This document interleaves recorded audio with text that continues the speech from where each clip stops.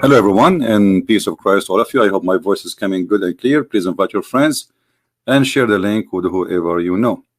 Before we start, we welcome everybody, including Muslims, to have a good discussion with us. You know, Muslims, they try to promote their religion as much as they can. Almost every second, there is somebody posting either in Facebook or in Twitter something about Islam. And you know, that thing sometimes is like you wonder, I mean, what the Muslims are talking about.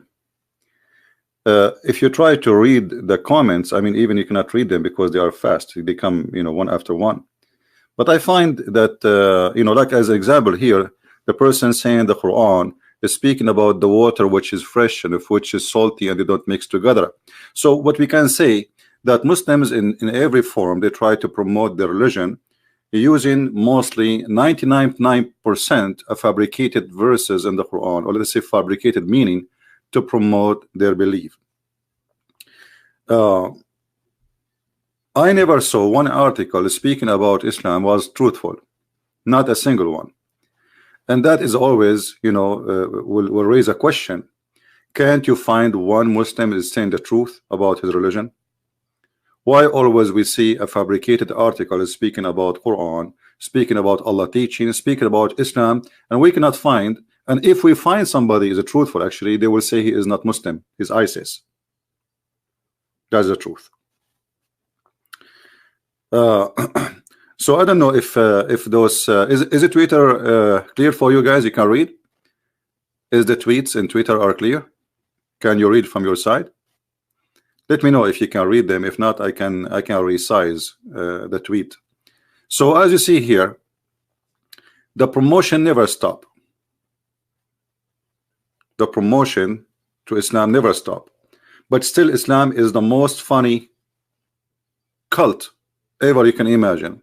And the Quran, it doesn't matter how much you try to fabricate stories and try to false fiction translation of the Quran, still the Quran is the most funny book, and we can prove it in 2 seconds. Now look how many tweet, but how many Muslims are willing to call me, prove me wrong? How many Muslims are willing to call me right now as we speak? Like this guy here says, praise be to Allah, the one who sent the book without awaj, which mean in the language, but the Quran, the word Quran itself is not Arabic. I mean, imagine they say that this is a book have no no problem in the Arabic, but most of the book is not Arabic. Actually, the first verse Allah he sent to Muhammad, he used many words which is in Arabic. As an example, al-qalam, qalam, pen. This is not Arabic word. Alaq is not Arabic word. I mean, name it. Jibreel. Who is Jibreel? This is not Arabic word. I mean, but you say to you, Allah is not an Arabic word. And yet this book have no awaj, have no crock in it. But the teaching, the scriptures, Muhammad words. However, today we are going to focus in a few things. 3 reasons will make, will like they can go to branches, they can go to 100 of branches. That Allah cannot be God. Number 1, there is no way that God is ignorant. So from God is ignorant, we can say God is fool. God is stupid. God he do not know. God he need education. God he need to go to school. God is foolish. I mean, you name it, and we can prove that easy in less than 2 seconds. Second reason, who is this God Allah? Even Muslims do not know what the word Allah mean. If you go and see articles made by Muslims or even by some who they supposedly they claim to be educated, I look in the internet just to show you an example of the fabrication and how people they fool you, claiming that they have knowledge. Let us switch to the screen and turn this tweet off. Somebody using bad language.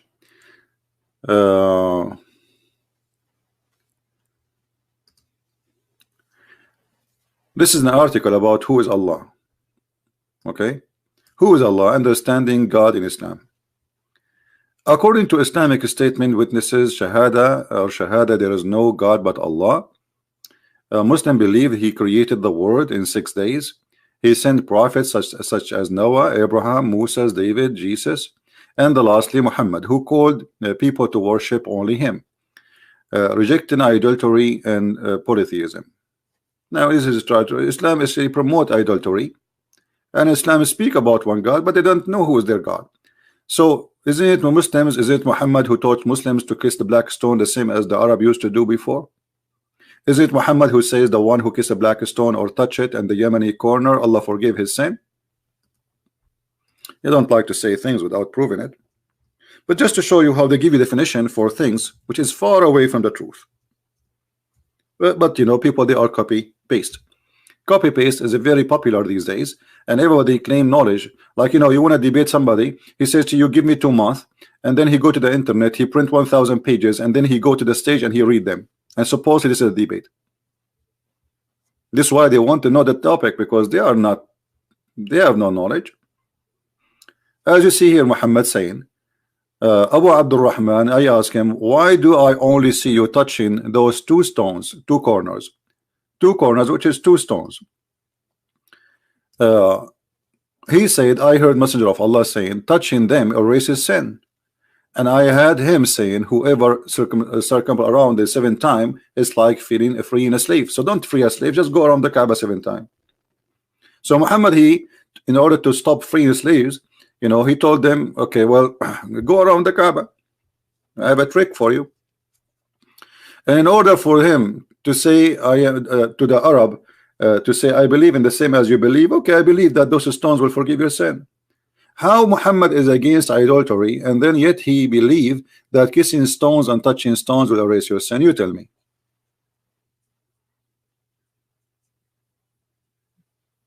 If there is any Muslim there have anything to say, please feel free. You are welcome to call us, and I will open my Skype just to be sure that I can receive Muslim calls, and only Muslims can call me. If anyone is not a Muslim, I will hang up on you.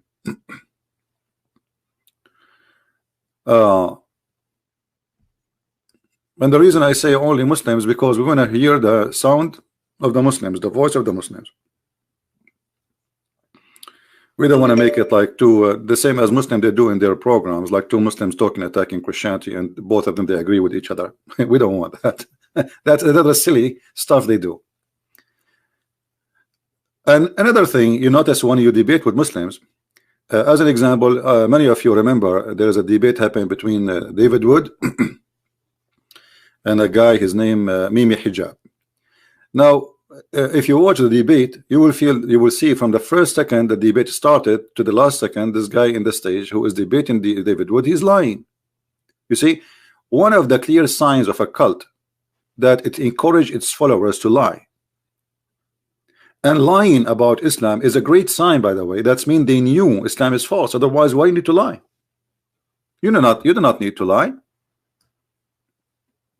If somebody now says, hey Christian Prince, do you believe that Jesus is born of Mary and she was virgin, and he is an atheist? I would say yeah. And he will laugh. Still I would say yeah. He don't believe, this is his business. So Muslims, in order, because they knew that Islam is false, in order to defend, they lie. And this is the funny, will take us to other side of Islam, which is the second reason Islam cannot be from God. Islam is not ethical, and the one who taught Muslims they can lie is Allah. In many places in the Quran, as an example, not necessarily only one, you can take a false oath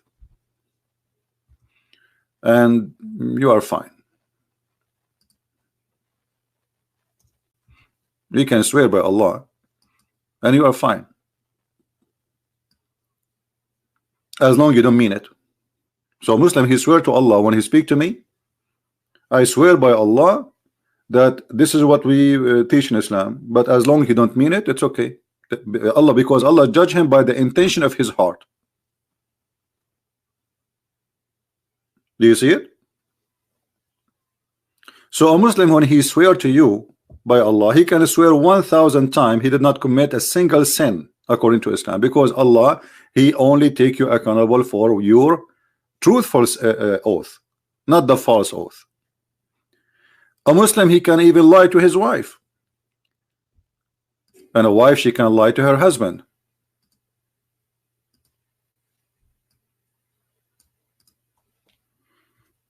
Not only lying to non-Muslims,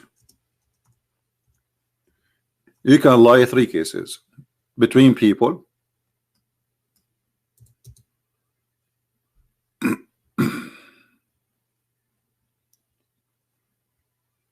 let us see.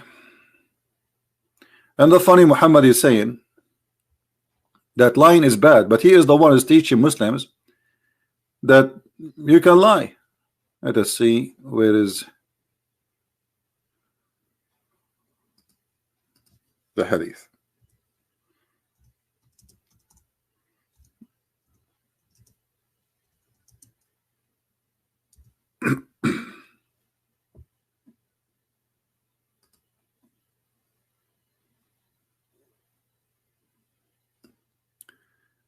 And I want you to think carefully about what we will show you in the screen right now, and try to find out how this can be from God, and how this man can be a prophet.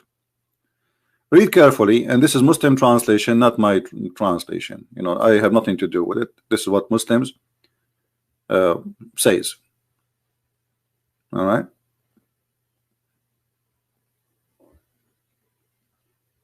Let us see.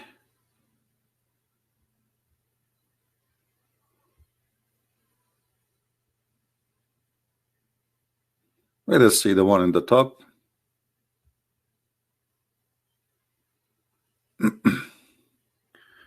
Starting from here. Look at this teaching. If a man, he asks his wife to come to his bed, Allah and the angels will curse her. Muhammad, he is subjugating women to be a sex slave, and if she refused to come to the bed, but remember, the Muslim man have 4 wives, but if the Muslim man refused to come to the wife bed, nobody will curse him. Here you will see another ethical problem. Okay, where is the hadith? Let's see.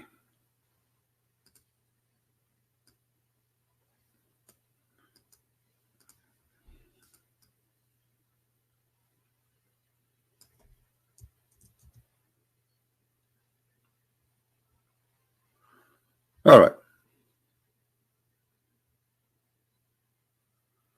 Look like we cannot find the hadith directly in the small one. There is a small one. Here we go. Yeah, this one is fine. And this is, as you know, sahih, as you see. So a Muslim cannot say this is not true.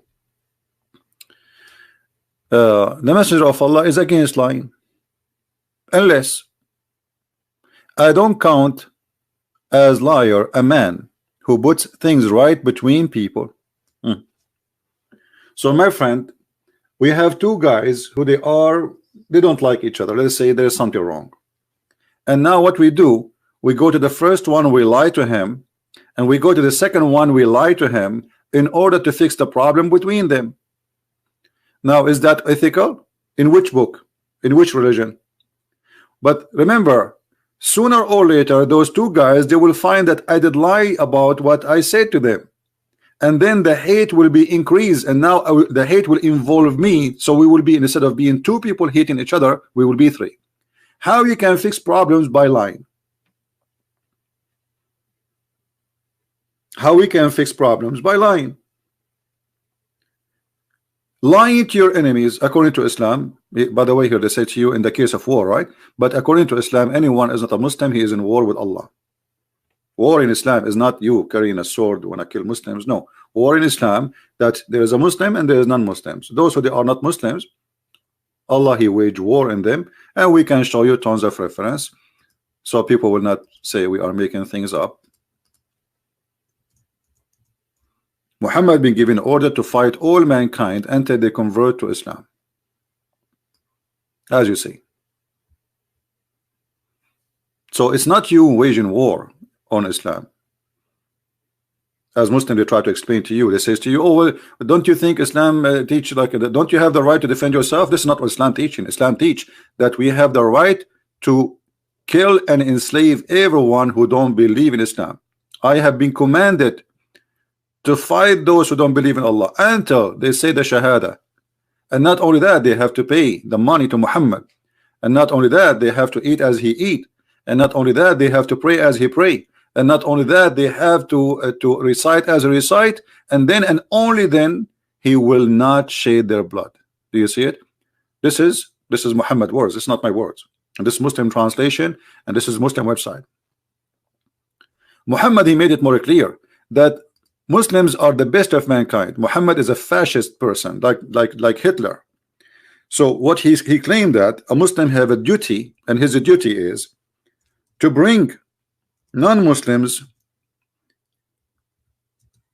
and put a chain around their necks.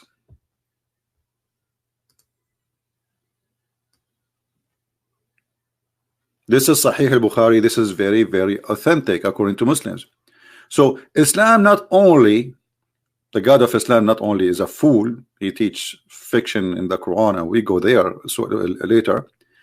The ethic of the Quran is bad, it's horrible, and it's a fascist cult. This is what fascism is. Fascism is to believe that you are superior, higher than other race or a group who don't belong to you, and you have the right to treat them like dogs. You know, what do you mean you want to put a chain in my neck? What do you mean you want to put a leech in my neck? What does that mean? It have one meaning, that Islam is a fascist cult teaching fascism, Nazi, and even Hitler is better than Muhammad. Muhammad and Hitler, they share many things actually. Hitler want to kill all the Jews, and he want to kill all his enemies. Muhammad want to do the same.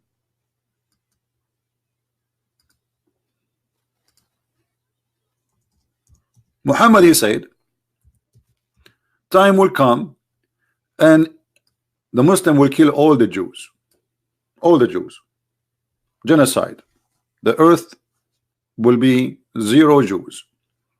And if a Jew hide behind a tree or a rock, the tree and the rock, they will scream saying, hey Abdul Muhammad, there is a Hassan Nasrallah, the Mullah of Iran, Osama bin Laden, there is a Jew behind me, come and kill him. A Muslim, he says in the text, yes, that he says he agree that Allah is speaking about the Zionist Jew. You know, my friend, that's because you're ignorant. Do you know what Zionist mean? It's so clear that you do not know even what Zionist. This is the other side of the dumb cult of Islam. Because if you know what Zionist, you are saying that you want to kill the Zionist, right? Do you know what Zionist mean? You don't know. You think Zionism is like an organization created last year. This is not Zionist.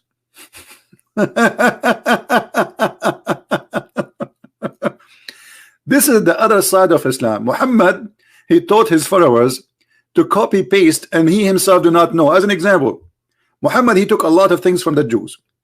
Do you know what Yahudi mean? Look here, look, Muhammad here says in Arabic, it says Yahudi. Do you know what Yahudi mean? You do not know. What Yahudi mean? You do not know. Okay, what Jibreel mean? You do not know. What Allah mean? You do not know. What Mikael mean? You do not know.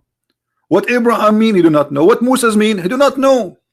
Because another side of Islam, that Islam is a theft. Islam is not a real belief. Islam is nothing but a collection of theft of stories and beliefs of others. Now, as long as Muslim in the chat, he agree that Islam teach to kill the Jews, and he says that Zionist, but as you remember, if you mean the Zionists, those who made the organizations called Zionism, this is something happened last year, you know what I mean, a few years ago. But Muhammad here says Yahud, the Jews. He did not say Zionist. So are you saying your prophet is an idiot? You do not know what Zionist is? Why is he saying the Jews? This is another side how Muslims, they try to cover up to the hateful teaching of Islam. What kind of a prophet he is saying that you should kill all the Jews? Why? They are not created by God. They are not human like us. Because they refuse Muhammad.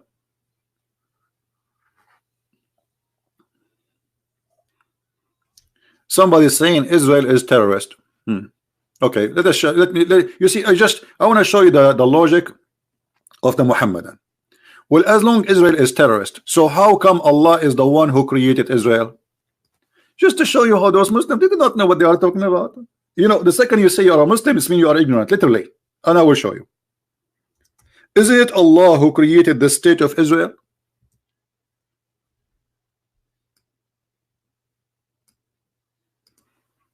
This is your Quran, Abdul. Chapter 5. You can read it from verse number 20, 21, 23, etc. Allah, He told Moses, take your people and attack the land, which is Israel, the land of Israel now, and take it. Enter the holy land which Allah has assigned into you. Do you see it? Do you see it? So your God Allah is the one who assigned Israel to the Jews.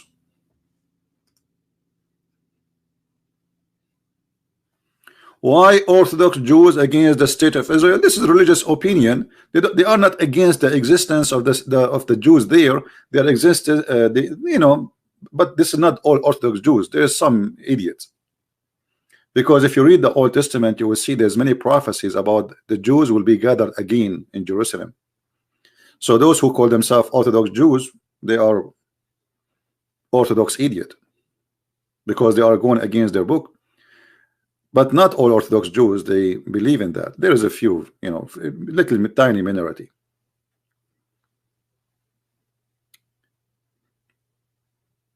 But look now, the Muslim, they are not answering why Allah established the state of Israel. You see, look at the Muslims in the chat. They are mute now. As long as you are against Israel. But this is how Islam is. Islam is a hypocrite cult. Muhammad at that stage, he was trying to say to the Jews, I believe in the Musas, I'm a Jew. Muhammad trying to make it clear that he is a Jew. He want to be a Jew. But the Jews did not accept him. So in this stage, Muhammad the hypocrite is talking.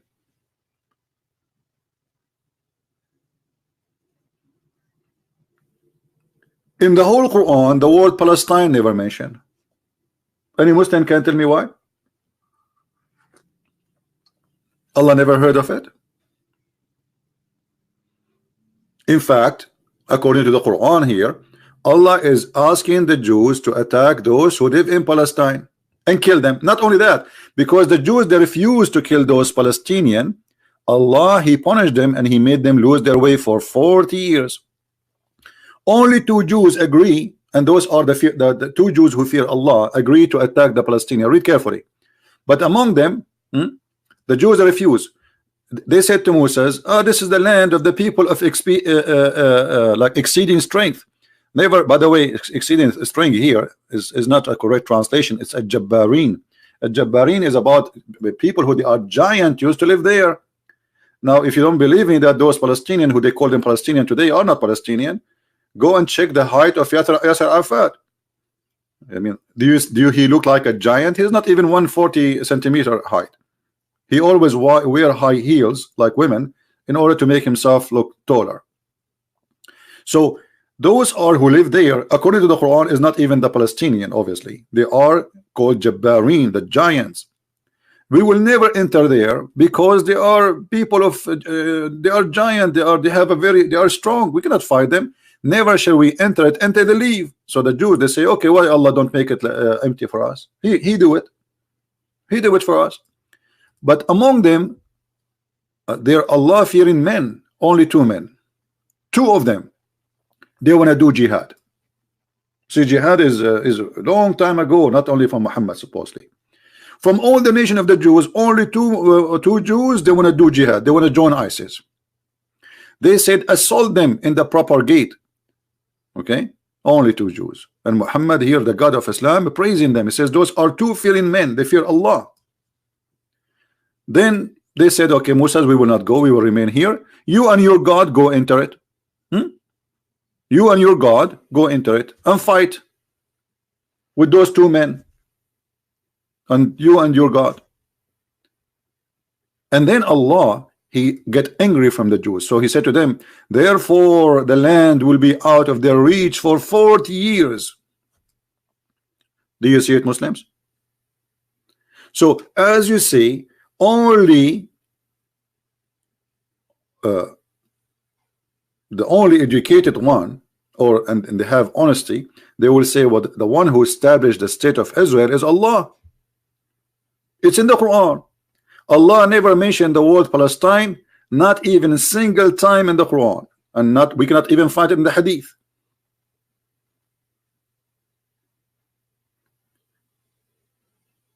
So as you see here, Islam does not have a logic, does not have an ethic, and we need to mention Allah the fool. You know, not only Allah who teach a man. I mean, if you go in the Hadith here, the one we mentioned to you, about a man lying to his wife. Anyone like to have a wife like this? Anyone who would like to have a man like that? What kind of a family Islam established? Look at this. Muhammad does not count lying in 3 cases. Muslim lying to non-Muslims. This is what they saw it called war. And I showed you that war in Islam is about you not accepting Islam. So you are in war with Islam. And then a man who is saying something to his wife, you are free to lie as much as you want. A Muslim woman, she cannot trust a single word her husband he say. She cannot.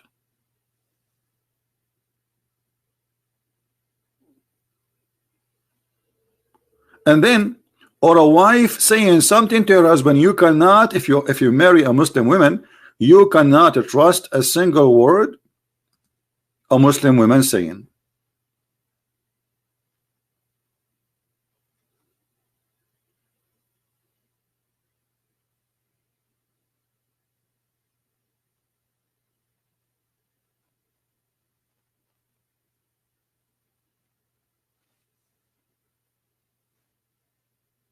What do you think?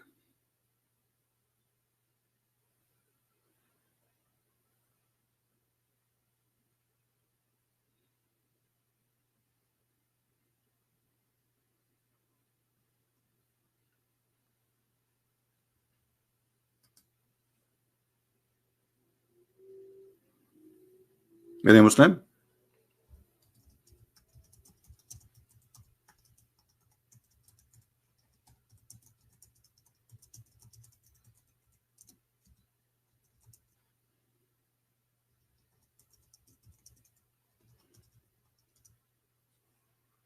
Anyone?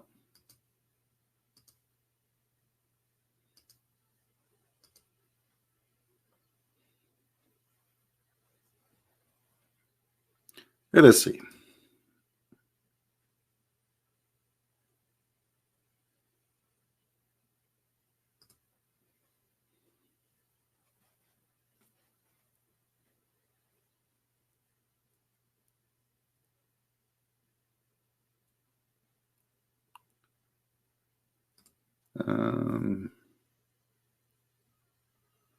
I'm trying to find. There's many texts people they send me in Skype, but none of them is Muslims. Were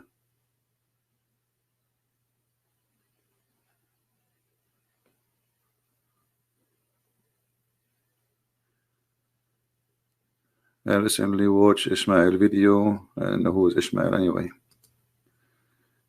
I was walking. I'm a Shia Muslim and would wish to show evidence against Jesus being God. Okay, this is a Muslim guy from Doha, where he is.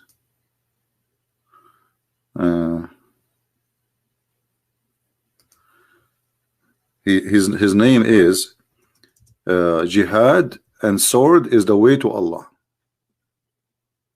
This guy, he wanna call me to prove to me that Jesus is not God.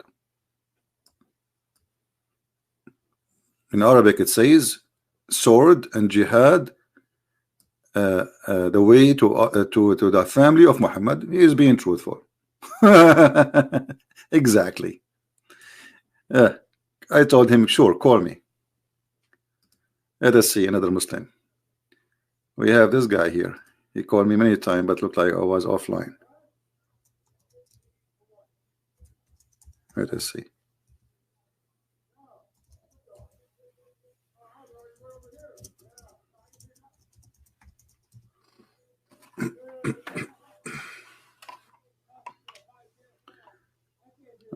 Let us see. Well, look like we are out of all text. That's it.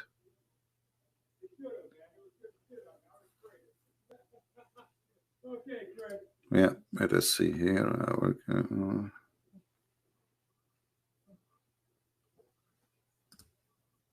Yeah, look like we are out. We are out of text in Facebook. I mean, in Skype. We are waiting. So anyway, this is God teaching. The family is broken. The Islamic family is broken. A man lied to his wife. The wife lied to her husband. There's no honesty.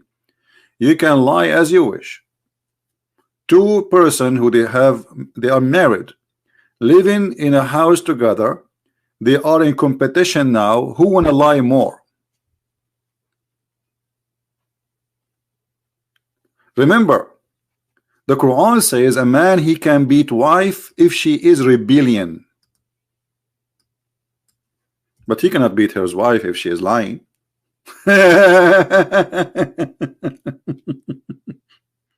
Isn't it amazing? For sure, beating is very stupid, because that will cause another problem to the marriage.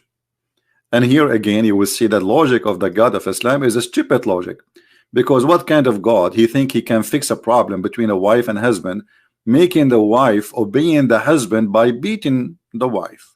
That will not. And you see here the Muslim in their translation, they add first and second and last, and there he says beat them, and they put between two bracket lightly. Beat them lightly. Who is a Muslim would like to call me, I would like to beat you lightly? What lightly? Where is the word lightly coming from? And what lightly mean? They put it between two brackets to tell you it's not there. We are lying. Are you saying beat them until you don't break their bones, as Muhammad said? He said, Muhammad, he says, don't beat your wife as you beat your slave until you break their bones, which means Muslim, they used to beat their slaves until they break their bones.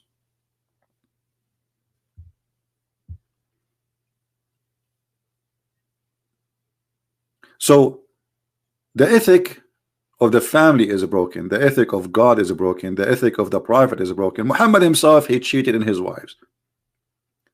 Muhammad himself, he found having sex with the slaves in the bed of his wife. And his wife, she says, Fi bayti wa ala sariri ya Muhammad. In my house, in my bed, Muhammad. Muhammad, he stole his own son wife. He went to her house, and we made many videos about it, and you can go and hear the Muslim debating me. And actually, there's the last one. We have a Muslim who called me to prove me wrong. He left Islam after we did read the story together and other reference. So what kind of religion we are talking about? Now, we did not go to speak about the foolishness of Allah, but this is foolishness, because you are a fool if you think you can have a fixed marriage by beating your wife. How many of you here agree that beating the wife will make your marriage better? Be honest. How many of you believe that if you beat your wife, if you are a savage person who beat his wife, will make your marriage better? I mean, this is stupid. That is additional proof that Allah cannot be God, because not only this is stupid, this is dangerous. Violence will bring violence. What if your wife should decide to seek revenge? She's a human, she have a feeling. Even animals can have revenge from you. If you beat your dog, he can kill you. A dog in America have more rights than a Muslim woman in Islam. In America, if you beat a dog, you go to jail. If you don't believe me, go check Prophet Google, peace upon him. So the Islamic ethic and the Islamic solution of a family, allowing the man to lie to his wife, the wife lying to her husband, and then we can beat the wife. But the woman, she cannot beat the husband. No, you cannot. Only the man he can. Why? Because he spent some pennies on you, as if you are a hooker, as if you are a prostitute. Why the man he is in charge? Because, read carefully, not my word, because they spend of their property to support women. So the second the man he support you by few pennies, he feed you, you are owned by him. So good women is obedient, God in the secret of Allah. As for those who you fear, she did not even do anything, you fear, like you suspect that she is not happy with you, you scream at her, stupid, you know, all the bad words, and then you jail them in their beds, and then scourge them, and then if they obey you, don't beat them no more.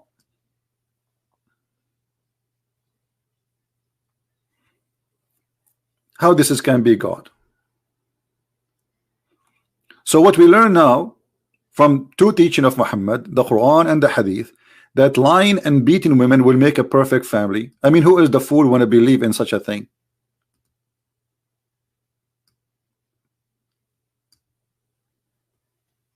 Imagine you are what they call them in USA, a shrink, like, you know, a person who seeks help, advice, mental, you know, advice, family, you know, consolation. So you are a person doing a family consolation between a wife and a husband, and then you tell the husband, beat your wife. You will lose your license immediately, and you might go to jail for such an advice, because this is the most stupid advice ever.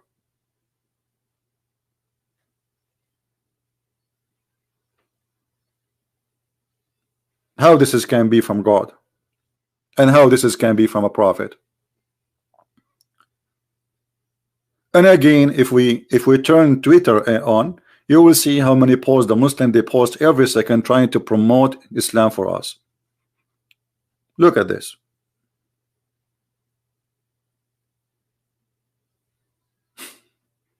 This guy, he keeps repeating about the salty water and the fresh water, and we prove to you that this is a big fat lie. The Quran, you know, let us go there, because this guy, he keep repeating the same lie about the salty water and fresh water. Look at this. Actually, this verse in the Quran proving Allah is ignorant. Here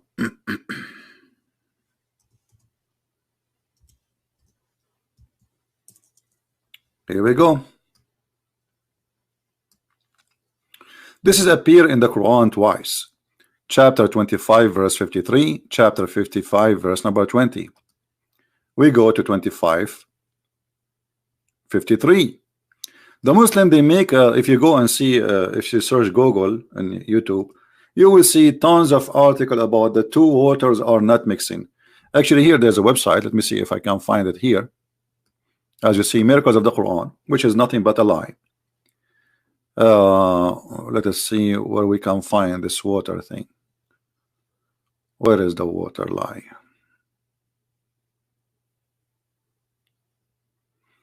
Maybe in the internal waves, I'm not sure.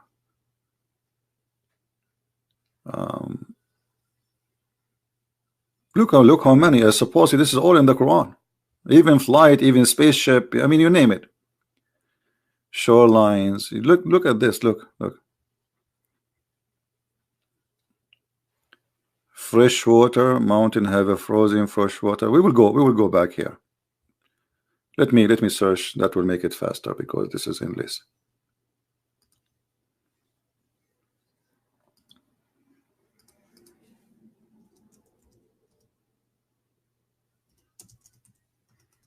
Research Prophet Google.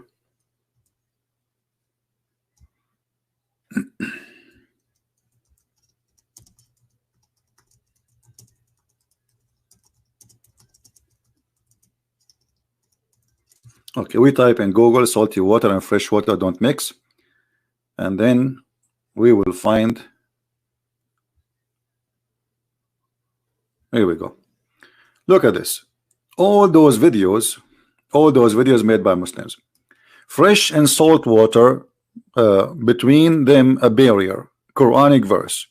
You can watch it, and you will see how big fat the lie they are trying to present to us. Two oceans that meet but they do not mix. Look at the translation. Did you see what it says? That they meet but they don't mix. But the Quran saying the opposite. The Quran saying They never really meet because between them there's a barzakh.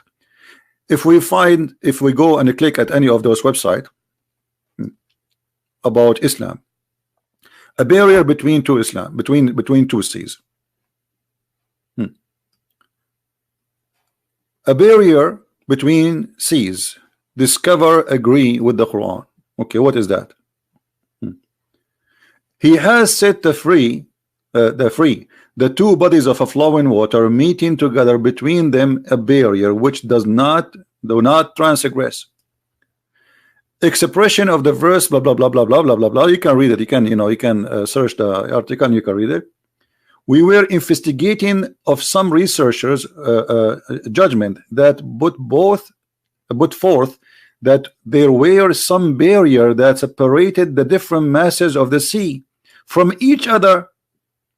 Okay, as a result of a various studies, we saw the Mediterranean Sea has a peculiar natural level of so this is about two seas. But hold on, the Quran says, my friend, fresh sea and salty sea, not two seas as salty. Both of them, they are salty. Same time, it says they never transgress, they never mix, and there is a barrier. And then look what they say here. The same kind of water barrier was founded by German scientists. Always German. American is the one who find things for Islam. Where waters of Gulf of Aden, a Red Sea, carved in 1962. In our later investigation, we witness the existence of the same kind of barrier in the merging point of the seas that have different categories for the water. But this is not what the Quran is talking about. The Quran is saying there is a fresh water. Let us go back to the verse. There is a fresh water. You see here in the verse, they did not add the verse as it is. Look, he has let free the two bodies of the flowing water, meeting together. Between them there is a barrier. Where is the fresh? There is a fresh and salty. They took it off to make it look like this is a science. They took the water fresh and salty off. If we go in the Quran, remember this is a chapter 55 verse number 90, and why did it not? And then in the article later they mentioned this because they wanted to show you the right away from the beginning. It is he who has let free the two bodies flowing water. One is palatable and sweet, and the other one is salt and bitter. Yet he has made a barrier between them, a partition that forbidden to be passed. Now, do the science says they don't mix? And look what it says here. Yes, the fact the seas do not mix up with each other, and the freshwater river do not mix up with the salty water, show the infinity power of Allah. Who is the stupid in the world when they believe that salty water and fresh water they don't mix? And here they show you a picture.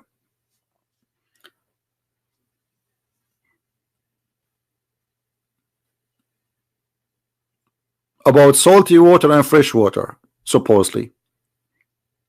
That is the most stupid statement ever.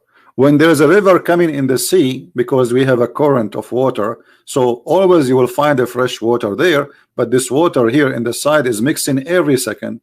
If you don't believe me, take some salty water and put it in a container, have a fresh water, and I challenge you to find me where the salty water and the fresh water are located. You will see all the water will become salty. It's not the fresh water will be in one side and the salty water will be in the other side. So here they fabricate things for you, while the Quran saying the opposite. The Quran saying they never mix, actually, and they agree. They agree in the article saying they never mix. That's a big fat lie. There's no sense in the world says they never mix. Not a single one. Why they don't mix? One is oil and one is water. Both are water. They will mix immediately. Not a single scientist says they don't mix. What the Quran is saying, proving to us that Allah is a false God. Why? He is claiming that there is two bodies of water.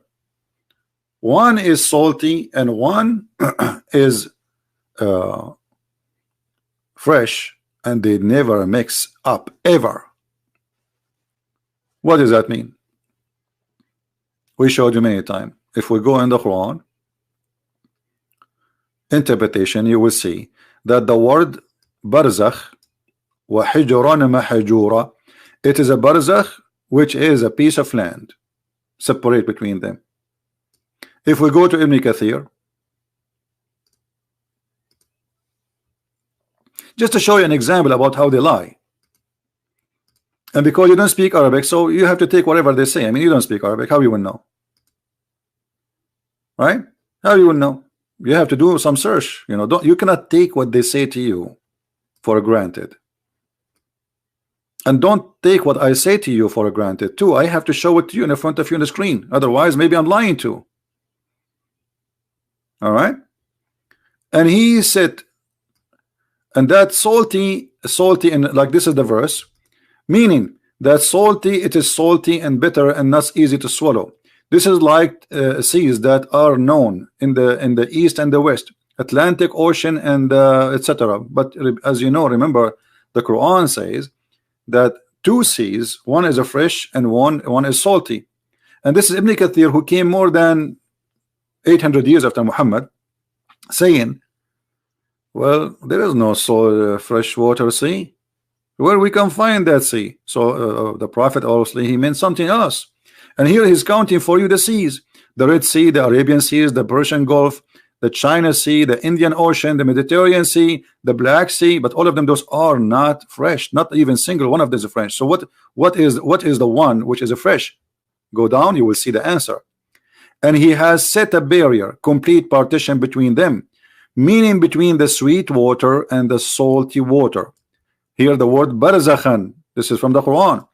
It means a barrier, partition, which is a dry land. So do you see how they lie to us? The Quran using the word barzakhan, which is a dry land. The Muslim, they claim that this is about two water meeting together, but they don't mix.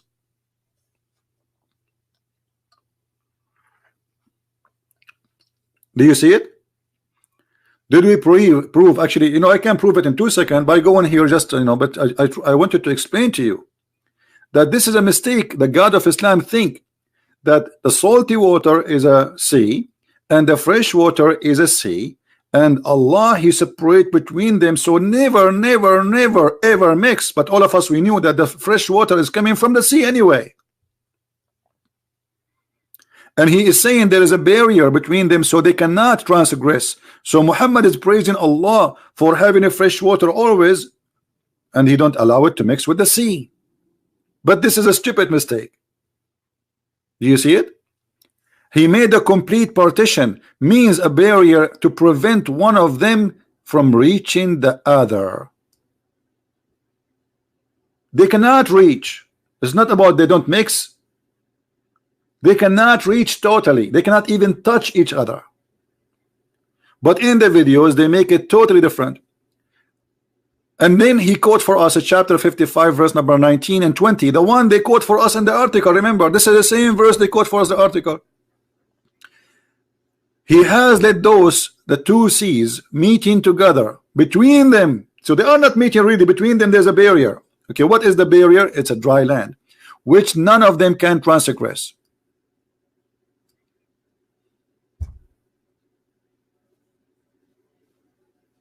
Do you see how they fabricate for you stories? Do you see it, my friend? They knew that many of you will be impressed if we make Islam look like a religion of science. And here there's a mistake. What they are trying to make it science for us, it's an error, because the God of Islam believed that the salty water and fresh water never mix. But the fact, all the fresh water we have is a salty water originally.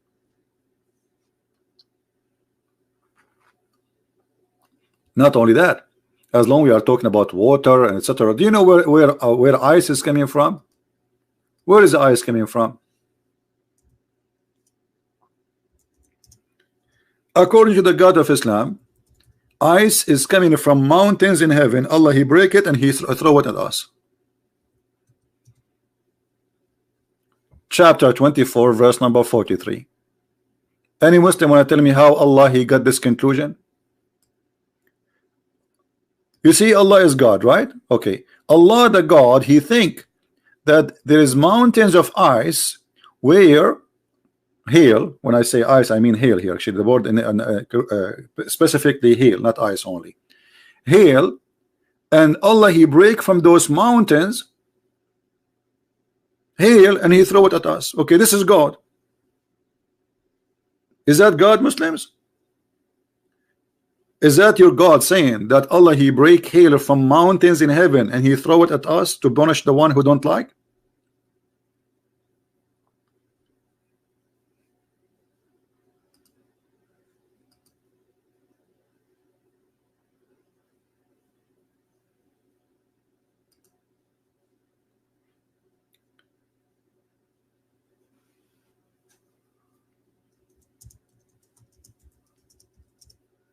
We have an ex-Muslim who left Islam here live on air. He wanna call me to ask questions about the Bible, but we will ask him just for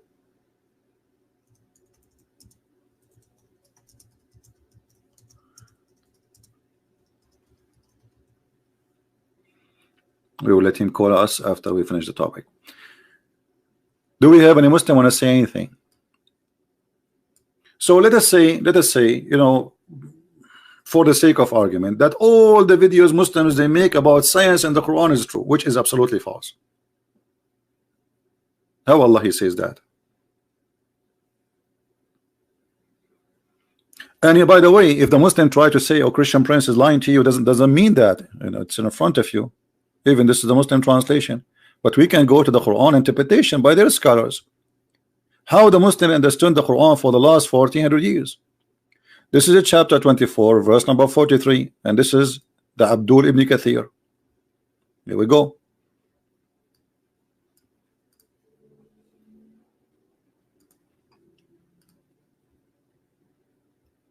Not my interpretation. I have nothing to do with it. Whatever he say, we will see. Okay. Okay.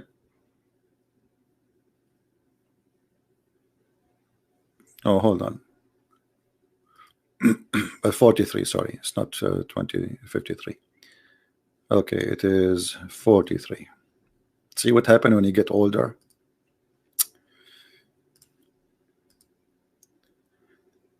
All right, let us see what Allah meant according to Islamic scholars, not a potato tomato from Indonesia who do not know how to say the name of his prophet correctly.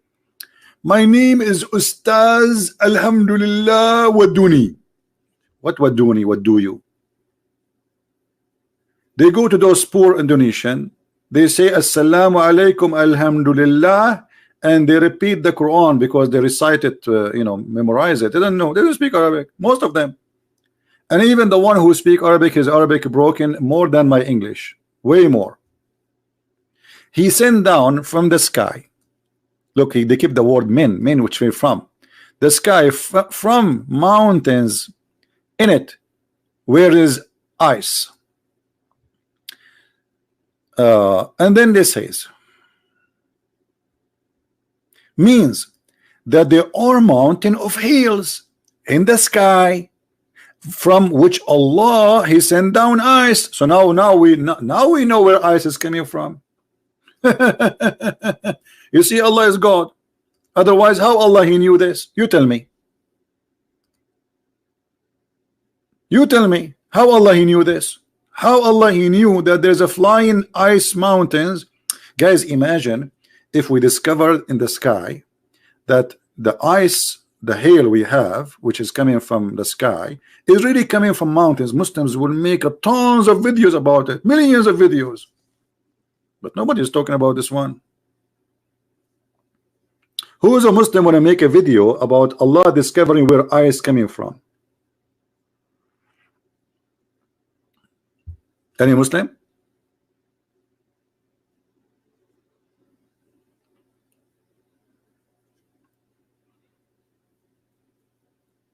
Anyone?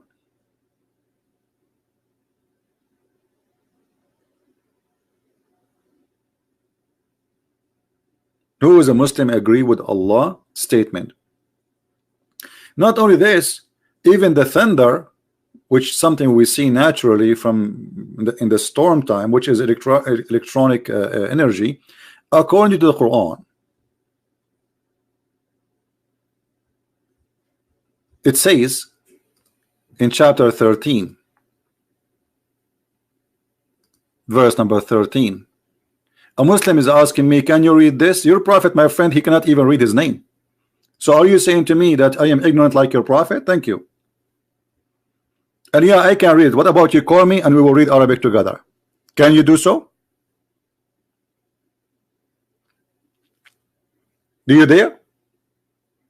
The one who's asking me, can you read this? Call me. Call me in Skype and we will laugh.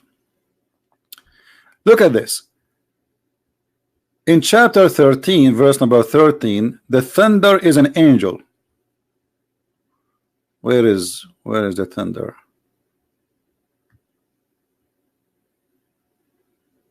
Here we go.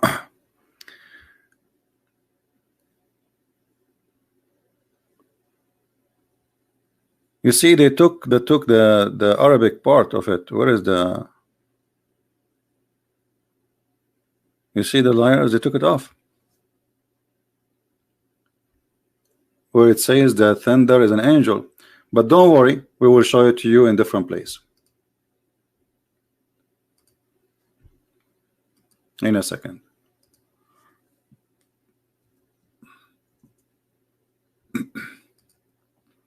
Where is the guy who wanna call me to speak Arabic? Call me, I'm waiting for you.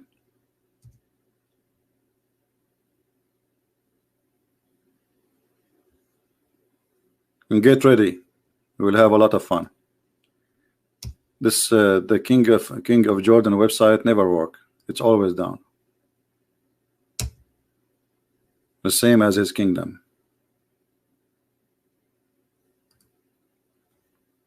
Give me your ID. The guy who want to speak Arabic. I want to call you. Don't run.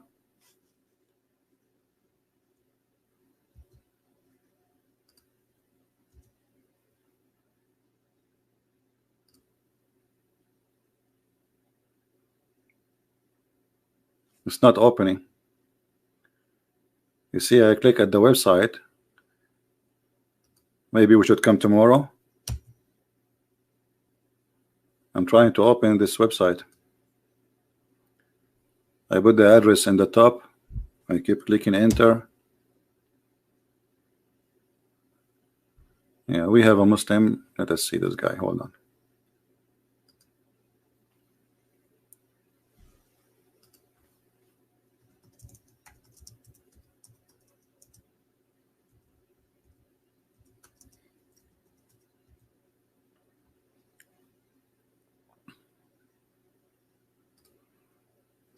This is a Shia guy.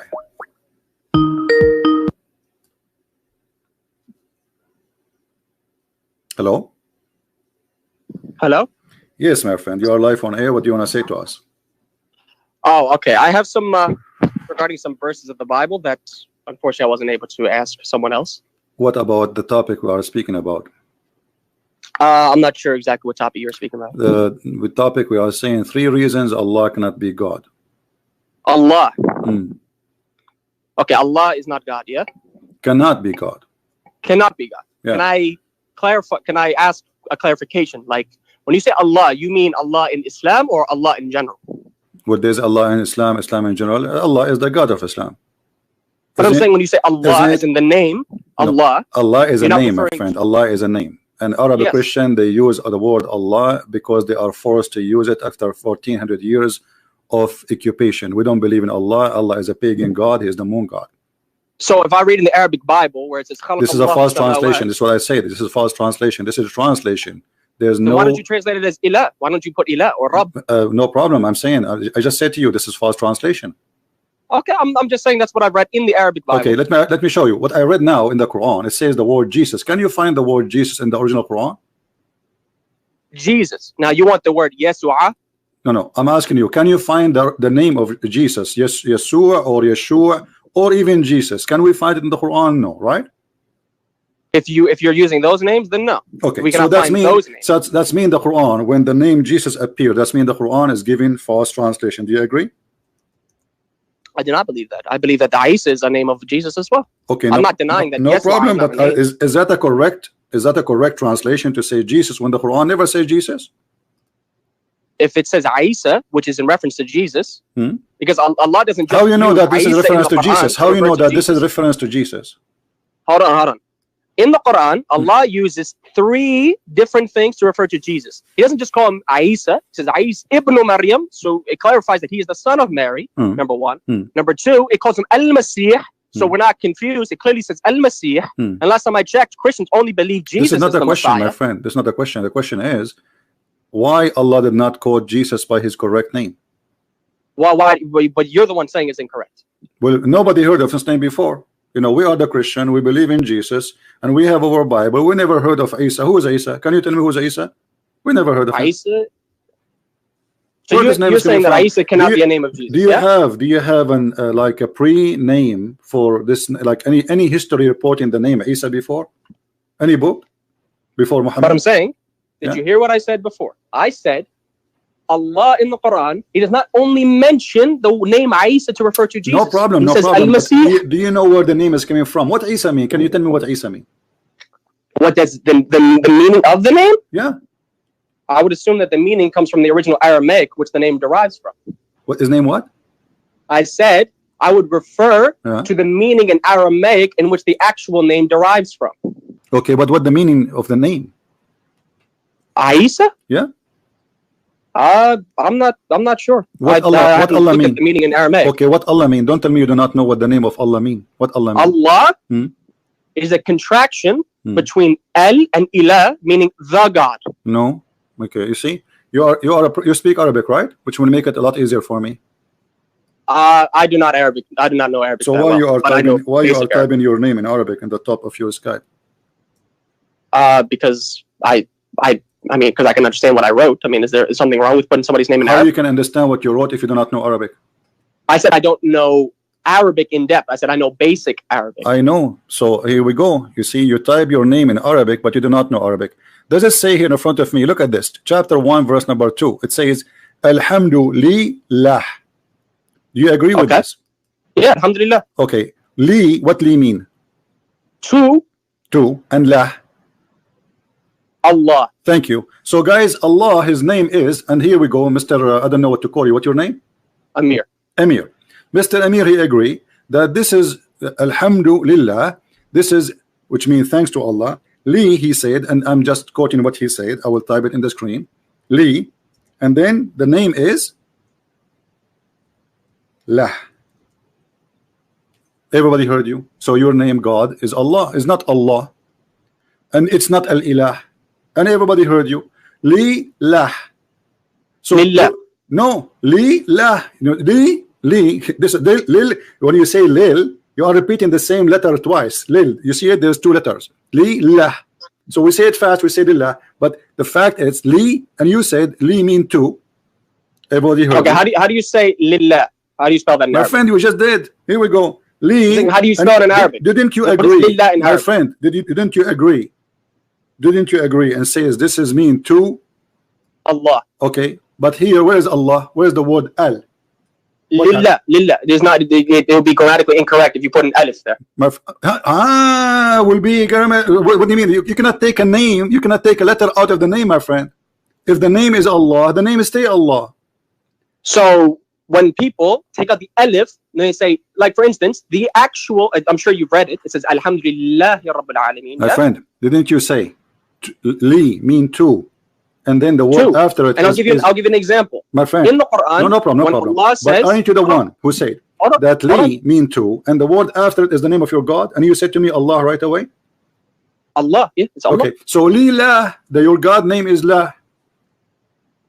Hold on. Okay, let me mention this. Li, adding li to it, by the way, is just part of his name because there's a lam in it.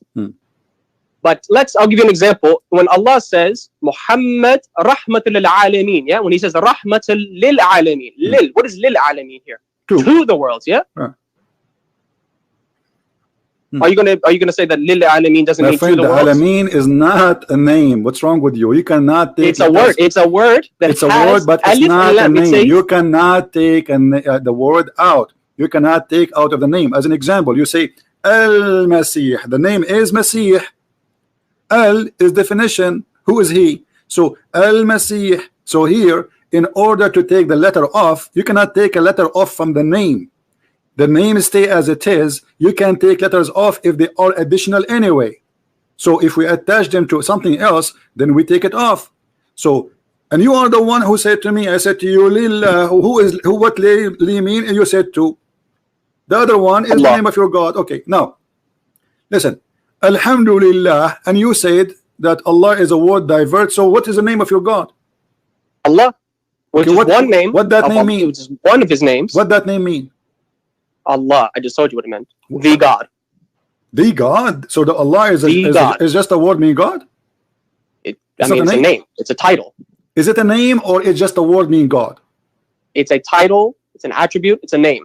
No. Is it a name or it is just a word can be used? So can we call Buddha or the God of the Hindus? Can we call them their God is Allah?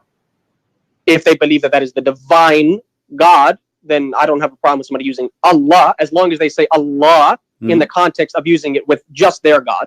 And I can show you in the Bible, Elohim is not just used for your God in the Bible, it's used for pagan gods. Elohim is not the name. That is the name. No, it's not. Show me another name. It says Elohim and Adonai. My friend, the whole Bible does not have a no. Don't teach me my belief. You see, when you say something, you're obviously you do not know what you're talking about. Okay, so then what is the name of God? What is the name of God in the Bible? I am. He said to them, I am. When he said Yahweh, that's saying so what is Allah? Hold on. What does God say in the first verse of the Bible? In Hebrew, what does he say? What is his name? There's no name. So what is God in Arabic? Sorry, what is God in Hebrew? There's many words. There's Shaddadi, there's Hashim. I'm saying what does God himself use? I'm not asking what somebody else uses. I am. I'm asking God. Moses asked God, who are you? What I will say to my people, he said to them, I am. And what did God say in the first verse of the Bible? My friend, I told you there's no name. You can read the first verse in the Bible. There's no name.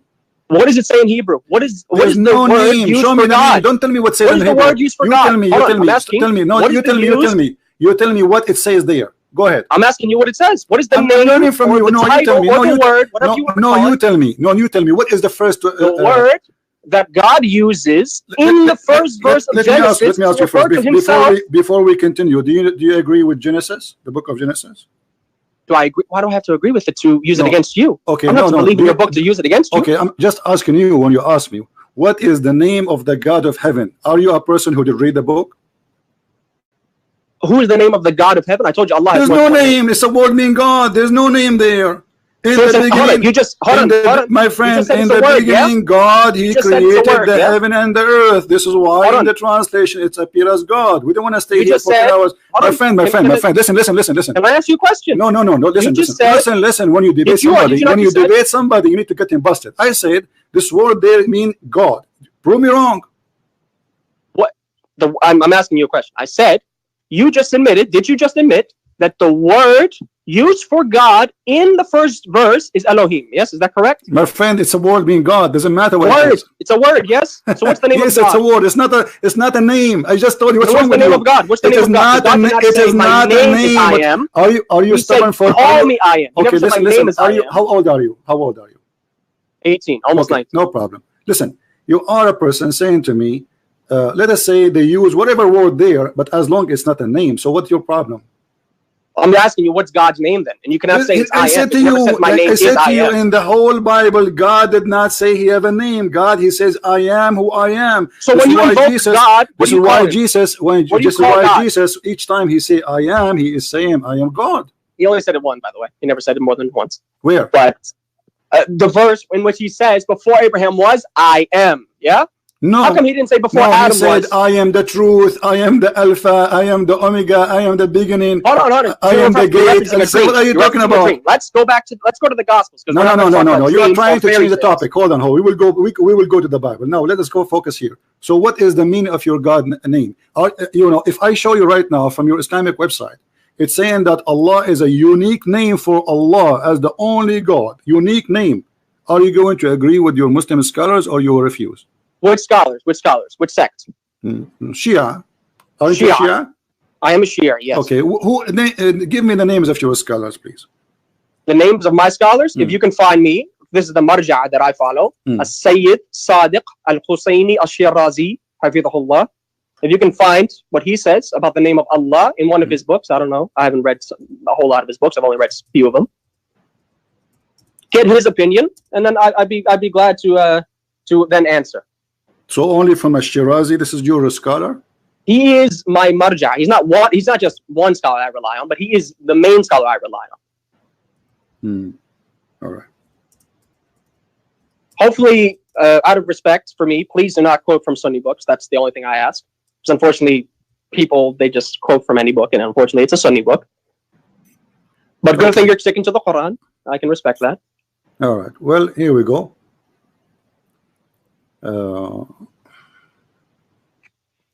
I'm just going to show you a Shia website. I'll be honest with you. I wanted to address certain things about what God in the Bible does or is said about him. I don't want to say he does it in actuality. And see whether or not you can, whether or not you have a problem with this. My friend. Let us not to mix things together. All right? So you want to talk about the Quran, but you don't want to talk about the Bible. No, we are talking about the Bible anyway, because you see, obviously you do not know much about your religion. Isn't it Allah is the one who sent the Bible? I said that Christians use the name. What? I said Christians use the name. I said, why couldn't they use? That is a false translation. That is a false translation. You don't like the name, then use Ilah. Okay, listen. Anything. When you print your Bibles, who's forcing you to put Allah? Nobody. Nobody's putting your hand in the Bible. I will tell you who is forcing them. You see, I can tell you who is forcing them. The Muslim, when they want, they say to them, you can use it. The Muslim, when you say you cannot use it because they are the one in control. And I will show you an example. Let me ask you. I live where? Do you live in an Islamic state where they force you to do that? No, this is why I say. No, so you then change your Bible. This is why I did. I go to the original. I say Islam. Allah is a false God. Well. How many times I just said to you, Allah is a false name? Then tell your Christians. I just told them. The Christians are listening. I told them this is a false translation. What's wrong with you? Isn't this is the first thing I said to you?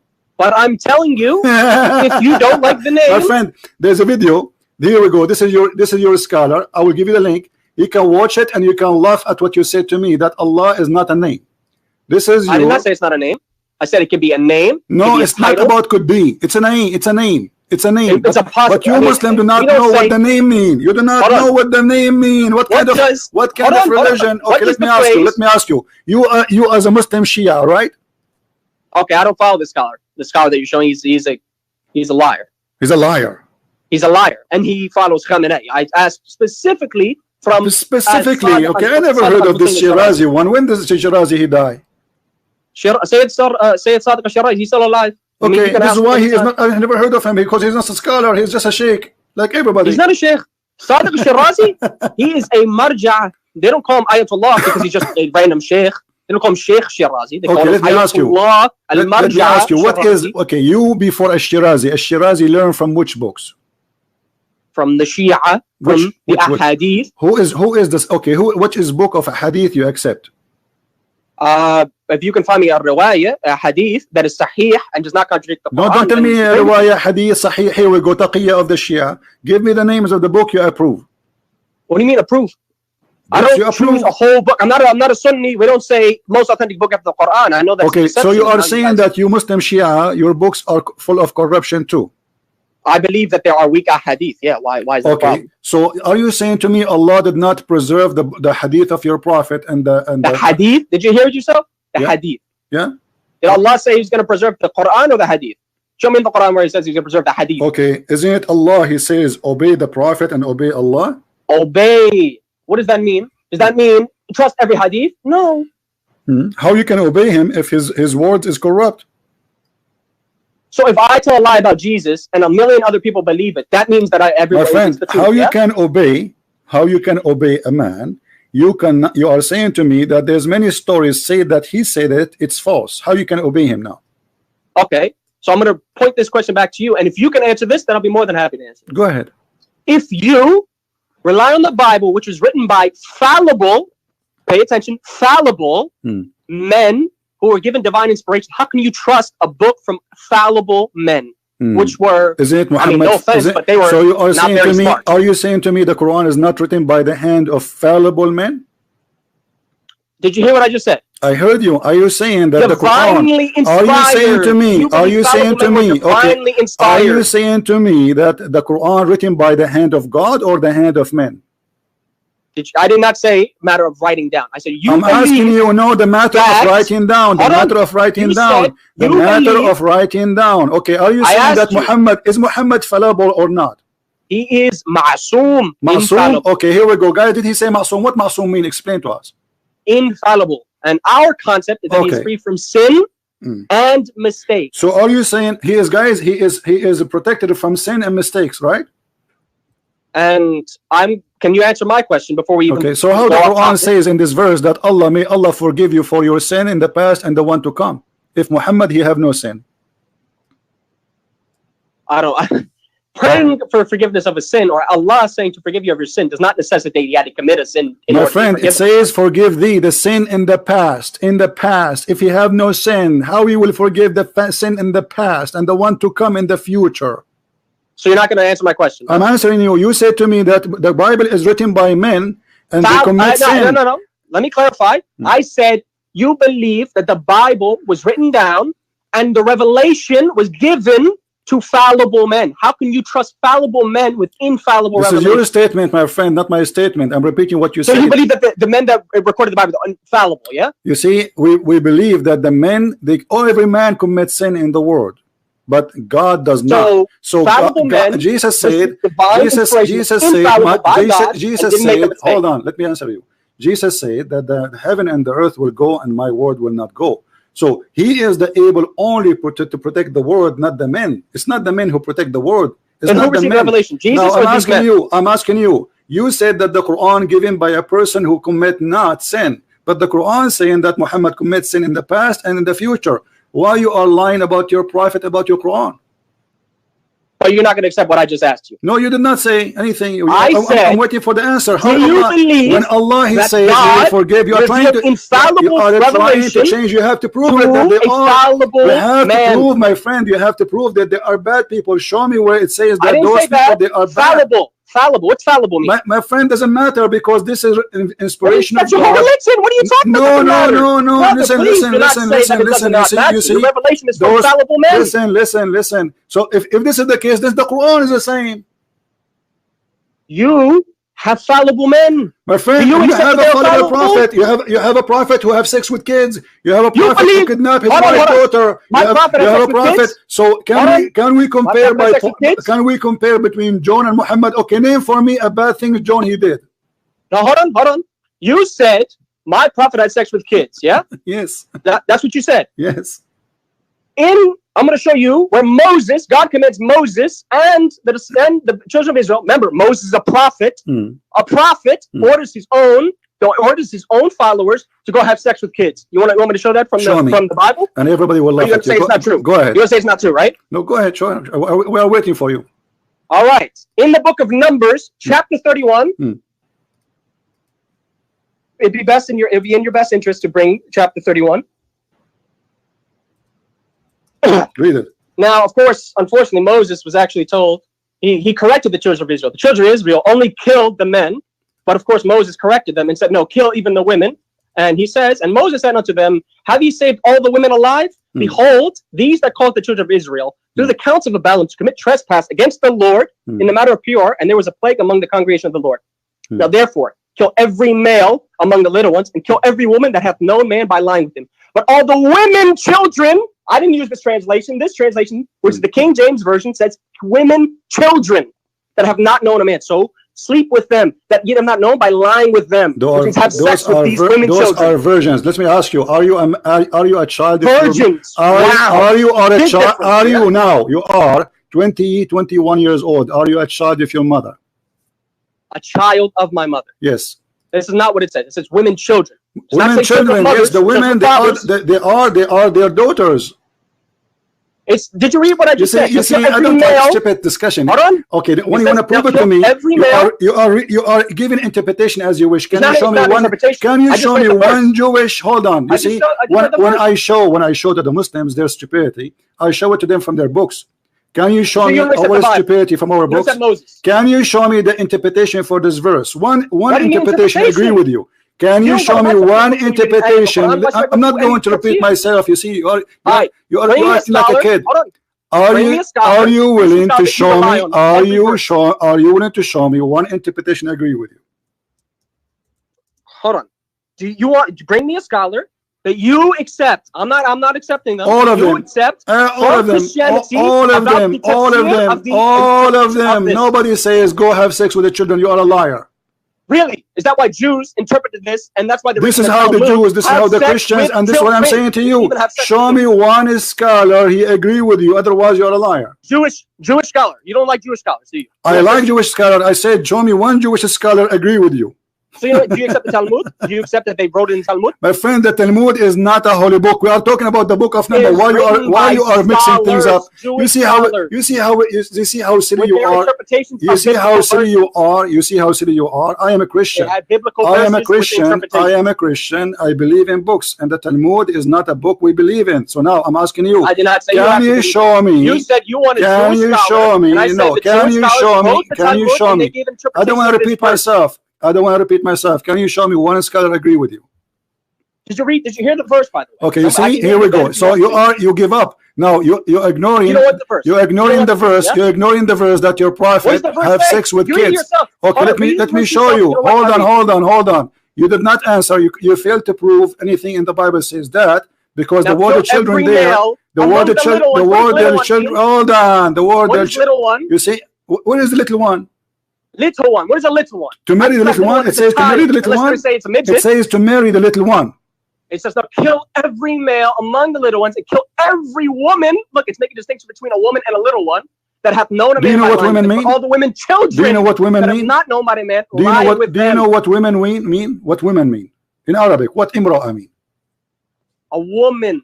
I'm asking you what the word women mean. Women. Even a girl could be called a woman. Yeah, but a girl. Here we go. You just use the correct word. Woman means female. So there's a girl, there's a girl, and there's a woman. In the language, the word woman is someone she lost her virginity. She is a woman. It does not say that. It says the women, the female. Now listen. Every non-person. Okay, let me. So you fail. You see, this is your interpretation. You can have fun with it. But it's not interpretation. I'm reading word for word. No. This is your interpretation. You have to show me one Christian interpretation. Read yourself out loud. Okay, my friend. Let us make a challenge, me and you. I show you interpretation of the Quran, you show me interpretation of the Bible, and the one who wins, everybody will laugh. What do you think?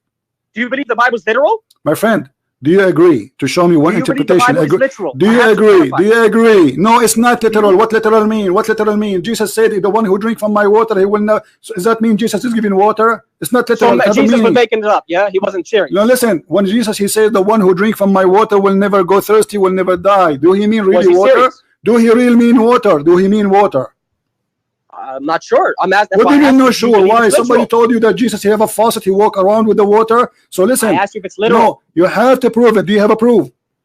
I asked you if it's literal. You said no. That's fine. Okay, so I'm asking you now.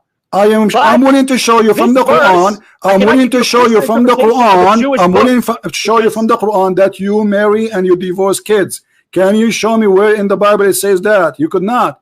I just showed you. No, the verse doesn't say that. The verse does not say that, my friend. Everybody is laughing at you. It doesn't say that. So you want an interpretation of a fallible human being, but you don't want the infallible word of God. Why? You see, because you are giving your own interpretation. You are not giving me. You are giving me your own. I'm saying to you, give me interpretation to prove your point. Can I read the part? Can I read the verse? And you can. You did already. You did. I read it 5 times. You did already, my friend. My friend, you did already, didn't you? Says I'll kill every male among the little ones. Little ones means kids. And I kill every woman that have known man by lying with him. Notice how it uses the term woman. Okay, did you say kill every woman who known a man? Okay, did you kill every woman who known a man? Okay, hold on. Kill every woman who known a man. Did you say that? And it says, but all the women children. My friend, look, this brings you to kill women every. Okay, who will they will keep? They will keep the women who don't have a female. So, they don't have a man, correct? So kill innocent women, yeah. Well, okay, let me ask you now. Do you want to change topic? We can talk about it. You want to talk about no, killing or marrying now? Means, yeah? Kill the innocent women, yeah? Well, no, they are not innocent according to this book. Harun, did you just hear yourself? You said not okay, all let me ask you. Let me ask you. Let me ask you. Let me ask you. Let me ask you. All of them. Did Ali burn people alive? Burning people alive for a specific reason versus killing every single person. So what is the reason to burn people alive? God commanded. We believe. I know it sounds really difficult to believe that. Okay. But we believe God commanded Ali to do that. Okay. If a Muslim woman, she leave Islam. If a Muslim woman she leave Islam, do you kill her? What's up? If a Muslim woman she leave Islam, do you kill her? Yes, and I can show you a verse in the Bible. But you just said to me, you are killing. But you are saying to me, you see the hypocrisy now. You are saying to me, the verse of the apostate. Okay, let me ask you. Let me ask you. When they asked the prophet, we are going now to attack, and we killed children and women from the enemy. Never says that. Never did says he children. say? Did he say? Wahum minhum. Never says children. Huh? Never says children. Bring me one where it says kill children. Never says kill children. Okay, here we go. You see, I'm going to show you from the Quran to show everybody that I want the word child. Okay.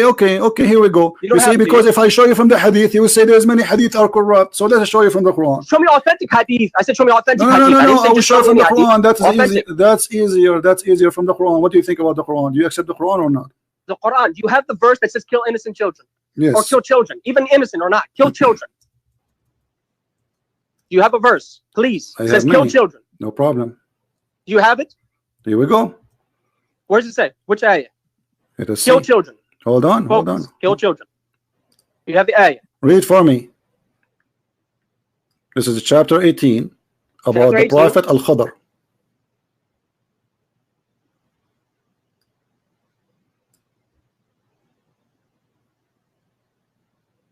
Let me read from here. Now I'm expecting to see the word child. Just no problem.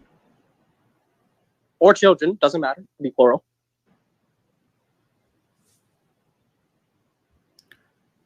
Okay.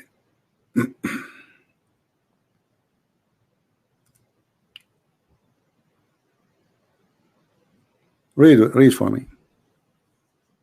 Do you have what's the verse? Because I don't have the screen in front. Do you have the verse? Chapter 18, verse number 74. 74. Okay. But you notice how you are jumping from place to place or all over the place when we are laughing. I asked you a simple question. I said, what does it mean when you see, here we go, you know. Okay, no problem. People are laughing. Read, okay. This is Quran. This is not Hadith. Because I know you are a Shia, and they love to lie day and night. Their bread and breakfast is lying. Taqiyya. Now, read it. This is Quran. Are you going to say this is weak Quran? Did you read the context of the story? Don't tell me the context. You said to me, show me what it says a kid. Okay. It's a kid. Okay, yeah, let's see what it says. Let's see what it says. Read it. So they set out until they met a boy. Now, of course, it says boy. I mean, I don't know if that means anything to you. But so now boy is not, you do not know what boy mean? I said, what does child mean? Because I can call an older person a boy. You really? cannot call somebody an older person a child. Why this boy was killed? Explain to us. Allah commanded Al-Khidr to kill him. Why? Because he was going to cause hardship for his parents. But you know what's funny is that your Bible also tells to kill your children if they disobey their parents. So it seems like he was justified in that, wasn't he? My friend. Oh, my friend, you see, everybody is laughing at you. You challenge me, and you accept the challenge. No, my friend, no. My Bible does not say. My Bible does not say if a person disobey only. If a person he insulted his parents, is the punishment is death. But this child did not insult anyone. He did not even do it yet. Read the verses. Read. Don't change topic. Did he insult his parents? Did he do anything? Why does it matter? Allah knew he was going to do it. What do you mean doesn't matter? No. Hold on. So are you saying in Islam you can punish a person before he commit a crime? If Allah reveals it to you, yes. Really? Allah is the judge. I mean, are you going to say that God is not your judge? But you notice a second ago you were challenging me to show you where it says that you can kill children. Kill children. And you are the one who said innocent. And you know aren't you innocent until you commit guilt in Islam? What was the reason why he killed the child? Why? Tell me. He did not do anything. It says he was going to cause hardship. He is going to. Thank you, guys. Did he say he is going to? He did not do it yet. We're not talking about some random person saying, okay, let me just kill my friend, but he did not do it yet. We're talking about Allah, who knows what's going to happen. My friend, first of all, isn't it Allah? He says Allah is all forgiving. What if this person he do something and he asks for forgiveness? So you punish him. Listen at the stupid you say. You just say this kid is a Muslim kid, is he? No, it does not say Muslim kid. It does not say that. It says boy. It says boy. It does not say Muslim. Okay, let me show you that he's a Muslim kid and you're an ignorant. From what books? From the same book. What's wrong with you? You do not know your book, don't you? From what? From the Quran, you said? Yeah, says from Muslim? the Quran. From the Quran, it says Muslim? Yeah. Where does it say the word Muslim? Verse number 80. His parents were believers. Never said he was. Isn't it your prophet says everyone is born as a Muslim? Born? Did you hear what you just said? You said born. Yes, born as a Muslim. It says. Did you hear what he says? And do you know what he said after? And do you know what he said after? Listen. Just to show you how silly. Just to show you how ignorant you are. Listen. Your prophet, he says everyone is born as a Muslim, and then his parents. Listen. And he said, and his parents will make him believer or not. Do you know the difference between his parents? He said, did your prophet says his parents will make him believer or not?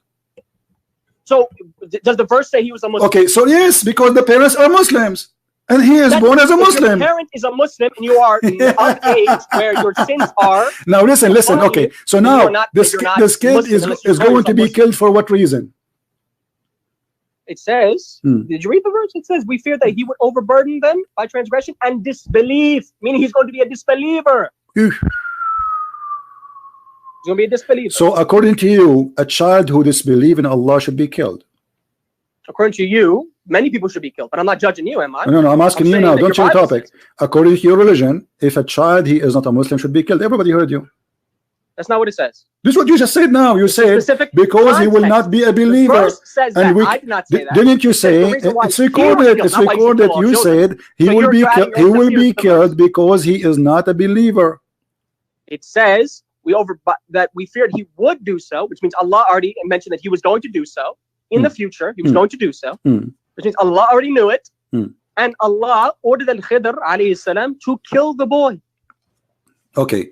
So now, is it Islamic rule? Is it Islamic rule to punish somebody before he commits his crime? I just told you this has a context. Did you not hear what I just said? I'm asking you, where's the context? I'm not saying Moses says kill all children. Did I say that? No, I said Moses was ordered to kill a specific group of children, and he slaughtered all of them because God told him. I'm asking you how you punish a person. That God cannot say to kill a boy, then you must reject that Moses is a prophet with divine revelation. Okay, let me ask you. When a child is going to be punished for a crime, according to you, is he aware of the crime that Moses killed? What were the sins of the children that Moses killed? I'm asking you, is he aware? Those are in war. Those are not just the kids coming after. So you kill innocent children even if you're in war? They killed their kids too. They killed their kids. So that the American soldiers, when they go and bomb children, the enemies, they killed their kids too. The enemies, they killed their kids. They take their women. They enslaved them. They raped them. They took the whole. They took the whole nation of Israel. Listen. Is it true? Let me ask you. Is it true? Is it true? They took the whole nation of Israel as slaves? Yes or no? What do you mean? Is it true that the Jews will enslave the whole nation? Yes or no? Will enslave? Yes. They were enslaved. They were enslaved. They were slaves. Okay. Okay. So the whole nation, this is what they are doing to them.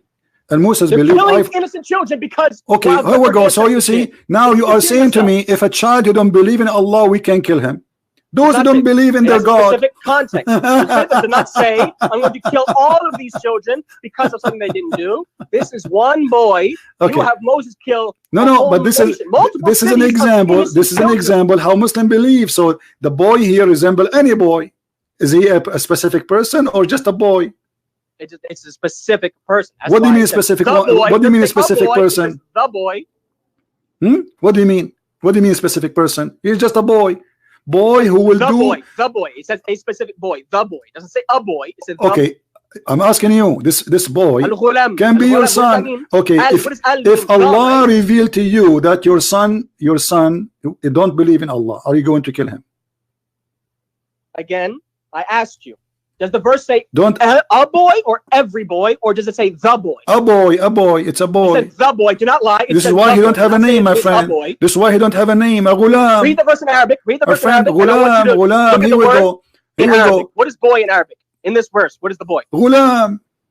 Al-Ghulam. Don't lie. It says Al-Ghulam. Here we go. It's in front of you. Everybody is laughing at you. Here we go. Here we go. Read it. Read it where it says Al-Ghulam. Why it says Al-Ghulam? Al-Ghulam is the boy. Where is the word Al-Ghulam? Read it. Read it. Where is the word Al-Ghulam? Read it. Lied and said it means every boy. Abdul, where is the word? Where is the word Al-Ghulam? What's wrong with you? Read it. Where it says? Where it says Al? Every boy. It's in front of you. Here we go. It's in Arabic. Okay, read it for me. No. I want you to show me the word Al-Ghulam. It says Ghulam. Al-Ghulam. Read it. It's in front of you. It's in the screen. It's in the screen. It's in the screen. It says Al-Ghulam. It says Ghulam. Okay, read it for me. Where it says L, I want to show me the word L. Al-Ghulam. My friend, this is the answer because now he is in the past. Now read it for me, verse number 74. We met a boy. We met a boy. So it's a specific boy. A boy now became a specific boy. And then verse 80 clarifies that it's specific. Did you just say in your translation it says a boy? You don't like context. Okay, yeah? So listen to this. Listen to this. You don't like you call me in the beginning. You call me in the beginning. You direct that topic to speak about something far away from our topic, and now you are in trouble. Your Quran says you can kill even your child if you don't believe in Allah. And you admit it, or you're not going to admit that Moses was commanded to kill every single little boy of all of the specific nation. Well, this is what they are doing to them. Moses also no problem. Okay, hold on. See,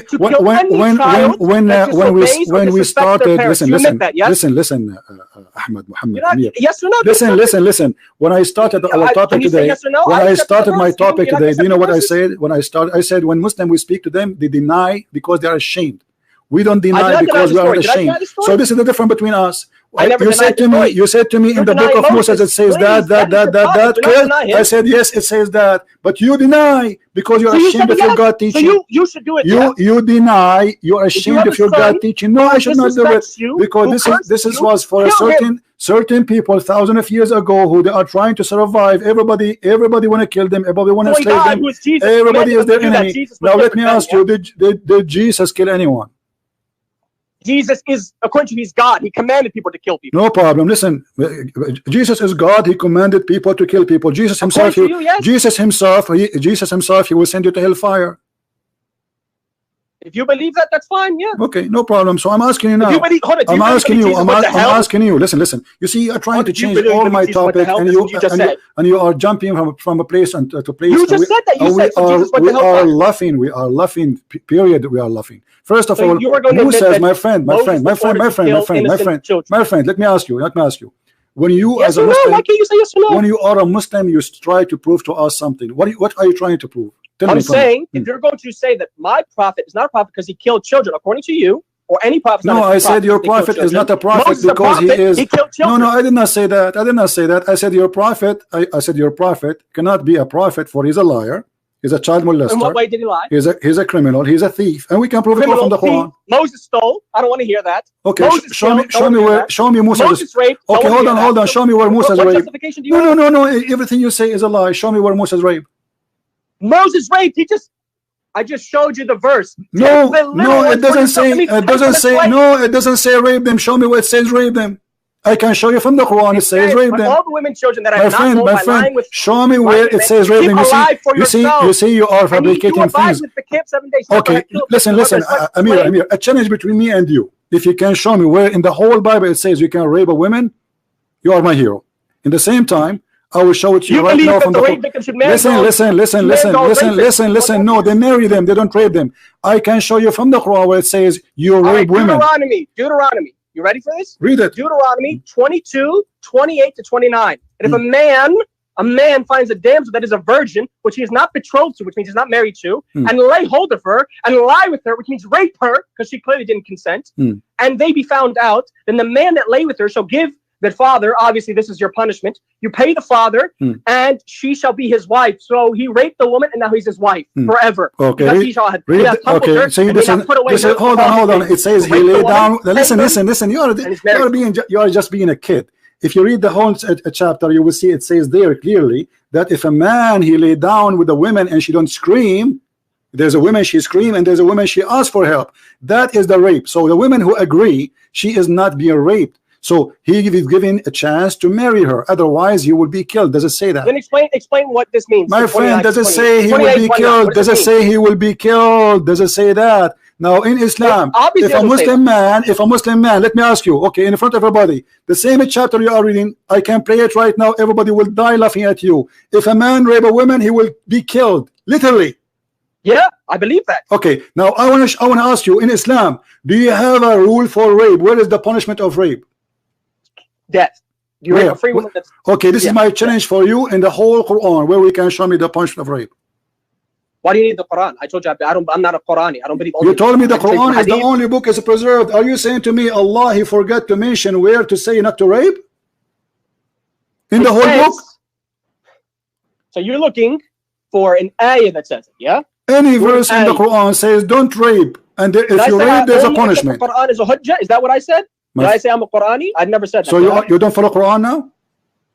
I said, can you show me? I can show you from a hadith that says it, but you don't want to accept that I can believe in that. Okay, here we go. Chapter 4.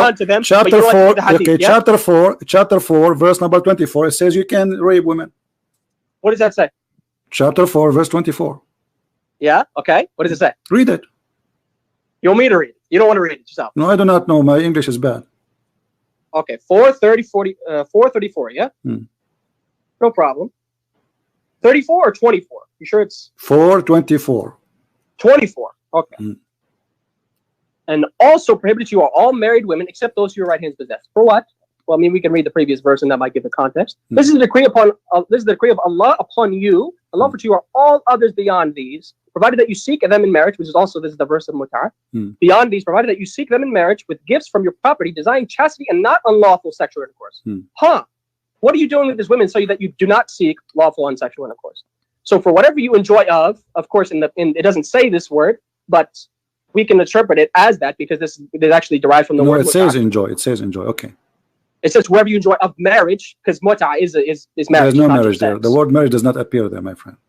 Where's it say? No, I don't want to go to the mut'ah first. Let us finish here. It says, this is the mut'ah verse? My friend, I know we are not talking about it. It says here it's forbidden for you married women except those who you capture them. Does it say that? Oh, but Moses did that. My friend, no, he did not do that. Those women, they are. You just said to me, you are the one who told me they are children. You liar. They have no husband. It says women, children. I didn't read the verse like that. My friend, it says there clearly, women who never lay with a man. They are virgins. Stop lying. Stop lying. Now here, those are women who they have husbands. Verse 18. Does it say that those are women who have husbands? All right, which version of the Bible do you want? And I'll give verse 18. My friend, doesn't matter. Read from any version you want. None of them says what yours. My friend, it says that women kill. Aren't you the one who says to me, kill all except? Did you say that? It says, now kill every male among the little ones, which is kids, and kill every woman that hath known man by lying with him. But all the women, children, I did not use the word. This translation and this version uses the word children. So don't say I'm lying. The word says children. I didn't create the word. Okay, read. Okay, read. Let us read together. But all the women, children that have not known a man by lying with them, keep them alive for yourselves. So kill all the men, women, and keep them alive boys. for yourself to do what with them? They take them as slaves, right? Slaves. Okay, does it say go rape them? Slavery, yeah? Okay, does it say go rape them? You want to rape? No. Does it say go rape them? Where do you get to do? Keep them for yourself. God, okay. hold on, so you see how hypocrite liar you are. Okay, so now those are women. So no women should be raped. So you see the verse you gave me. No women be raped. No women be raped. Now I'm asking you. Listen, Abdul, don't make me hang up on you, losing my patience. I'm asking, do you want I'm asking you. Why the Quran says it's forbidden for you married women except those who you capture? Why you are raping married women? Quran does not say rape. So what do you do with them? It says forbidden for you except. So what do you do with these slaves? What did Moses do with these slaves? Okay, so you're not answering my question. Okay, hold on. Okay, which slave of Moses he slept with? I didn't say Moses specifically did it, Well, but you Moses just said that to commanded the me. children of Israel to Here do the it. verse is speaking about specifically sleeping with them. It's forbidden for you, women, who they are, etc., etc., except women who they are married, but they are slaves. But all the women that have not known a man by lying with them, keep them for yourself. Why Keep them as a slave. Keep them as a slave. You see, my friend, everybody is laughing at you, and this is why I'm having patience, because we need a comedian. Now, here the verse in front of us, it says you can rape women. In the same time, you admitted that not a single verse in the Quran says don't rape. Is that correct? There's not a single verse in the Quran that says rape either. Okay. So if you want to play that game. No, it says that. Here we go in front of you. It doesn't say rape. It doesn't say rape. If you have the word rape. Okay, no. Okay, forget. Hold on. Let's make it simple. Can you show me a verse? You said rape. Okay, are you saying to me Allah have time to tell us about the ants, speaking to the ants, the flying carpet of Sulaiman, the chair of Sulaiman, the Sulaiman he dies standing on the... No such thing as a flying carpet of Sulaiman. So Allah don't have a time to make one verse about don't rape women? I said it's a hadith. Why do you keep so why it's not in the Quran? So you believe? I'm sorry, I'm not Omar. I'm asking you. Don't you think there is something missing in this book? A book forgot to mention very important punishment. Your book forgot to abolish slavery. Okay, so what is that? No. Hold on. Don't change topic. Listen, why Allah forgot to mention not to rape in the Quran? Why did Allah forget not to mention that any man could just rape a woman, pay his father, and then he's married to her forever? Why didn't God get rid of that? When he done that? That means anybody can do it now. Where it says so that? That's a Muslim, I can do that, right? According to the Bible? Or no, you don't believe that? No, the Bible doesn't say what you are saying. The Bible says if a man he lay down. You see, you are a kid. I don't respect you. Then read it for yourself. Listen. If you don't like what I read, okay, hold on. I'm going to put the verses on the screen. What verse you name for me? Deuteronomy chapter 22, verses 28 to 29. Those two verses. Chapter 22, right? Verses 28 to 29. Sorry. Okay. Because if you're going to pick one specific verse, no. We will show the whole thing in front of everybody, and everybody will die laughing at you.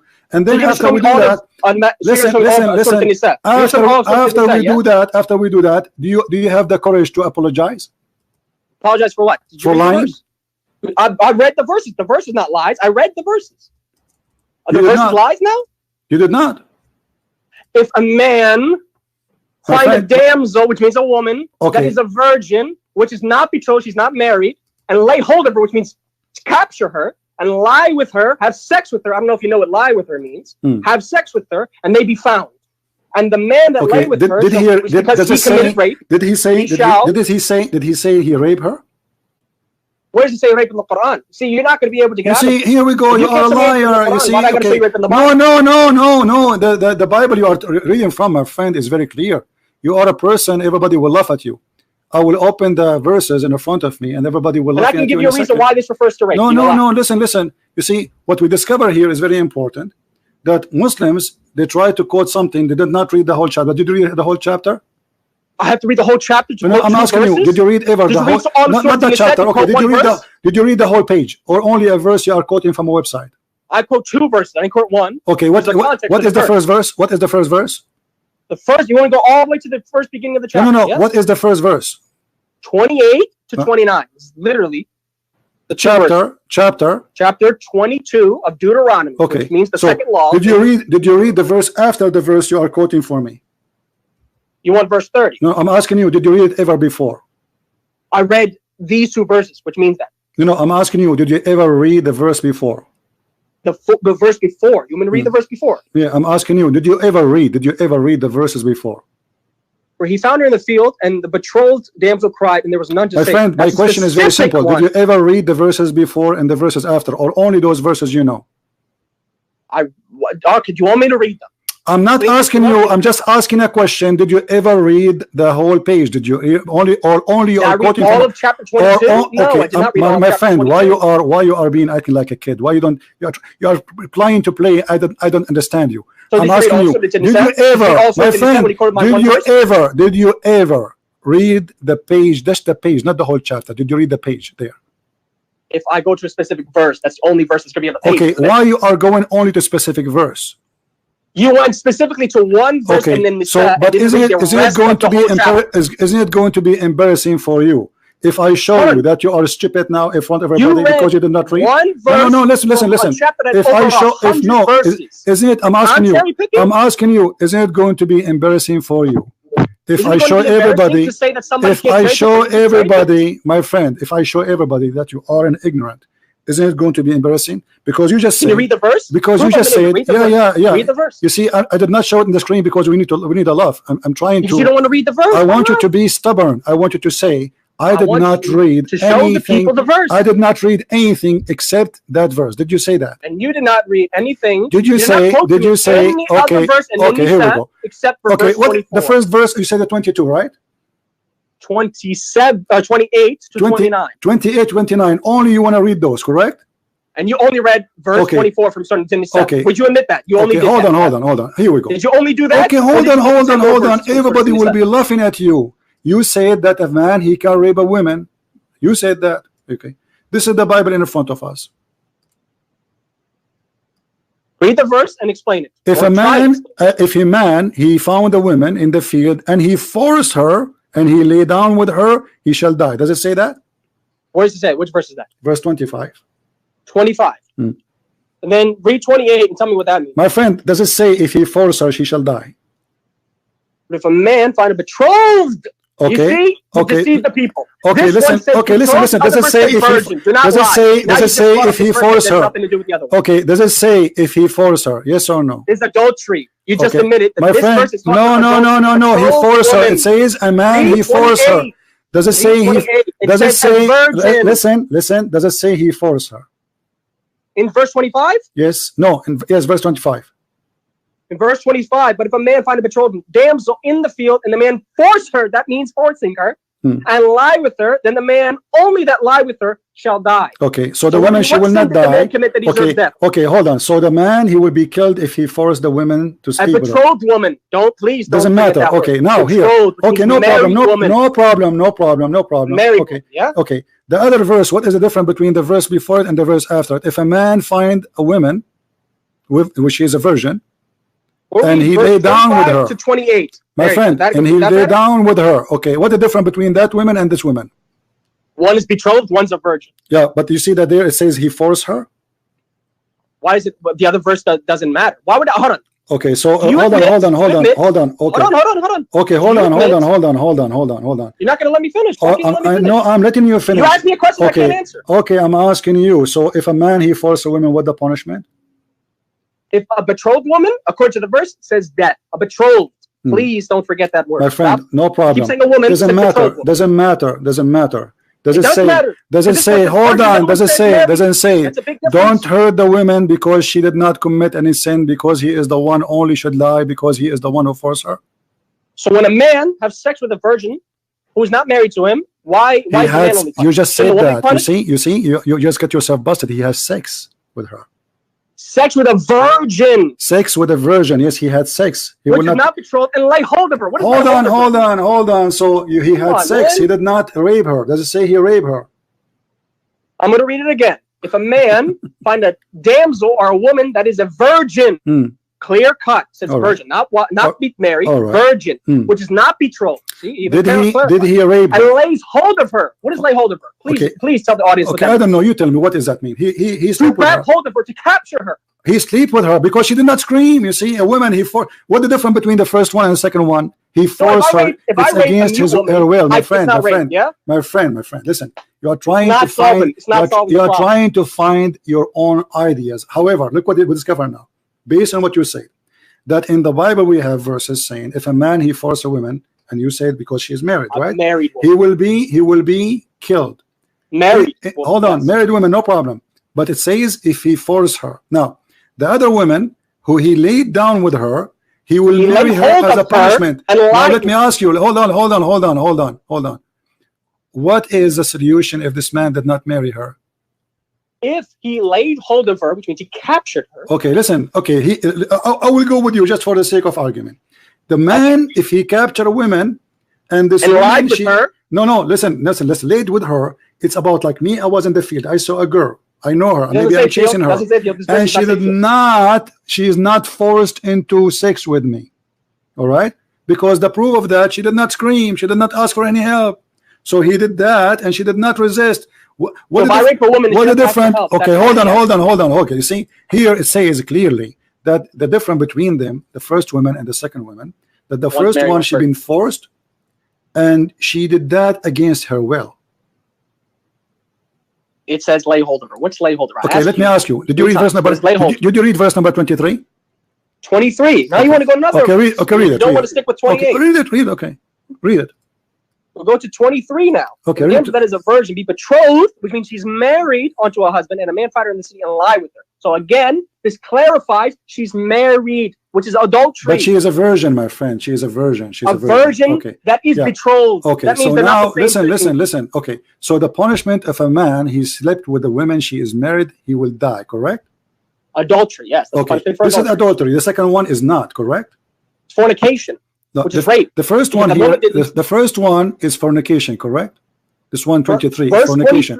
My friend, make it simple. Verse 25 is adultery. Okay, verse no. 28 verse 25 is a rape.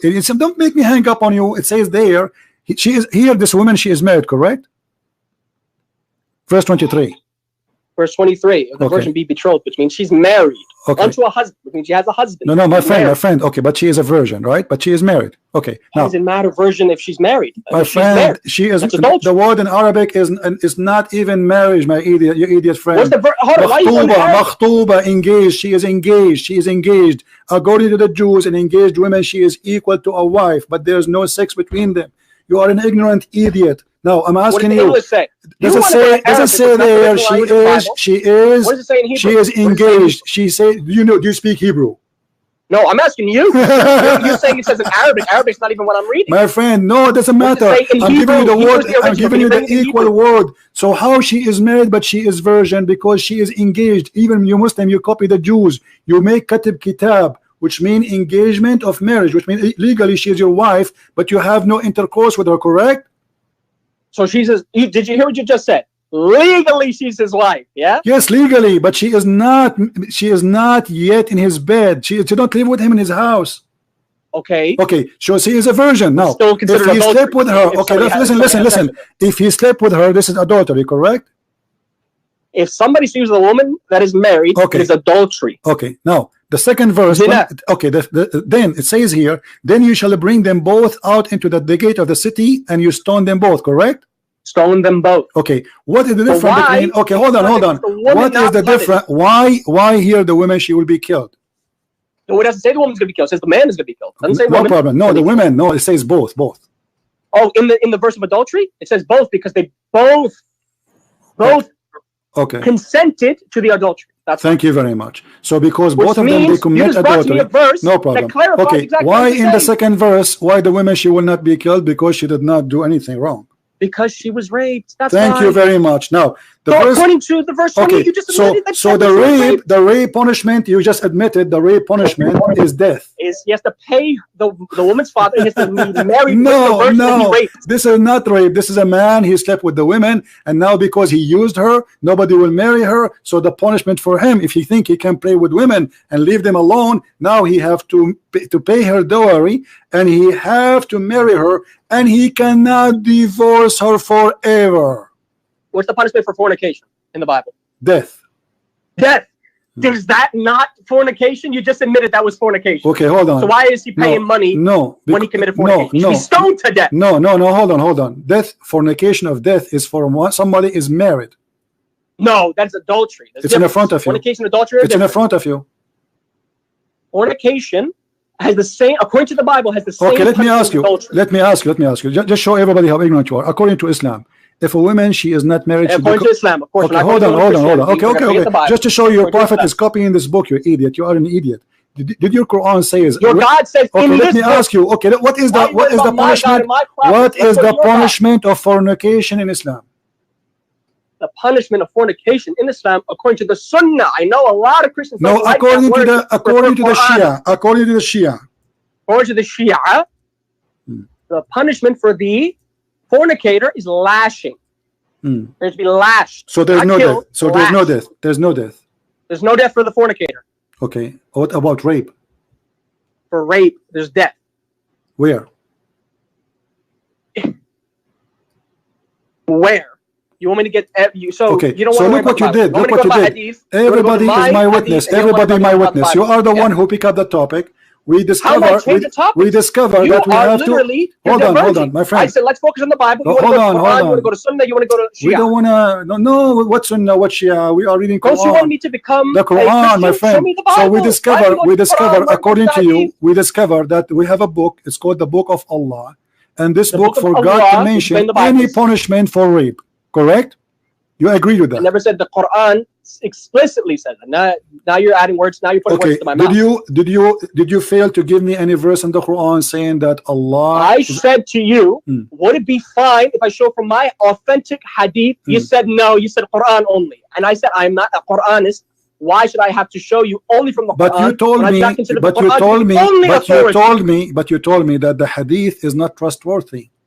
I said, find me an authentic one. If it's authentic, it's trustworthy. And who is the one who will decide what authentic? And why Allah did not mention that in the Quran, but Muhammad mentioned that in the Hadith? Are you saying to me that Muhammad is Allah? There's many things God didn't mention in the Bible. Why? Okay, here we go. So now we got a book. It's called the Christian books, the Jewish books. Have a punishment. Have a punishment. One book, that's the Bible. Show me another book you have that's more important than the Bible. My friend, hold on. So because the Jewish book is my book too. The Old Testament is my book. So now I'm asking you. The whole Bible. The Bible approved that there's a punishment for rape. You fail to give me anywhere there's a punishment for rape in the whole Quran. Why? In the Quran. Can you show me hadith? I can show. If you want me to hadith, I can show you hadith. But you don't want hadith. But you can show. I will ask you to show me the hadith. Just wait. So why Allah he forgot to mention such an important topic? Do you think this is a mistake? Did you hear what you just said? Yeah, I just heard what you said. Allah forget to mention it. Yeah. I can ask you. Why did God forget to mention this, this, and this, and this in the Bible? No, he mentioned. Here we go. He mentioned in details the punishment of rape, of her fornication, etc. Now I'm asking you, what is the punishment of rape in the Quran? You said none. I said it doesn't mention the punishment.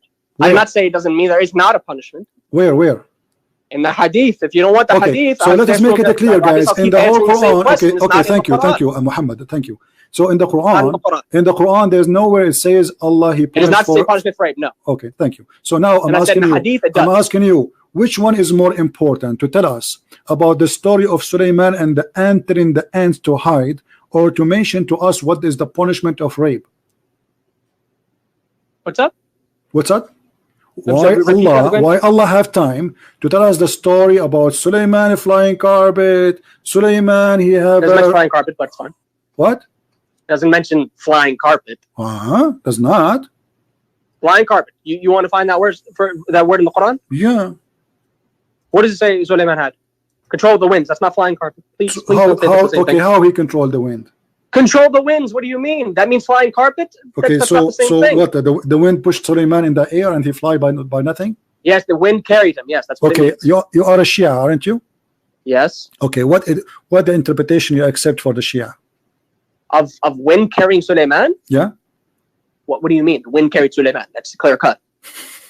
The flying carpet thing. You're saying this is not a flying carpet. Why does it mention it? So show me the verse. Okay, my friend, I'm asking you. What interpretation? You said stop playing games. Where is it? We are having fun with you, by the way. I'm asking you. What is the book of the Shia? What is the book of the Shia you agree with, which is going to give us interpretation? I just admitted to you there is no such thing as a completely authentic hadith book that we have. I am not asking you for authentic hadith. Stop playing the game. You see, each time we put him in the corner, he says, I just mentioned to you, there's no, you just told me authentic hadith, right? Okay, which authentic hadith? I didn't say which authentic hadith can you give me? Listen, can you give me an authentic hadith can explain that verse for us? The tafsir. Yeah. Of which verse? Because I don't know what verse you're talking about. You just mentioned flying carpet and never mentioned the verse. So how you know what I'm talking about then, if you don't know?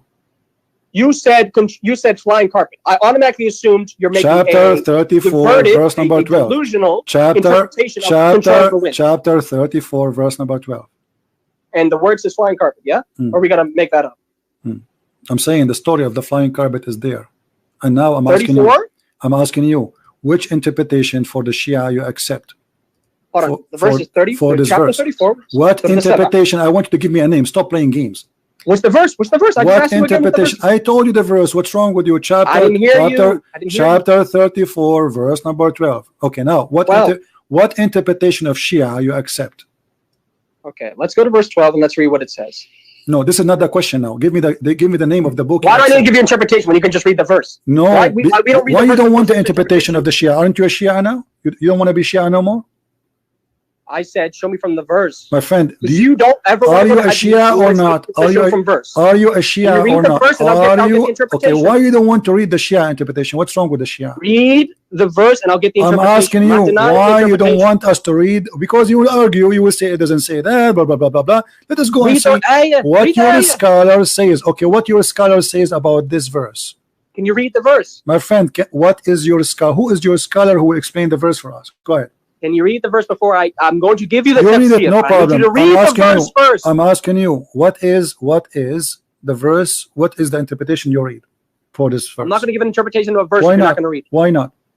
Because read the verse and I'll give you an interpretation. I give you the verse, you read it. Go ahead. Read it. You read it. I do not know how to read. I am illiterate like your prophet. I am illiterate. And to Sulaiman or Solomon, we subjected the wind. Means he gave him control of the wind. No problem here. Its morning journey was that of a month, and its afternoon journey was that of a month. And we made full for him a spring of leopard. Obviously, the rest of the verse is not important, but the first part is. And to Sulaiman, we subjected the wind. Yes, that's the part you're talking about. Yeah. Okay. And that's the part of the verse you're focusing on. Yeah, where it says, "And to Sulaiman, we made the wind subjected to him," which means gave him control of the wind. Yeah. Okay. Is that the part of the verse you have the concept? Yeah. Okay. And I mean, the rest of the verse, I'm saying it doesn't. Okay. And I'm saying, is that the part of the verse yeah. And now, what interpretation you like me to read for you about the flying carpet? You as a Shia. You find me one of the Shia tafsir books with the hadith that is authentic. And you find those three things. The Shia tafsir book is full of lies, you are saying then. I did not say that. So I said there are weak hadith in there and there are authentic hadith. My friend, I'm asking you, this is why I'm asking you, which Shia book you accept to be the interpretation any tafsir book of the Shia. You find me authentic hadith. You find me in the Shia book specifically. You are admitting now that the Shia, they agree with me, and you are a liar. I did not say that. Okay, now you know what? Did you hear what I said? Can you give me it, or you're not able to now let's go back to the question. Why Allah have time to tell us about controlling the wind for Sulaiman and Sulaiman and Sulaiman he have an army of birds, an army of genie, an army of a human. And Sulaiman he dies standing on his stick. And Sulaiman he have genie who die for him. That's where it's in the Quran. All in the Quran. And Sulaiman he have people who make statues for him. Statues? Do you Muslims believe that statues is haram or it's illegal? Who made a statue? Who made the statue? Sulaiman did? Sulaiman. I don't care what anybody else did. I'm asking Sulaiman. Did Sulaiman do it? Yes. Sulaiman created a statue. Where does it say that? In the hadith. The hadith? Which hadith? Sahih Bukhari. Bukhari, I don't accept Bukhari. I said Shia. So this is a lie you are saying. I said I don't accept Bukhari. Okay, but are you saying this is a lie?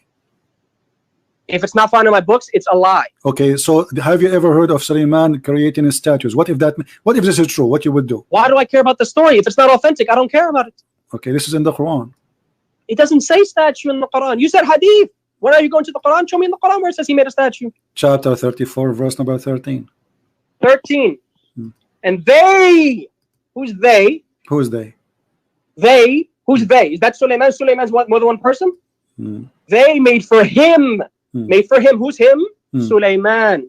So Sulaiman did not make it. They made it. Who? So I asked you, did Sulaiman make the statue or did somebody else make the statue? Who is they? If Sulaiman made it, I have a problem. If Sulaiman did not, then I don't care. But they are making for Sulaiman. They are building for him synagogue full of statues. If Sulaiman didn't do it, why do I care? My friend, listen, you see how ignorant you are? Everybody is laughing. Allah, he subjugated the genie for Sulaiman. They serve him. And by his command, listen, this is our command. And for them, we cause them, this is the command of Allah. He made the genie serve Sulaiman. And he command them to build for him synagogue with the statues. Statues of what? Of people? Statues, yes. Statues of people. Of people. Yes, brother.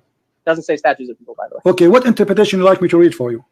I mean, a statue is a statue. I can have a statue of anything. My friend, what interpretation you like me to read for you? I just told you. Any tafsir book that is a Shia tafsir book that is authentically attributed to one of the Okay, Imams. name for me the Shia tafsir book which you like me to read. Let me give you a list. Okay, hold on. Everybody will laugh at you. Well, you know, the only reason I keep you on the line, by the way, because you're a comedian.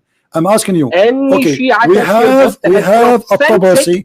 My friend, listen. Okay, choose one. Choose any. Tabarsi, Al-Qummi.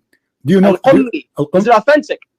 I'm asking you which one you like. Just choose one and I will open it for you. Which one? Which one? Go to Al-Qummi and then find the authentic one.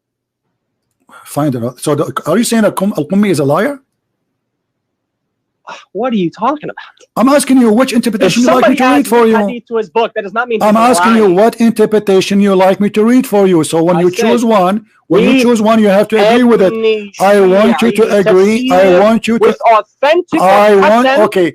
When you Muslim Shia, my friend, when you Muslim Shia make a tafsir, you lie or you are authentic people? What do you mean?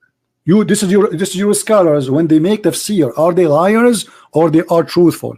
Your Islamic Shia scholars. Where do they make the tafsir from? What's their reference? I don't care. This is your scholars. I'm asking you, you Shia. You said you don't care, but you don't know where it's from. I'm asking you, when you Shia, you make interpretation. Are you lying to each other or this is a truthful? If the hadith is weak, then it's not lying. They just added it to their book. This is not the question. This is not the question. Are you lying? Or it is because how if come I you treat my own tafsir that has no backing, you are a kid who knows if the hadith is weak or not, but the scholar who made this book, me the hadith. Okay, you show me that the hadith, scholar, I accept it. Okay, listen, okay. Where's the hadith? The scholars, okay, here we go. You're saying, why do you keep saying scholars are not ma'soom? Please stop saying scholars. What's wrong with Imam? Show me Nabi. A second ago you said to me that show me Ash-Shirazi. Ash-Shirazi is ma'soom? You said, what does he say about it? I said, show me what he says about it. Okay, listen. Let's go back to zero. Let's go back to zero. I didn't say I trust it. I said, show me what he says about it. I didn't say, oh yeah, go back to I never said that. Okay, listen. So Allah have time to tell us about the flying carpet of Sulaiman. Fulan or Nabi Muhammad. Yes, it says here in the front of me, my friend. Hasan. That's it. From any Shi'i tafsir book. My friend, it says in the front of me. They are making تماثيل جمع تمثال وهو صورة. So they are making for him statues and pictures, and those are the wish of Sulaiman. Okay, and those are here. This is Shia tafsir, and those are pictures and images of malaika, the angels. And some of them they have statues of lions and animals in his chair. So angels and animals and chairs and even eagles, and this is a tafsir in front of me, At-Tusi, and he's a Shia. Which book of At-Tusi? Tafsir At-Tusi. Tafsir At-Tabyan Al-Jami' Li-Ulum Al-Quran, Al-Imam At-Tusi.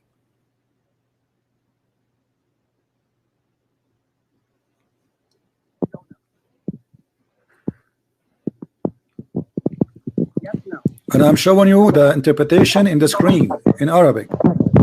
Sahih, Hasan, or I don't need to read that the hadith. Is it Hasan, Sahih, or Da'if? My friend, all of you Da'if. Islam is Da'if. Islam is a religion of Da'if. You are Da'if. Your prophet is Da'if. So look what you are saying to me. Look what you are saying to me. Show me it is you are saying to me. You cannot do that. Everybody is my witness. You have no idea about. Okay, you are. I don't mention the Bible. Everybody is my witness that you are saying to me that Islam cannot be trustworthy because we have a lot of garbage inside the books of Islam. Those are my words. Yes, you said that to me. Wallahi, I never said that one. Well, you just said to me, show me one authentic. I never said that one. You keep saying to me, show me one authentic. So I said, show me an authentic one. Okay. You didn't do that. You show me a hadith, and I said, is it authentic? Okay, listen. Okay, listen. I want you to show me authentic. I want you to show me authentic explanation for this. Why do I have to show you? You're the one to mention the verse. You show me authentic hadith. Why am I showing you something? Don't you want to prove me wrong? You brought the proof against me. Well, I did. I showed you. You said to me, show me authentic. This is authentic. Show me authentic. This is authentic. This is authentic. This is your scholars. Where does it say it? Who authenticated it? So why you call him a scholar if he's a donkey? Show me who authenticated. Why you are calling? Okay, are you willing to say? Let me ask you. Are you willing to say At-Tusi is a donkey and he's a liar? Are you willing to say that you don't know whether or not it's authentic or not? No. You see, I believe everything in Islam is not authentic. I'm talking about according to my Okay. Hadith, saying Shia hadith. Do you know? Is Okay, it authentic? is at-Tabata'i is fine for you? Is at-Tabata'i fine for you? So you're going to a different tafsir book. You can't accept Well, I don't know what to do. I'm just asking you which one is good for you. Give me one. Show me authentic. Okay, Show me which one of you is which one of those names is authentic? We have at-Tabrasi, al-Qummi, at-Tusi, at-Tabata'i. Those are scholars. As-Safi. The scholars. No problem. The scholars they explain according to who? Hadith. Okay, the scholars they explain the Quran according to who? To their pocket or to your prophet? So you're not going to show me the hadith from the Imam, yeah? Where's the Imam explained? Read the hadith of the Imam. Okay, my friend, as long you're asking for authentic hadith of the Imam, where we can find those authentic hadith of the Imam? So you're not going to answer. I'm asking you where we can find which no, books. Connor, can we clarify? You're not going to answer. Okay, I'm asking you. No, I will find it for you, but I'm asking you which books we can find. So hold on, you just admitted that you could not find it. I said to you, I just said where we can could not find it, yeah? Where we can find the authentic hadith which you accept of the Imams. Which books? And you could not find one. How I will know? Because you refuse the books. Anything you say, don't. You have to do research. Any book I say to you, you say no. Okay, can you give me the name of the book? I'm not going to give you one. You are bringing it to me. You prove it. Why you don't give me one book? Okay, why you don't give me a book you approve? I don't approve of any specific book except for the Quran. The hadith, if the hadith is authentic, which you fail to show, the Quran says they make for him a statue. Then I'm not going to accept the hadith. The Quran says they make for him statues. Here we go. The Quran says that. And what is that? You mentioned what is the tafsir, and you didn't give me an authentic hadith or a Hasan hadith. You said you don't know. Okay. Did Allah... You're saying you want me to do it. Your job for you. Okay. Listen. Okay. Allah, He ordered the genie to obey Sulaiman. Do you agree? What? Yeah. Why does it matter? Okay. You didn't. Sulaiman, he ordered. Okay. This is Quran in front of us. Sulaiman, he ordered them to build synagogue and statues. Do you agree? Statues. What statues of what? You tell me what statues for. It doesn't. It just says statues. The word statues. What statues? You tell me. Now you don't know what statues. You see, how come when I say statues to you, of what? how come I say to you when listen the hypocrisy. Listen to the Shia. The only reason I'm keeping you because you are a Shia, because you are a Shia, and everybody is dying laughing because usually we get Sunni. Today is different comedy. Listen, isn't it you who said to you in the hadith of Sahih al-Bukhari? It says that Sulaiman, he did synagogue. They built for him statues. The hadith of Bukhari is kadhab. Okay. You see, you right away when I said to you statues, you did not say, tell me what the statues is. Right away you said he's a liar. I don't accept it. He's a liar. Show me where he did that. So now you are saying statues does not mean statues. Okay, what does statues mean? Statue is a carving of something. Okay, for something what? Something what? It doesn't mention statue of anything. It says okay, statue. something what? No, something. No, statues is a carving for something can be alive, like an animal or a human or something, right? It doesn't have to be alive. Who said that? The tafsir say that too. Which tafsir? And again, you still can't show me. Okay. So let us go back to zero. Now I'm asking you. So let's reject that. Let's reject that. You listen. So your God Allah have time to tell us about synagogue built with statues. Sulaiman is carried by the flying carpet. Sulaiman, he speak to the birds. Sulaiman, okay. Sulaiman, he speak to the birds, but he speaking to the birds doesn't mean anything. Okay, and what mean anything? It's a miracle. I mean, do you believe? I mean, of course, you don't believe he's a prophet. I get that. You okay, you know, as long you are saying that. You believe Sulaiman was a mushrik who committed magic. Allah. Do you agree that Allah he taught Sulaiman the language of the birds? Yeah. Why does it matter? All right. Okay, so as long Allah he taught him the language of the birds, how he understand the language of the ants? How you're asking me how a person who is not me understood something that Allah revealed to him? Did Allah reveal to him? No. Allah. How did Jesus? My friend. But Allah, he said to him, Allah,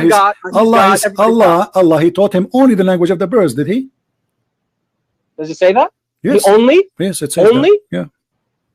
Where does it say only? It says in front of you. It says only. He's counting what he taught him. Does it say only? Can you show me? My friend, he taught what language he taught him. This is the language he taught him. The language of the birds. Yeah, I agree. Okay. Yeah, is the ants of the kind of the birds? Did he speak with him in the same language that he spoke with him the birds? But the ants don't speak. The ants don't speak. No, you don't. They are deaf. They are mute. They're mute, yes, but Allah can't do anything. Yeah, Allah is so limited. He can't allow them to speak. Yeah. Oh, so only that. That's how you limit God. Okay, hold on. You say Allah can't do that, that's when you limit God. And My friend, isn't Allah is the one who created the ants already? He created the ants, but he can make them speak. Or do you deny that Allah can't do that? I'm asking or that you. Your God can't do that. Okay, if Allah is the one, do you believe Jesus could do that? If Allah is the one who created the ants, should he knew that the ants don't talk, they communicate in different way? You're missing the point. I said, are you saying I'm not that missing, God I'm not missing the point. Ants to speak? I'm not missing the point. Ants, they communicate. Can you answer that question? My friend, whether it's your God or Allah, can he make ants no, speak? the ants don't. This is Allah is God supposedly, and He is the one who created the ant. So He gave them ability already. Speak. Okay, he can't make them speak. Allah, He made the ant He made her mute. He created her mute supposedly. So how and He can't make them speak? Okay, He can't. Is that because now we discover that ants don't talk? They communicate, but they don't talk really speaking by voice. So Allah, He is being ignorant now. So you just admitted that they can communicate, yeah? But what does it say? All the creatures they communicate, but you see, Sulaiman, he laughed at her speech. Who's? Sulaiman, when he heard her, he laughed at her speech. Who? Bilqis? Solomon, he laughed at the speech. You said he heard her. Who's her? The ant. The ant. Okay. How he heard the speech if they don't talk by voice? They make communication by vibration or by chemical. And Allah can't. I keep asking you. I'm going to ask you again. And Allah can't do that. Allah can't make an ant speak. Can do what?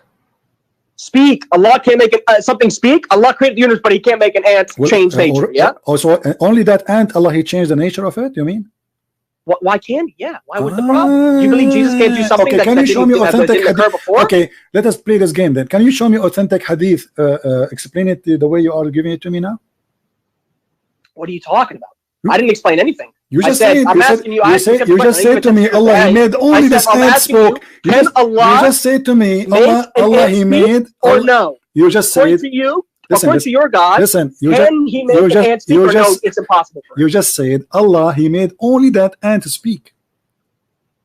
Does it say only? Because I didn't see that word in there. Well, you just said to me, you said to me, you said that to me, not Quran. I'm saying to you. I said Allah can make the ant speak if He wants. Make the ant speak if He wants to. Okay, so is that? I asked you, can your God do the same? Or are you saying that your God can't do what my God can? My friend, no problem. No, my God can do everything your God cannot. But you have a problem with my God doing it, yeah? And you say it's funny because your God made an ant speak, which because He made a mistake. But when your God does it, it's no problem. Your God is being silly. You see? Being silly. Yes, because Allah He forgot. Listen, guys, Allah He forgot to tell us what is the punishment of rape, and there's nowhere in the Quran we can find it anywhere. But He have time. But He have time to tell us about the ant. She said that the ant, and Sulaiman He laughed at the ant speech. But you failed. You failed to attribute to me. You failed to attribute to me what I believe. You said from the Quran. I said, if I were to bring you a hadith, would you accept it? And you said, no, let's go to the Quran. Okay, my friend. But you don't want to go to hadith. My friend, listen, Amir. I really enjoy talking to you, and I want you to stay with me. I want to ask you a very simple thing. Why Allah have time to tell us about the bird, about the ants, about the flying carpet, but He did not mention anywhere the punishment of rape, which is very important for a human being? And which He clearly does mention it, just not in the Quran. Where? It mentions it not in the Quran. I just said it doesn't mention it in the Quran. Okay, isn't it the Quran is the only book of God? No. Okay. No, Quran is not the only source of knowledge. All right. Okay. Shia do not believe that. Guys, the Quran is not the only source of knowledge. The verse we mentioned. Shia, okay. Do you want me to read our hadith? All right, no problem. Listen. Shia, we say Quran Ahl al-Bayt. I'm sure you know maybe that hadith. Quran Ahl al-Bayt, which means they are our two sources of knowledge, which means Nabi, Allah, Ahl al-Bayt, which are the 12 Imams, including Fatima, who is of the 14 infallibles. Do you know our ideology, or you make stuff up? Are you from the 12 Imam believers? You don't know what Shia believe, yeah? Are you from the 12 Imam believers? I am from the 12 or Ithna Ashari Shia. Okay. I believe in the 14 infallibles as my only hujjah besides the Quran, which is the word of Allah. So do you believe what the Shia they teach, those 12 Imam? If the Imam teaches something and it's authentically attributed to him, yes, I've accepted. Why? What's wrong? All right. You see, when I asked you what is books you agree with, you refused to give me any book. I said, show me a hadith. I said, not every hadith in one specific book is sahih or hasan. So now if I show you any hadith, okay, so now if I show you any hadith, you will say I don't agree with it, correct?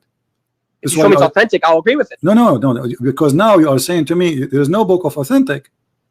Not fully authentic, no. Only the Quran is the fully authentic book. Okay, let me ask you: is the rooster is a Shia?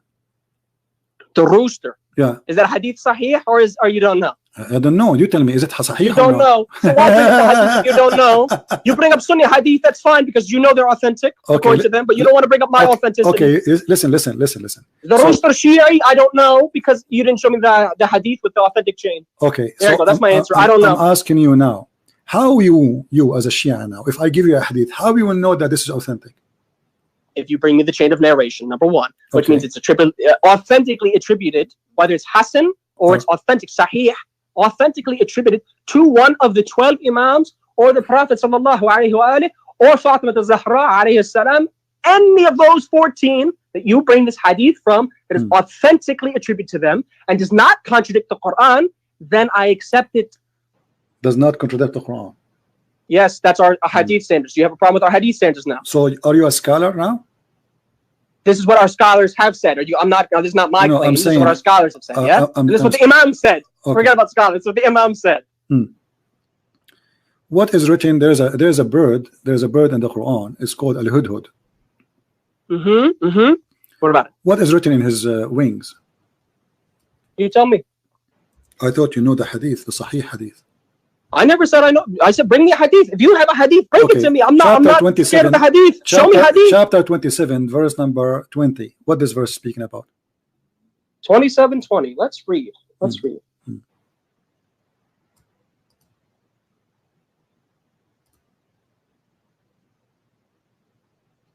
Here we have in 27:20, and he took attendance of the birds and said, "Why do I not see the hoopoe?"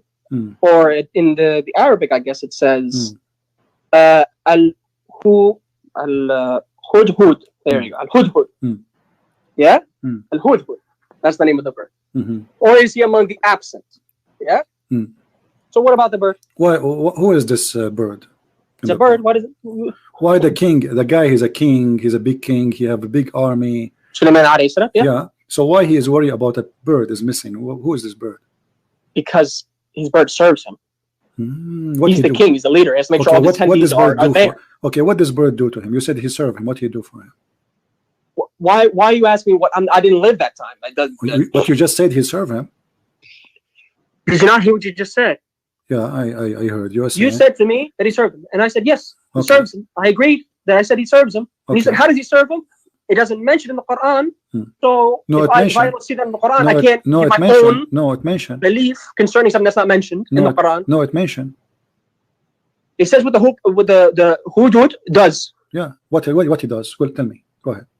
Where does it say? Show me what it says he does. No, you tell me. Don't you know what he does? I said I don't know. So you know the book of rape and the book of in the Old Testament. From your Bible, yeah, I read it. But you do not know what the hudhud does in your Quran. You're bringing the proof against me. I brought the Bible towards you. You don't bring nothing. We bring love the proof to me from my Quran, from my hadith. This guy, he fly in the wind trying to find women for Sulaiman. Does it say that in the hadith? Yeah, and it says in the interpretation too. Which interpretation? It's a Shia interpretation. Is it authentic? And if you keep saying you don't know, then how can I accept that something that you don't even know is authentic? Is this bird hudhud? Is he an Arab or he is not? It says hudhud. It just gives his name. Okay, what the language this bird speak? Why would I know? Allah knows. What is the language? What is the language of Sulaiman? Sulaiman was the language? Yeah, what is the language of Sulaiman? The original language of some of the language that he spoke? The language of his people. What he speak? Hebrew. Okay, so why the bird in his wings? It's written in Aramaic. Sulaiman also knew Aramaic, but he spoke Hebrew. Okay, but why the bird? Would you deny that Sulaiman only knew one language? I never said that. Is it true? Is it true that every hudhud, every hoopoe or hoopoe, in his wings is written the names of the Prophet and his family? Where's the hadith? Is it authentic? I think so. No. If you don't show me it's authentic, how can I just take your word for it? That's not. We don't even do that with our scholars. You just take somebody's word for it. You have to show us hadith. But you want to bet you will say to me it's not authentic anyway if I show it to you?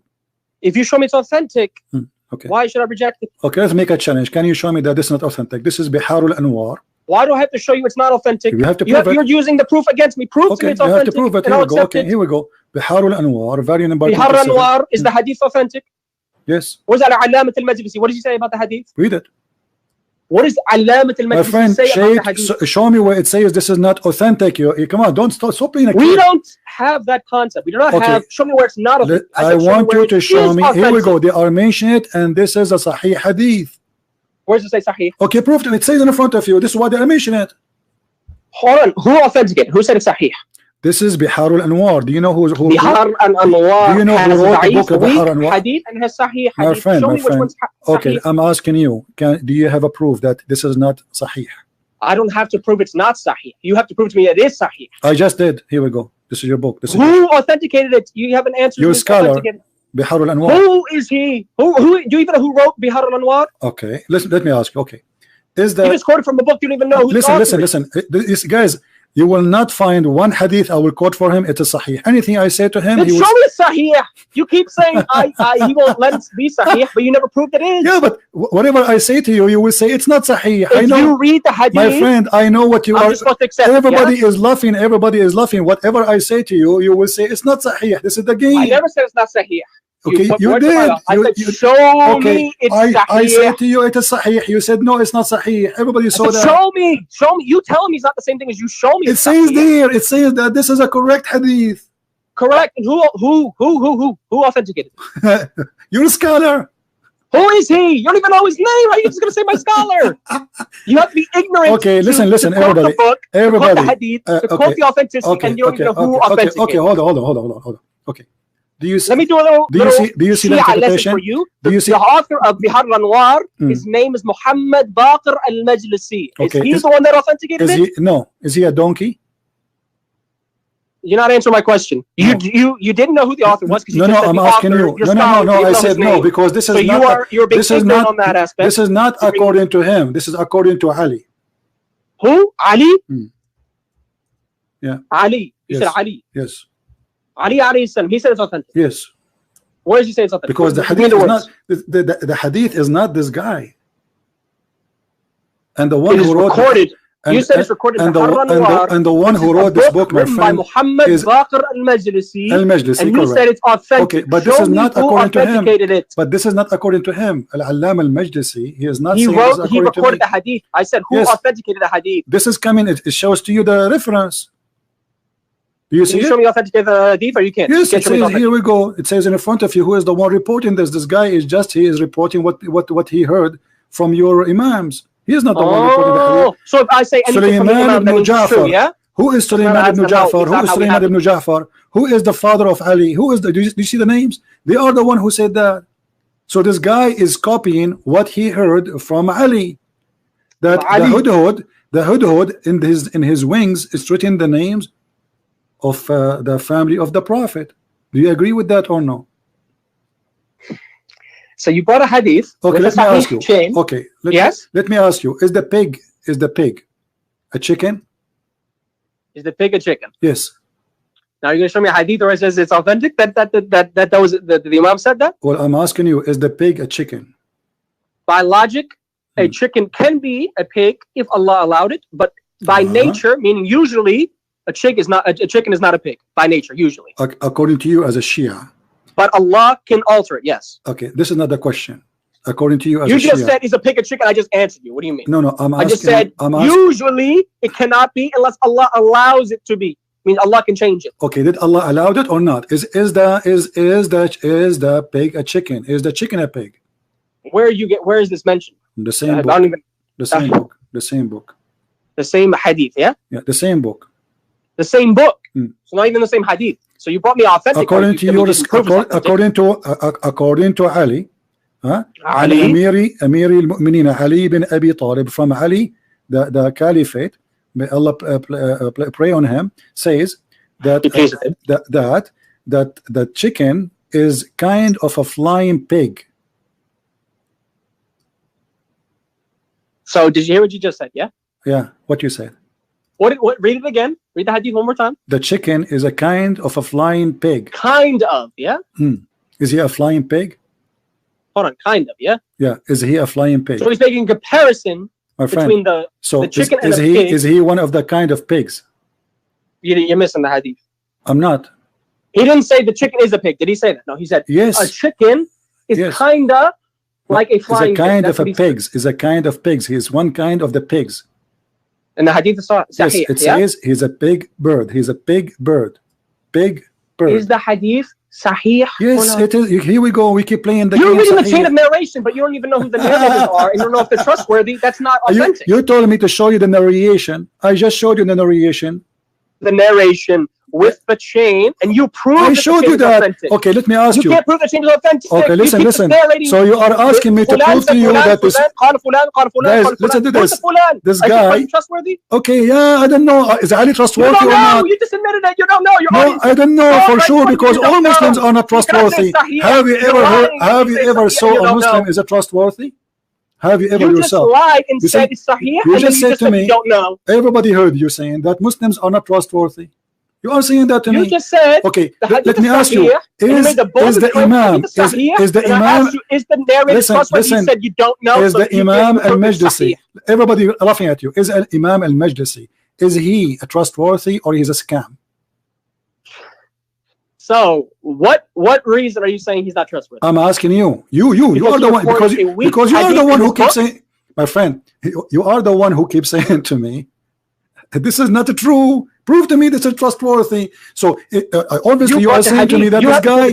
You are saying to me, okay, you are saying to me this guy is a liar. Why he is saying? Never said he was a liar. Never said that. Never came out of my mouth. So when he say that, are you accusing him of lies? What did Muhammad Baqir al-Majli say? What did he say? My friend, I don't care. I'm asking you. Are you accusing this guy? Okay. So what did the hadith? Are you accusing this guy to be a liar? Are you accusing this guy to be a liar? Just because? No, I'm not. I don't believe he's a liar. If he includes weak hadith. So why he is quoting this hadith if it's not true? Tell me where Muhammad Baqir al-Majlisi, in his book, he said all the hadith is authentic. Who is this? Here we go. Hold on. Did he say there?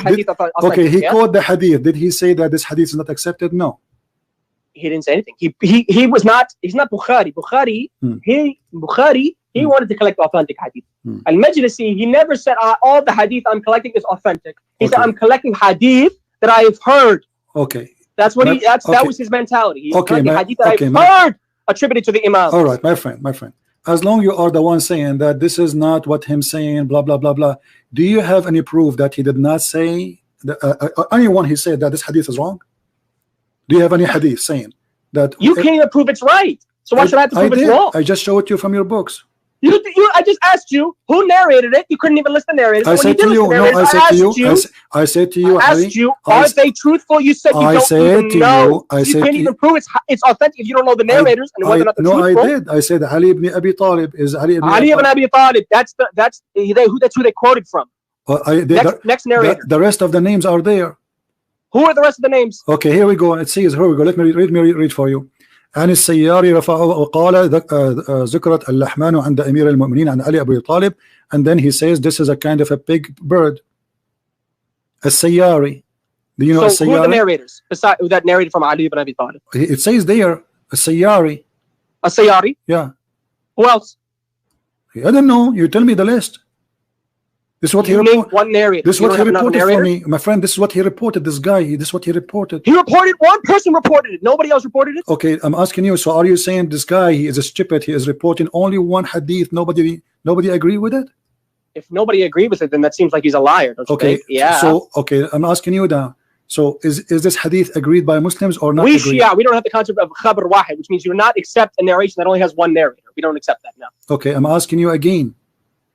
Which book we can find the hadith which is true? Any. You prove it's authentic, I'll accept. You prove it's Hassan, I'll okay, accept. Listen. You don't. When I showed you, play your game. When I showed you,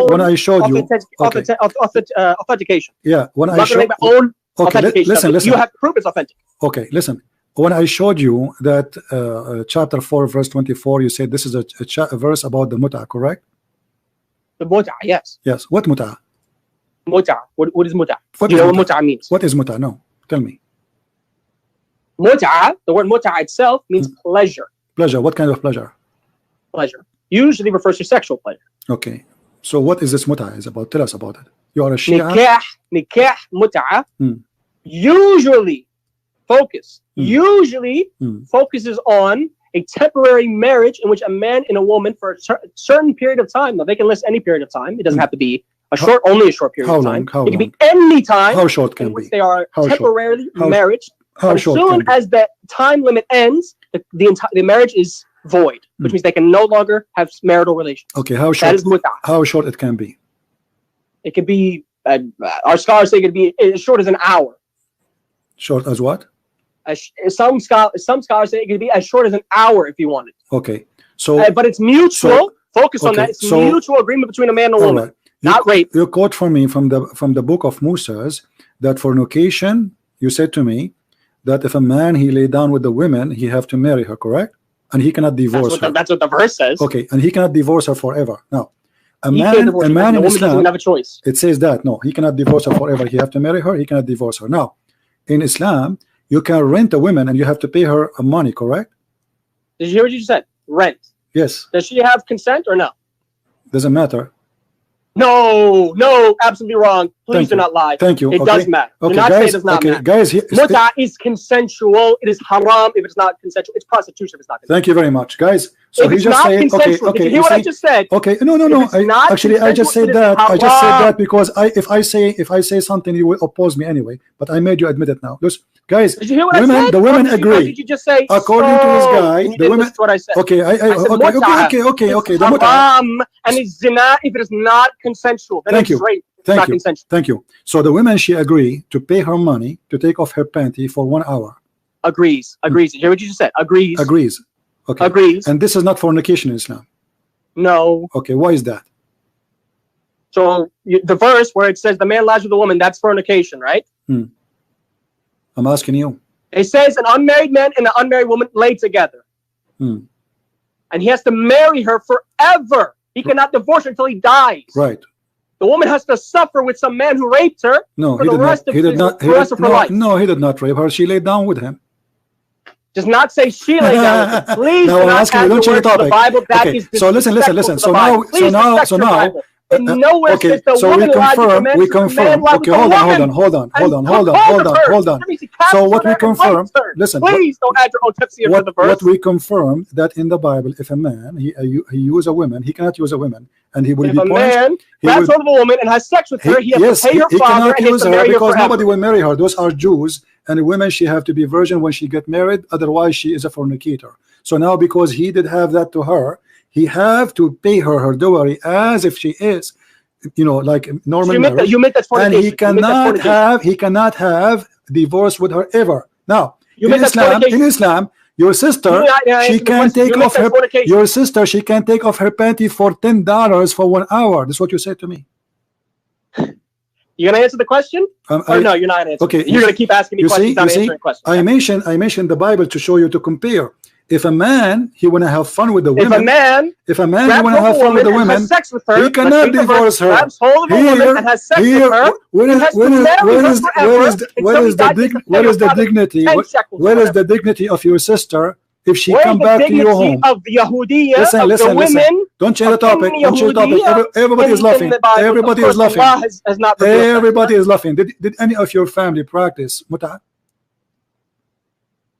Most of my family are not even Shia or Muslim. So you are the only Shia? I am the only Shia. Okay. Do you have a Shia? If you have a daughter and she came back to you and she have a guy with her, and if she wanted to commit mut'ah and she take him to the bedroom and she says he in mut'ah, hold on. Mut'ah requires the parents' permission. If she's underage, so don't even. If she's not of legal age to get married, then no. What is the legal age? Legal age, as long as you go through puberty. Just like it says in the Bible. Where it says that in the Quran? Where it says that in the Quran? In the Quran? All right. You want it from the Quran? Give me a second. Versus puberty, yeah? Even though the Quran also corrects it as well. Imagine the Quran answered every single one of your questions when it comes to the woman. The Quran answered every single of my question. Until now, you didn't answer nothing. I said to you where it says the punishment for rape. Hold on. You just cut me off. You didn't finish what I just said. I said the Quran mentions everything concerning how you are able to marry somebody if they go through puberty or if they have yet to have their menstruation. You didn't let me finish. You right away cut off and said, "Oh, you see, the Quran answers every question." I never said that, by the way. I mentioned further, I said on this specific topic it does. The Bible does not at all. So that is something that God, I guess, according to you, he forgot. I'm waiting for your answer. You're doing blah blah now. I'm asking you, where in the Quran it says that the age of women to marry from? Because you said to me something weird. You said to me that she have to have her puberty. Isn't it Muhammad he married Aisha at the age of 6? Can you prove that from our books that he married her at that age? At so 6? If I show you a hadith from the Shia books, aren't you going to say to me that says 6? That says 6? That says 6? He is. Says 6 years old, yeah? Yes, he have intercourse with her at the age of 6, yeah. Does it say 6? Does it say 6? Yeah. In Shia hadith? No, he married her. Listen. Okay, listen. If now any hadith I will show you, you will say to me it's not authentic, correct? If you can't prove it's authentic, I can't say it's authentic. Okay, listen. I'm asking you now. Okay, can you show me? For something all right, let us do this game. Can you show me an authentic hadith saying the age of a child to marry in Islam? Age? There's no such thing as that. Okay, show me. What do you mean?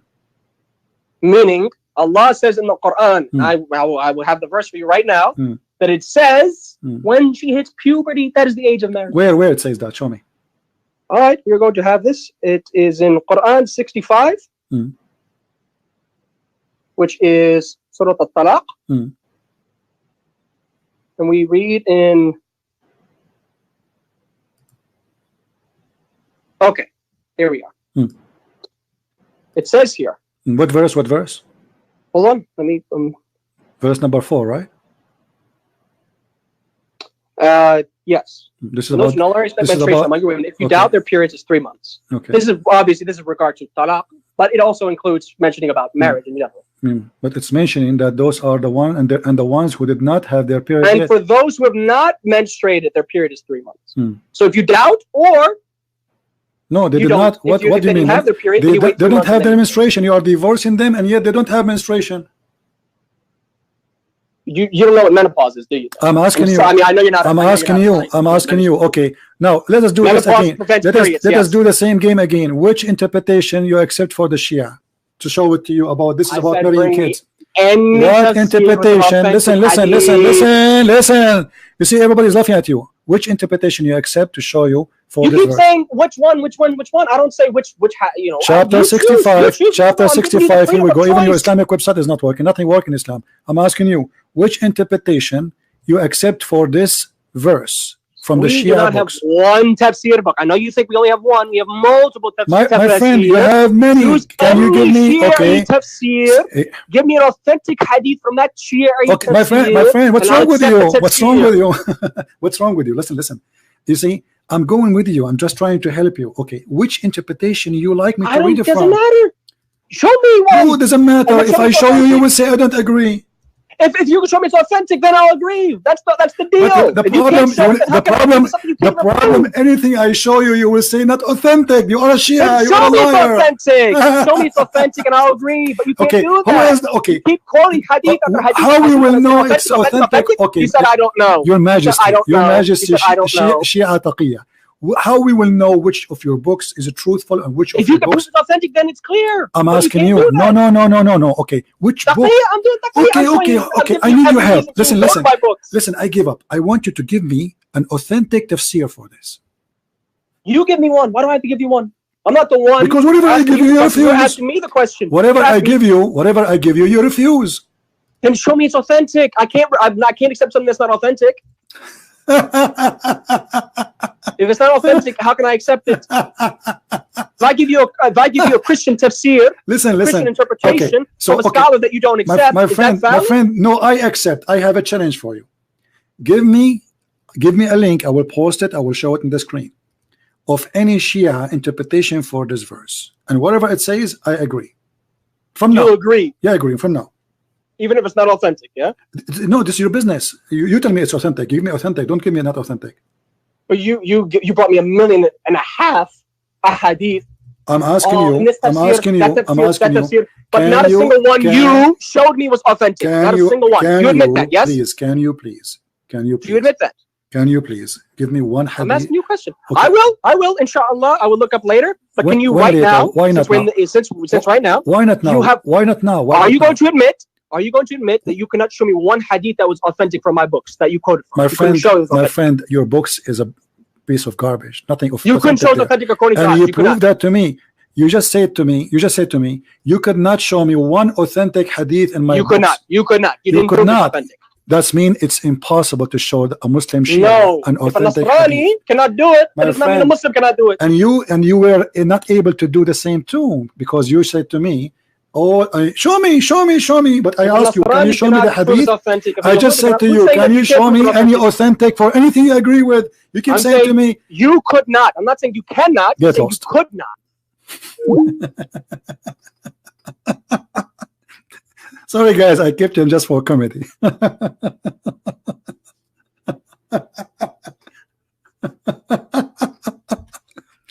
Anything you show him, it's not authentic. Anything, my friend. It doesn't matter what you show him, it's not authentic. Show me authentic. This is Shia. And the reason I accept him to talk for this long, because he's a Shia. Shia are very deceiving people. Do you see how they play games? And he just agreed that if his daughter or sister, she is hired for $10, she will take off her panty, even for 1 hour. And this is not fornication. So he's upset. In the Bible it says if a man he lay down with a woman, he have to marry her and he cannot divorce her ever. But he is not ashamed of a prophet and God who is teaching that a man, he can lay down with the women for 1 hour in conditions, which is have to be limited time. They have to agree for how long, and they have to agree in the payment. And when the time is up, the sexual contract is over. Actually, let me show you a Shia website explaining this. Hold on.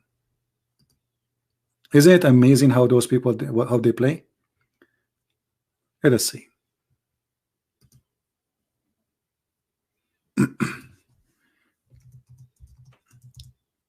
The only reason I kept him because he's a Shia.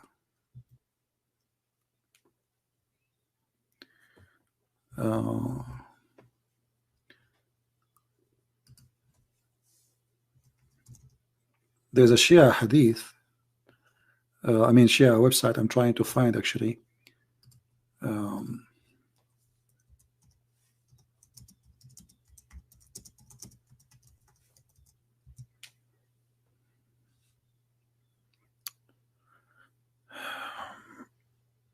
Here we go. This is a Shia website.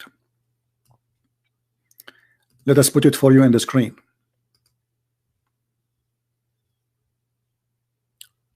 Mut'a is not marriage, even though they are saying here it's marriage. But look carefully what it says. This is Shia website.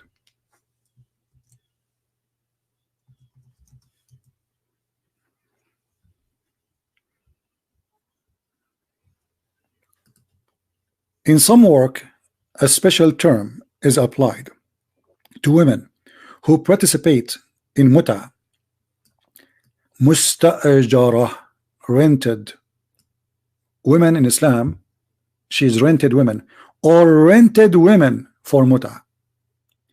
Mut'a is considered as a kind of rental because in general a man basic aim of this kind of marriage is sexual enjoyment of the women, and in return of his enjoyment women receive certain amount of property. That is Islam, my friend.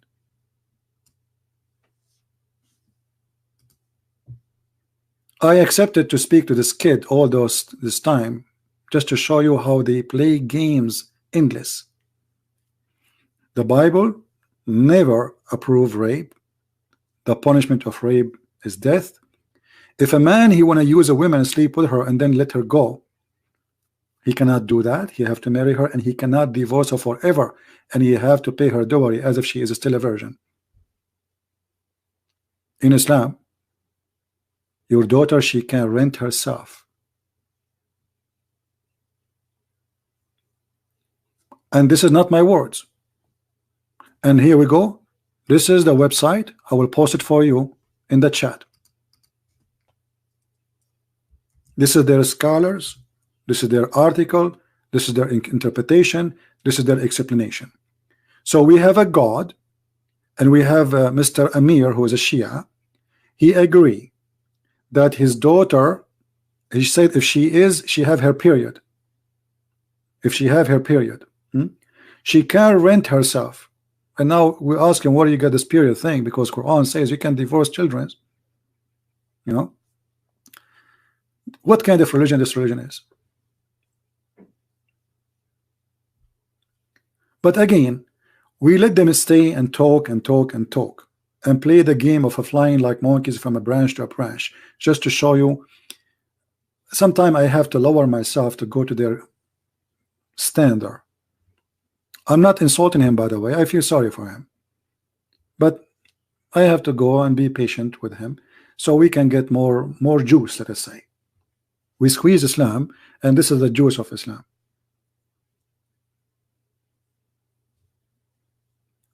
Not a single verse in Quran speaking against rape. Never even mentioned, because Muslim, they were raping. And we have an ethical God who agree that women, she can take off her panty for 1 hour, and we heard him saying even it's for 1 hour. Isn't this prostitution? What is a prostitution? You pay a woman money, and she agree to do sexual business for you for a period of time. This is exactly what prostitution is about. And the Muslim, they call this marriage. That's why I say in Islam there is no marriage. Actually, the word there is nikah, which is the F word.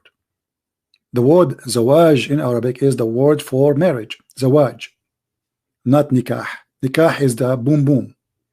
So a woman, she can do nikah of muta, which means she can hire a man. Sorry, a man, he can hire her. And when the time is up, there's no divorce. There's no divorce. You believe it? There's no divorce. In this kind of contract, he will not divorce her, because as you see, she is rented. Like when you are you going to divorce your rental car? No, you ride the car, and then 1 hour the car is not yours no more. You open the door, you get out, your ride is over.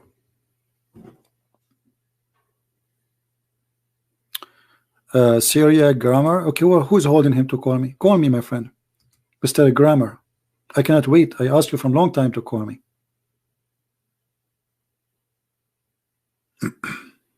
I mean, I'm asking you all this time. Okay, we have our friend here.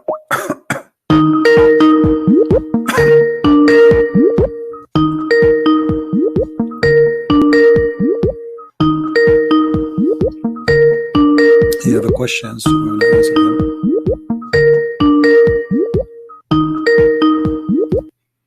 Maybe he's not there. He asked me. He left Islam, but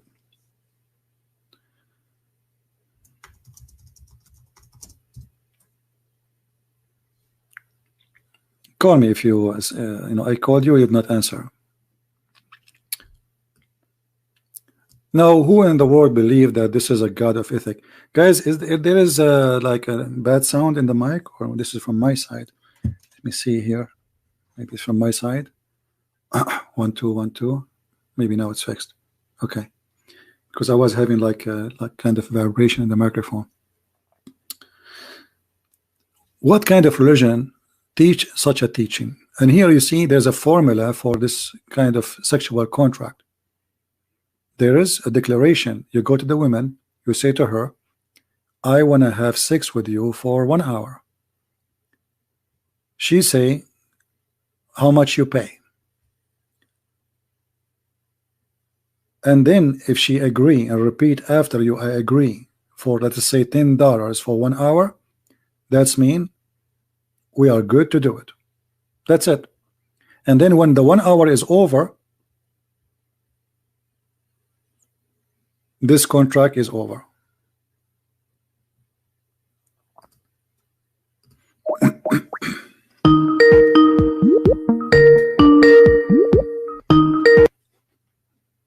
Hello. Yes, my friend, how are you?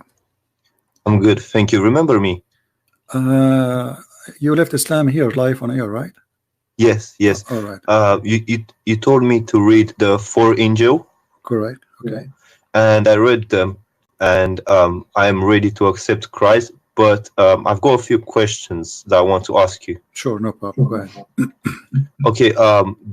Regarding baptism, like, how do I go about it? And which, if I want to join a church, which church do I have to join? Well, before you go to any church, because there's, Christianity is a big faith. I mean, we have more than 3 billion. So it's not just a guy who opened a door, he says it's called a church. You need to ask them questions. Sit with the church minister. Tell him, do you believe in the Father, the Son, the Holy Spirit?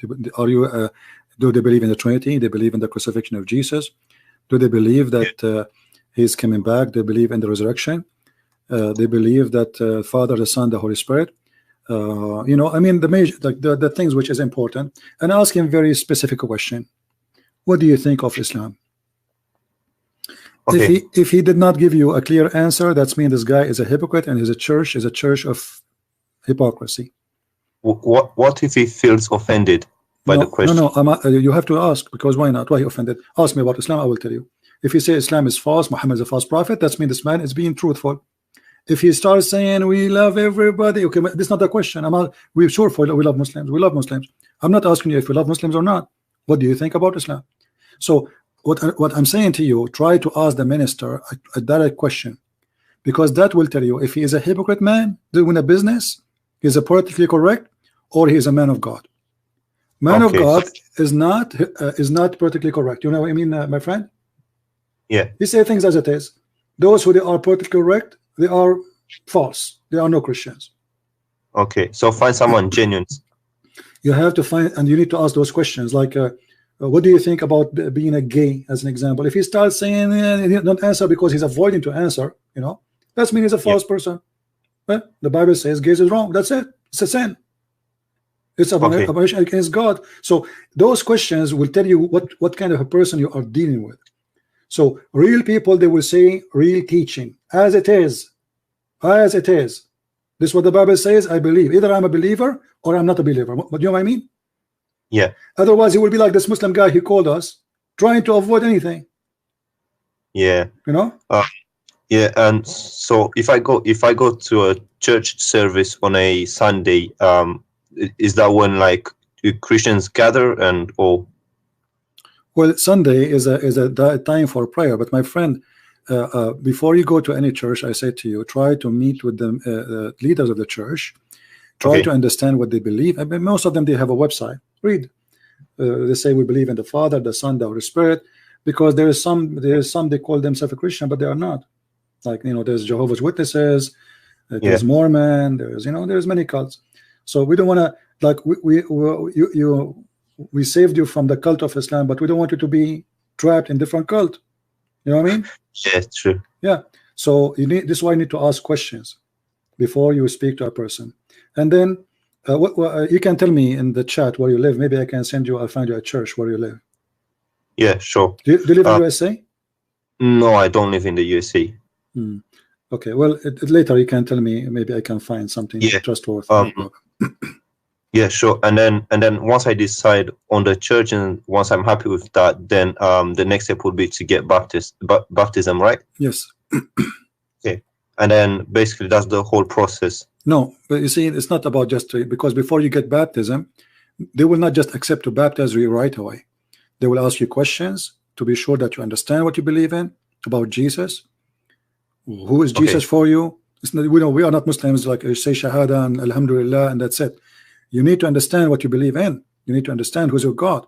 So they will ask you questions about your faith, and then if they find that you are still not, your faith is not mature to be Christians, which means you have a wrong understanding or something not right, then they will not do baptism until really truly you understand what Christianity is about.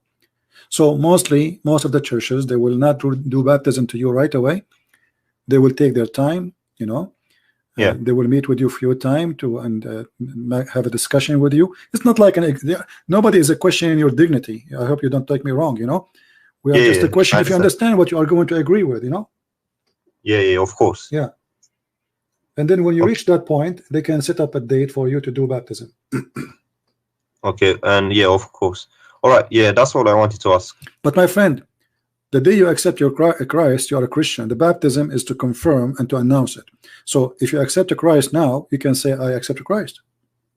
Yeah. Well, I did after reading the 14 Joe. I was amazed at the wisdom of Jesus and everything that he taught. Beautiful, my friend. And also, yeah, I just try to pray because I don't really know how to pray. That's why I need to join a church so I can learn more. Let me teach you how to pray, my friend. There's nothing called how to pray in Christianity. There's nothing called how to pray, because a prayer. So you don't have to recite chapters or anything. No. Your prayer is something communication between you and God. Say whatever you want. Don't pray for evil. Don't wish evil. Don't be evil. Pray with good heart. Pray for everybody. Even if you pray, don't pray for the death of enemies like what Muslims do. May Allah kill the Christians. May Allah kill the Jews. We don't do that. So you pray with good heart, and you say whatever you want. For sure, God, a word of love and respect, and then you ask God for help. That is a prayer. Anything else is not. We don't have something to repeat. Now they asked Jesus in the Bible how to pray. They said to him how to pray, because they don't know really. Okay, so what we will say, how we talk. So when Jesus, he said that to them, he is not really saying to them, repeat this prayer. He is telling them the concept of the prayer, like forgive to others. Yes, forgive to others the same as you forgive to us. Asking for forgiveness, be forgiving yourself. Give, so you will be given.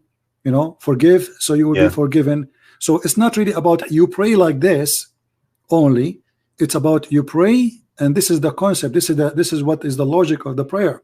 You glorify the Father, our Lord, and then you confirm that you believe in Him and His kingdom, and He is the one, is the Lord of all, and then wish to to pray for the good of you. Now you can say that in the words of your own, not necessarily in the words as Jesus said. Yeah, sure. And also, do you know any YouTube channels that you recommend that I can watch? Yeah, there's Sam Shamoun channel. Maybe somebody can post it in the Sam what? Sam Shamoun. Okay, just this one. Do you know any other ones that I can go to and learn more? You see, there's many names actually, but Sam Shamoun is more than enough. He's like a walking library. Yeah, well, you can text me on Skype, if you remember other ones. No problem. And there is now, like you see, there's many, but the problem is, some of us have patience and some of us we don't. Like Sam Shamoun is a wonderful brother, but you don't have too much patience. Like if this guy is speaking to Sam Shamoun, he will hit his head in the wall. He will jump from the 6th floor a long time ago. So Sam Shamoun is a very wonderful brother. He have a great knowledge, but he have not too much patience. So you have to be careful with him.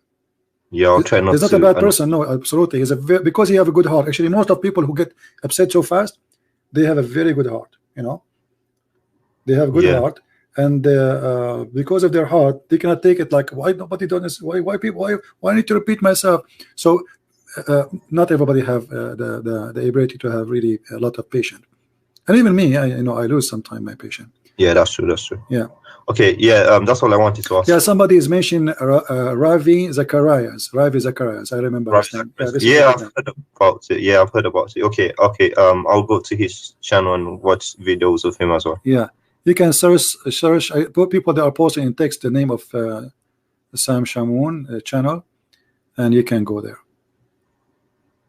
And actually, I will search for his name. And there's David Wood, but I believe Sam Shamoun is way better in explaining the Bible. The Bible. Yeah. All right, my friend. So I'm happy for you that you accepted the Messiah as your savior.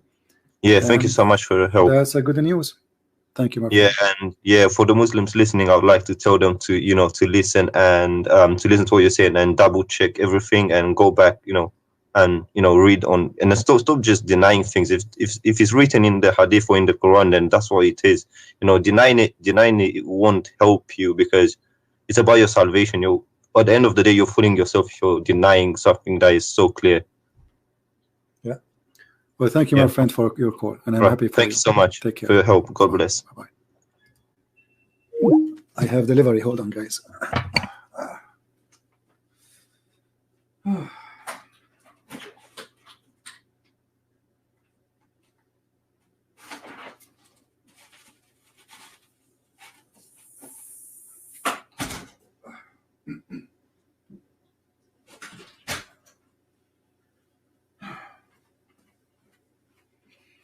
All right, this was a real Jibril. Well, we are happy for this gentleman. I remember him, you know, I asked him to accept Christ before. He said he cannot just do that. He have to go and read and etc. Here we go. And he came back and he called us. And he decided to accept the Messiah. Now, where is the guy who want to teach us a grammar in Arabic? What happened to him? I did not forget about you. I want you to call me. Where are you, my friend? Even though I'm speaking for long now, losing my voice.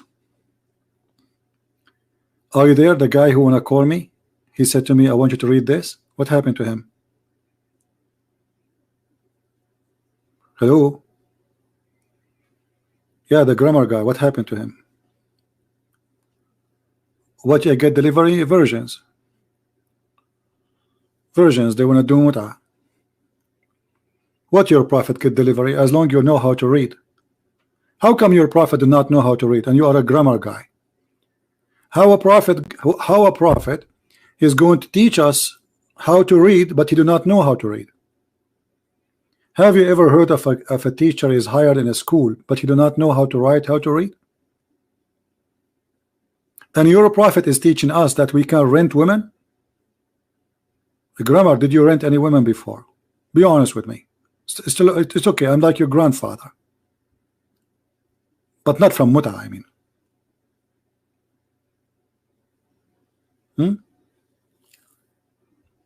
Are you there, Mr. Grammar? And why you are not calling me until now?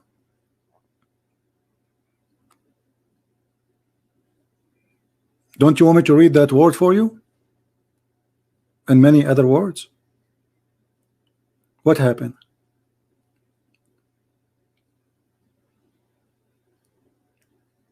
Renting women? Do you people have a shame? Do you people have a shame? Why we have only 1.2 like? Only 1.2 like? We are talking about renting. Come on, this is very interesting. This is God. So you are upset. And look what he said, this guy. He said that Moses, he said, go and attack them and kill them and then rape their women. Doesn't say anywhere, rape their women. They enslaved them the same as the Jews. They've been enslaved. But we showed you how Muhammad teaching raping women. And not a single place in the whole Quran speaking about or against rape. Actually, marriage in Islam is a rape. Even marriage in Islam is a rape, because rape is not only having sex with a woman, she is not your wife. If she is your wife and you force her into bed, that is a rape. And the Quran says it clearly, you can beat them to obey you. So a woman, she don't want to sleep with you, you can beat her. Actually, the story about this beating women, it was about rape. If you go in the Sahih Hadith,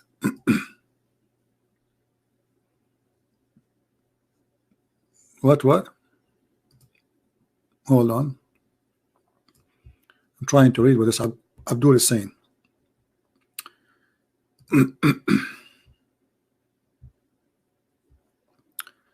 Where is Mr. Justice? He said something. I want to read it. This text jumped like crazy. It's hard to follow up with it. Okay, let us put it in the screen. CP, when Allah is a teacher, he can make an illiterate man the greatest ever scholar. Okay. Well, the greatest ever scholar says you can lie to your wife and you can beat your wife. And you can rent a woman for one night stand or 1 hour. What kind of... And the illiterate teacher, he says that sun set in the murky water. This is what happened when a miracle of Allah happened. Here we go. This is a miracle of Allah, guys. Allah, he made Illiterate man, speak and be a teacher. Okay, then here we go. He's teaching. Do you see his teaching? So do you agree with that, Mr. Justice? Do you agree with this? The greatest teacher ever believed that the sun set in the murky water, in a muddy, hot water. Are you there? Mr. Justice, are you there? I'm really convinced that Muhammad is a teacher. That's it. The greatest teacher ever. Not only a teacher.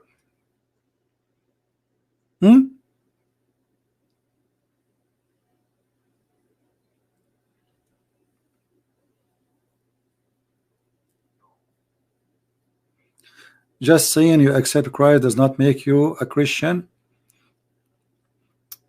Not saying, you know, just believing. If you believe in Christ, it makes you a Christian. If you believe. Jesus says, whoever believe in me, and I will live. And believing here, it's something you believe in. That's something you say. So who is the Muslim want to say to me, how Allah, Prophet, became, what is the grammar guy? What's happening to him? Where is this guy? He wanted me to read Arabic. The Muslim, they make a video saying that Christian Prince, you do not know how to read. And supposedly a guy in the chat room, he asked me how to read a verse. And the guy in the video is the one is lying, saying, oh, he says this, I did not say that. And I made a video about it. They cannot be decent ever. And look today, anything I show to this guy, show me authentic hadith. Show me one authentic. You cannot show him an authentic hadith because he's saying to us, we Muslims, we lie. You know what that means? Anything you show him, he says, show me authentic hadith. So how we can trust Islam? Can you show me an authentic Quran? And by the way, even the Shia agree that the Quran is corrupt. There's a sheikh. Let me find you his name. He's a Shia. He have tons of videos about the Quran is corrupt. Tons. Not one, not two, not five.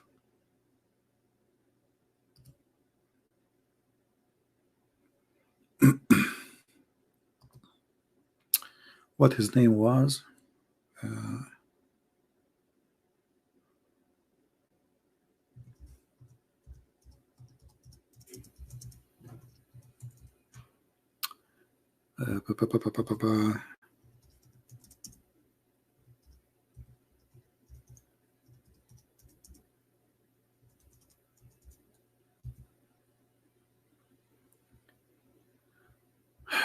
You know, I forgot his name. The sheikh is a Shia sheikh, because the Shia, they believe that the real Quran was taken with al-Imam, the one who disappeared, al-Mahdi. He took the real Quran with him. The Quran we have today is not the real Quran. The Quran he took him with him is the Quran of Fatima.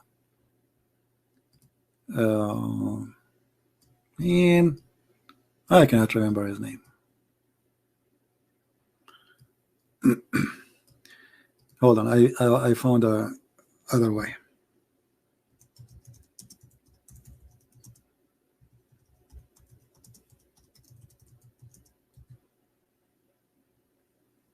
Here we go. Yasser al-Habib. If you go to the channel of this guy, and he is a Shia sheikh.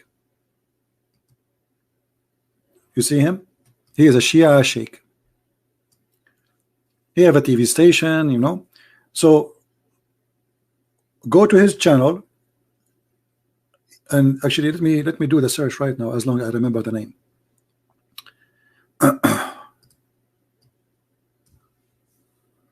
Quran.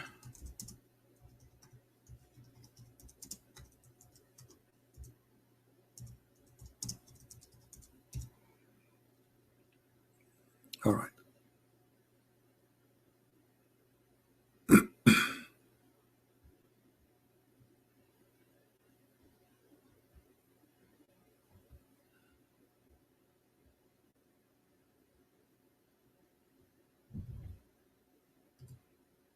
I'm trying to find you the the videos.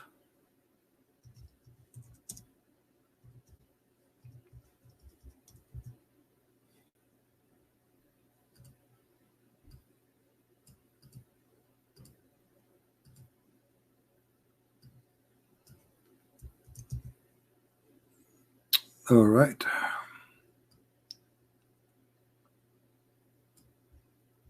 Don't tell me they took. Okay, here we go. If you go, here we go. Search for this video. How Islam was corrupted. How Islam was corrupted. And there's many Islamic books, Shias, speaking about how the Quran, the true Quran, where the true Quran now, etc. You know, this is the Shia. However, by the way, I can find you from the Muslim Sunni books tons of hadith speaking about the Quran being destroyed and corrupted. Do we have any Muslim? No, his name is Yasser al-Habib. Yasser al-Habib.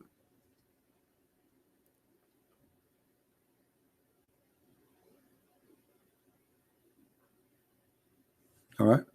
Sunni is the same. My friend, Sunni and Shia is the same, you know, like two faces of one coin. Both they practice taqiyya. For those who do not know what taqiyya is we can lie as long we are defending Islam. They can lie as much as they wish. It's not a sin in Islam to lie. All right. This is a very, very this is from the Quran too. This is not just the word taqiyya appear in the Quran. So the Quran teach them that you can speak to non-Muslims, say to them anything as long you don't mean it, you are fine. And let me show you the proofs. Here we go. I will use interpretation accepted by the Shia and the Sunni. This is Ibn Abbas, the cousin of the Prophet. This is a chapter 3 verse number 28, as you see in the screen. Thank God that the website is working now. Finally, this is owned by the king of Jordan, who claimed that he is from the family of Muhammad. A Muslim, he cannot take you as a friend, never. Otherwise he is not a Muslim. So if a Muslim, he is sincere to take an unbeliever as a friend, he who do that, he has no connection with Allah. He has no honor, which means Muslims, they can attack him, no mercy or protection. They can rape his wife, they can kidnap him, they can kill him. Unless, yet is to guard yourself against them. Save yourself from them. Talking as it is, wear security. Saving yourself from them by speaking in a friendly way toward them while your heart is like this. Do you see it?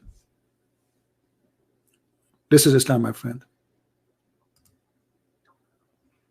Who won the reference?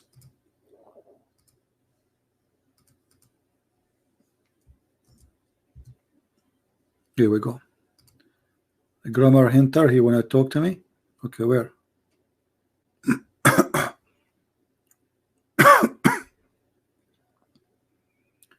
This guy? Where? Which guy? I don't see him. This is a grammar hinter.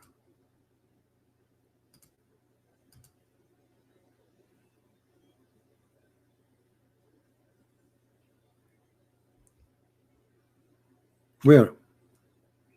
I have nobody contacted me in Skype.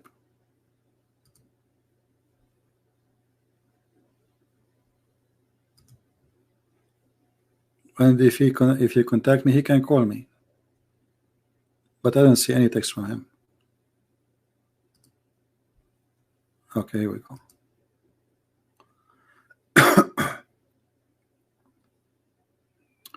Well, for some reason, when I click at the text you send me, it doesn't work. Maybe he is blocked from before. Maybe he's one of the kids we blocked before. Because when we click at his name, can you send me the chat? Just that's, I mean, that's just the nickname here alone.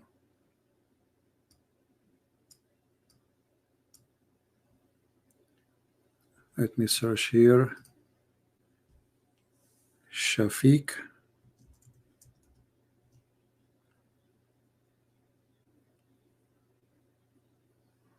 Bill.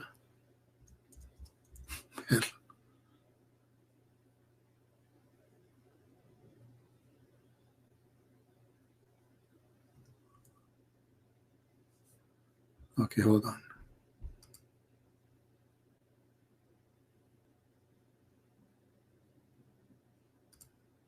Yeah, I think this kid is a blocked from before, so he's a joker.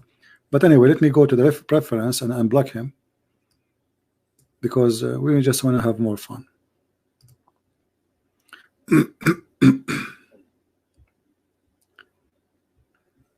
Okay.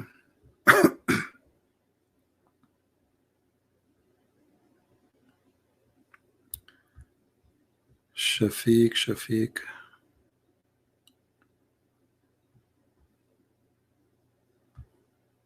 Trying to find his name.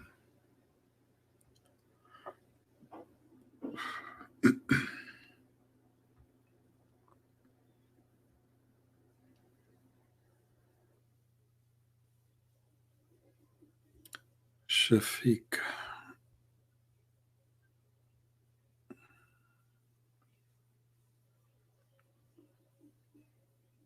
Here we go. All right, Mr. Shafiq, are you ready? Here we go.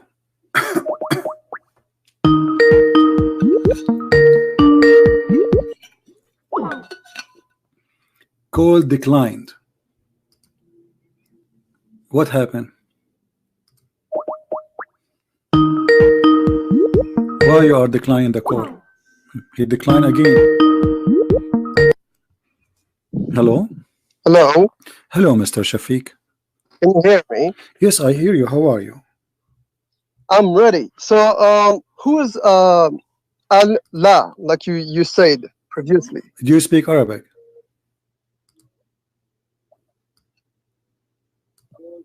Hello? No, I didn't decline. Huh? No, I didn't decline. No, I said, do you speak Arabic? Mute YouTube. Listen to me from Skype.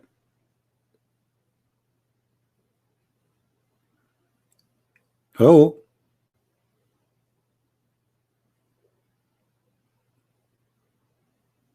Hello?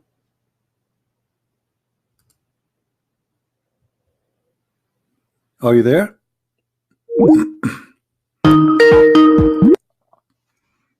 Hello? Yes, my friend.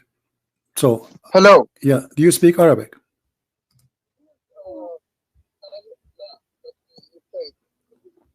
Do you speak Arabic? أنا بحكي العربية. نعم. You speak Arabic? نعم. Okay, speak Arabic to me. Go ahead. نعم. Speak Can you Arabic. hear me? Wait a second.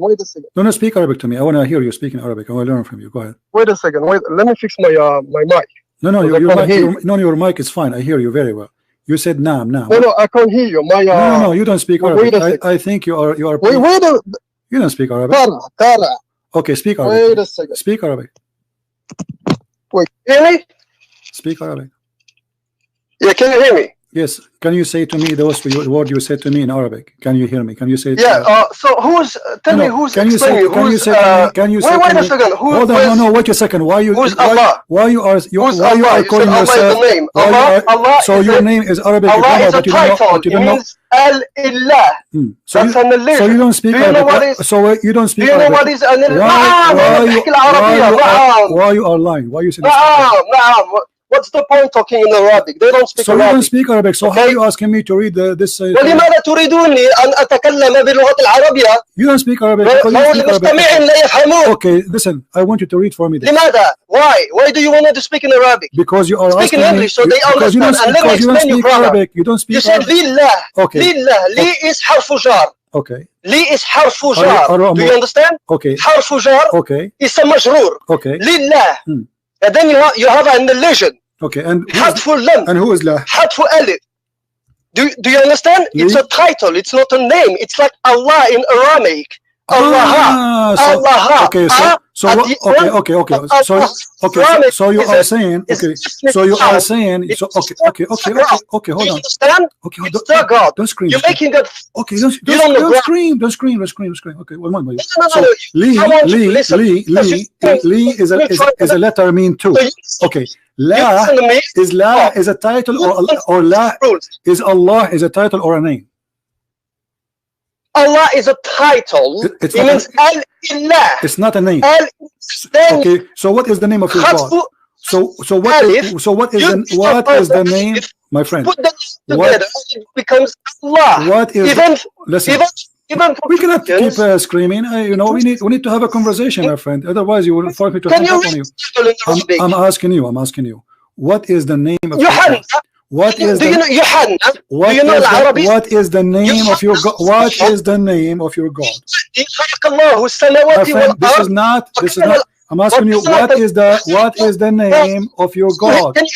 My friend, do you know the name of your God? Al-Ilah. It's a title. It's not a name. So what is the name of your God? Not a name.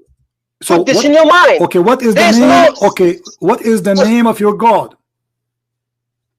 Listen to me. When Moses, this is not a question. I'm asking you, what is the name of your God, my friend?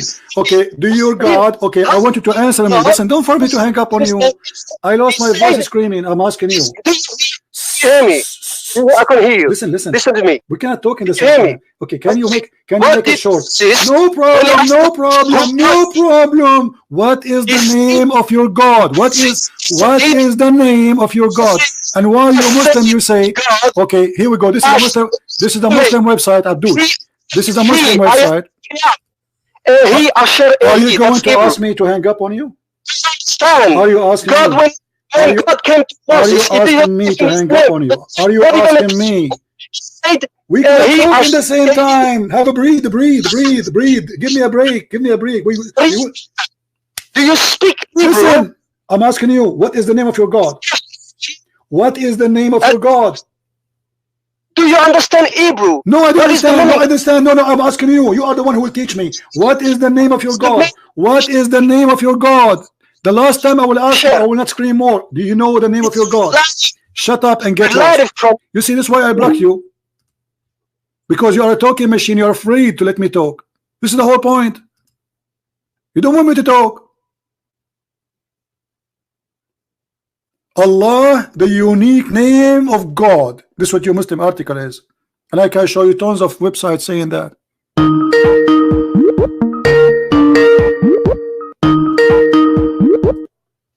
Hello? Hello. Yes. Hi, Christian friends. I'm so sorry. I didn't want to interfere in this. I didn't want to talk. Really, I've been, listening to these people. They're, I don't know. They don't have logic. They don't know Arabic. This guy, last one who called, he doesn't speak Arabic. He doesn't know Arabic. He's not Arab. Okay. I don't know what was his name. Whatever his name is, Potato. Anyway, so my friend, are you an ex-Muslim? I'm not Muslim. I never been. Okay. So, okay, my friend. But you say always. I told you for one reason. Only one. No, I know it's only Muslims. Okay. But I'm from a Muslim background. Okay. All right. I called just to explain one thing. These people, they just defend something they believed in, or they somehow went in and they don't know how to get out. They think they should defend it without knowing why. This is wrong. Come on. The Shi'i guy, I lived in Iran 10 years. Okay, my friend, just I want to apologize from you. I cannot continue with you because we want Muslims to call us and we want to debate the Muslims. Guys, listen to carefully. So this guy, he says the word Allah is not, it's just a title. And he is saying that he's asking me in the Bible what it says. Elohim have nothing to do with Allah, because the word Elohim, and this is your ignorant, you Abdul, it is the word El. El. If we type here, El is the word God. El. This is why it says Ishmael, Israel, Michael, Gabriel, all of them names either end with El or even start with El. As an example, one of the names of the Messiah, Emmanuel. Emmanuel, God is with us. All right. So El is a word meaning God. It's not a name. So those people are stupid. What Elohim have to do with Allah? Nothing. If you want to say Al-Ilah, here we go again. That word proven to me. Al is a word meaning God. La originally is the moon god. Al-Ilah. Al is a word meaning God. Even the word El used to be Al, and I made videos before about it, about the old Hebrew and the ancient Aramaic.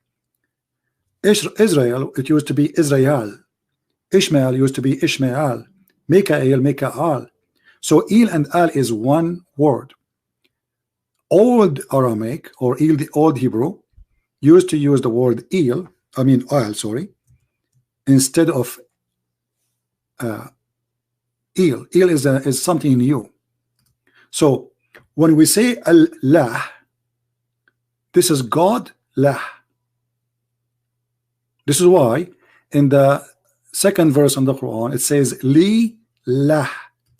Li is a word mean two, and this guy he agree that this is a letter. Li mean two, to lah. Thanks to lah.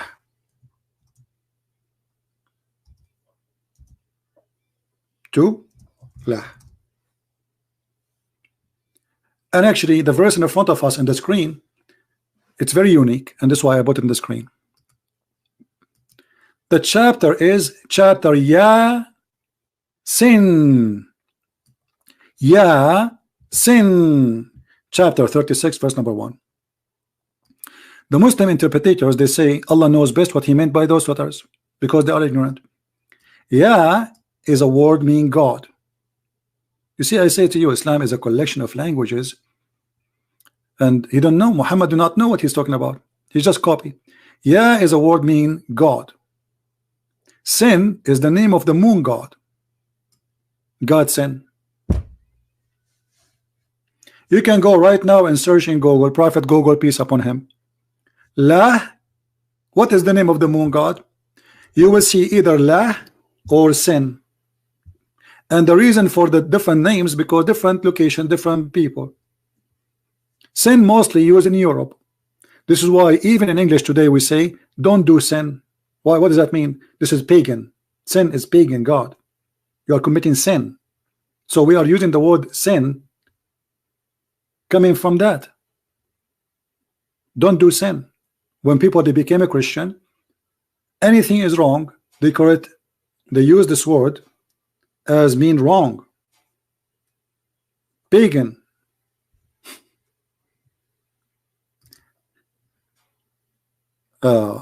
In the old days there was two religions, major religions. One of them worshiped the moon and one of them worshiped the sun, and that actually appeared in the Quran.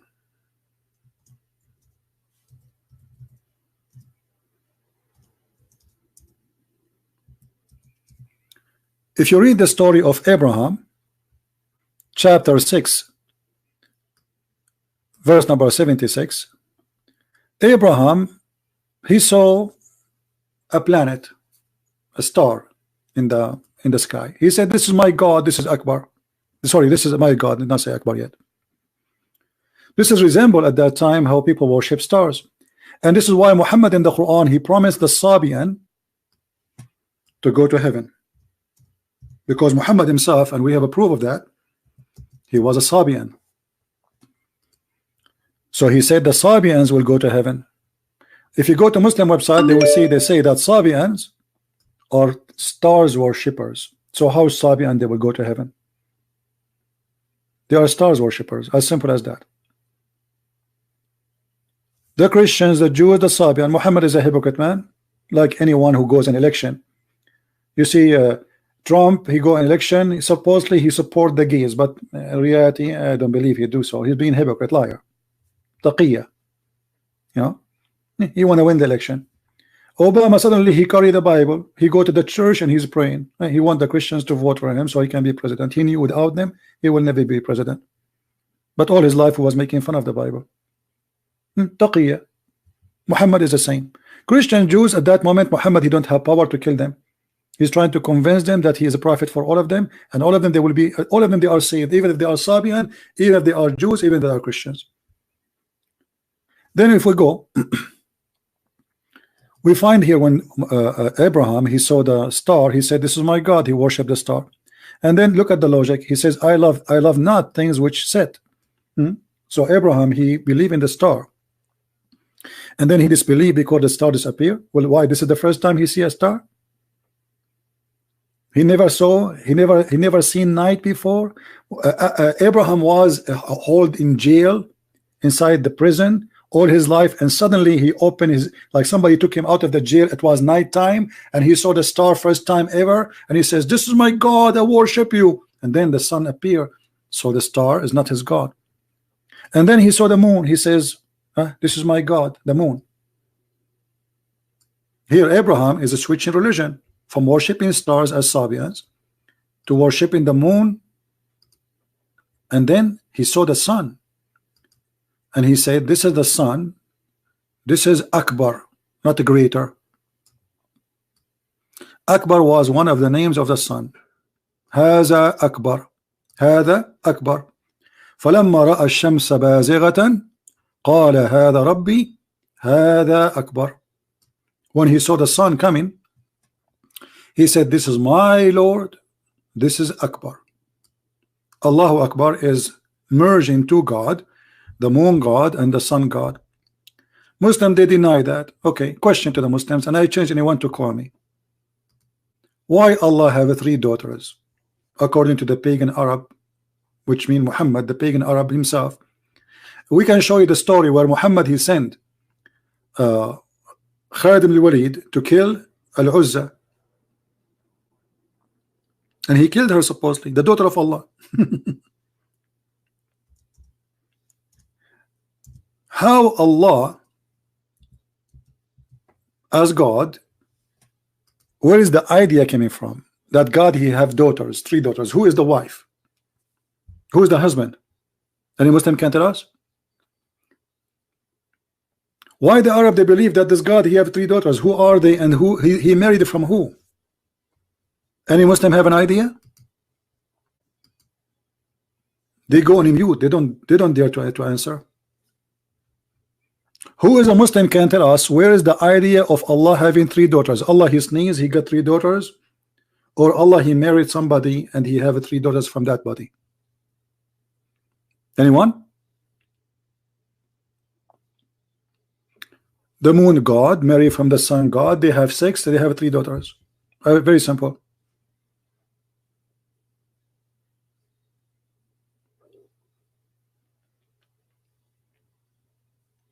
Otherwise we change anyone to tell us from where. Muhammad Ibrahim, CP is a coward. Why doesn't come speaker corner? Why I want to go? Somebody told you I live in the next door to speaker corner. I live in America. Why am I go to speaker corner? In speaker corner, how many people you will find there? 20? There we go. I have almost 2,000 listening to me. Speaker corner. And don't worry about speaker corner now. Here we go. You are in the corner without a corner. Can you tell us how Allah, the God of the Arab who worship him, what made the Arab believe he have 3 daughters? Where Allah he got the 3 daughters from? What is behind the story, Mr. Speaker Corner? Anyone? Who is a smart educated Muslim can give us an answer? What made the Arab believe that Allah have 3 daughters?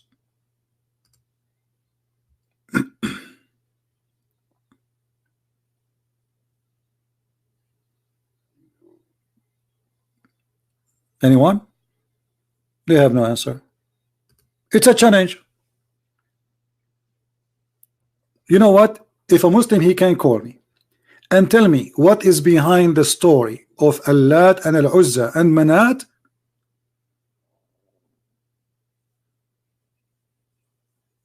I will apologize for you for being ignorant. I will say I am ignorant. Anyone can tell us who is brave? Because I know many of you know the story, right? Who is the brave Muslim who can call us and tell us why the Arab believe that Allah have 3 daughters? And is it true that the Prophet of Allah, he sent his cousin, or supposedly his relative to him from his family, Khalid ibn Walid, to kill the daughter of Allah, which her name is Al-Uzza? Or I'm lying? And he killed her?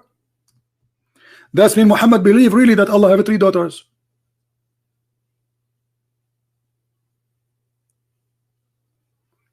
My friend, the one who want me to, he want to ask me, you can ask me. You know, do not need to call me. We make our call only for Muslims because we don't want to do as many Muslims they do. 2 Muslims speak and attacking the Bible. We don't want to do that. We want to give chance to the Muslims to talk to us. Sadly, the guy who called me a few minutes ago, he don't want to talk. He don't want to just, and we can't even understand him. And he's a liar. Allah is a name, is not a word meaning God. It means God, I mean, as included in the word, because this is what the name of the God supposedly. But all Muslims website, they say Allah is a name of their God. This is why the Muslim, when they take Shahada, what they say? They don't say there's no Allah but Allah. Correct? If Allah is a word meaning God, then the Muslim, they should say there's no Allah but Allah. Do you understand me, guys? If Allah is a word meaning God, then the Muslim in the Shahada, when they became Muslims, you have to say, okay, instead of saying there's no God but Allah, then why you don't say there's no Allah but Allah? If Allah just a word meaning God, they don't do that because Allah is the word which is a name. So they say no God, la ilah, that is the word for generic God, ilah, illa Allah.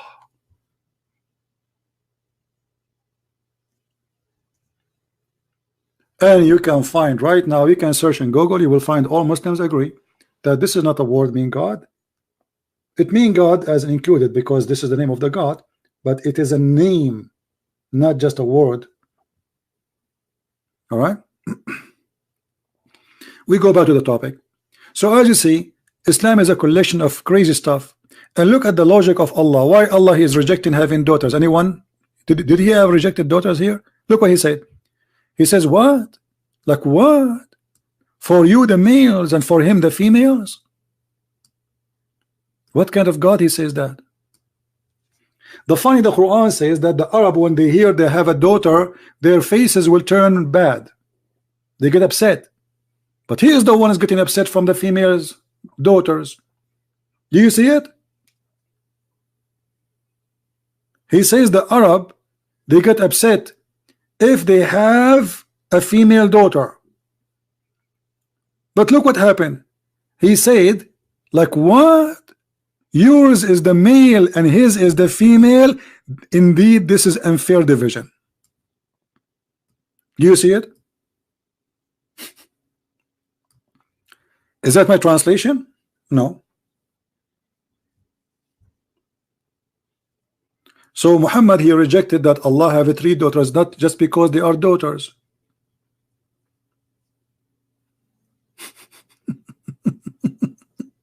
What is that? And this is an unfair division. What does that mean? For you the male, for me the female? What does that mean? This is like a kid is talking. Like what? For you the chicken, for you the duck, for me the chicken? What is that? This is God speaking?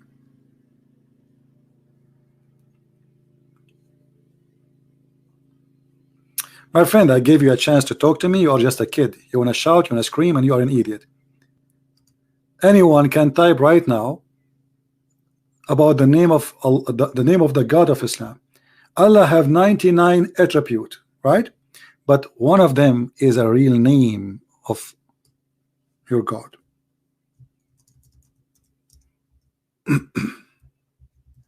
Not an attribute.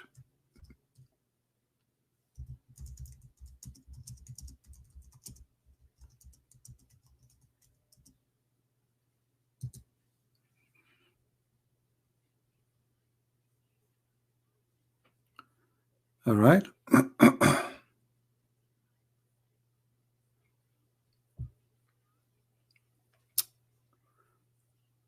Any Muslim?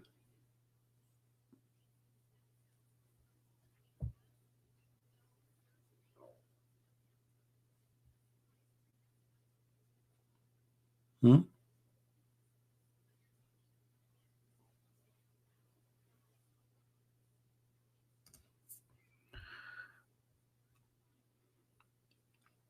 Any Abdul?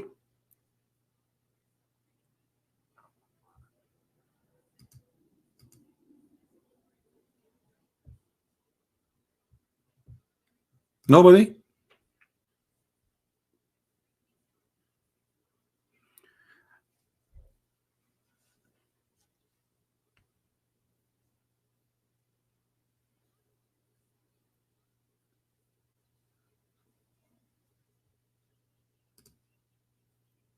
As you see, they have no answer.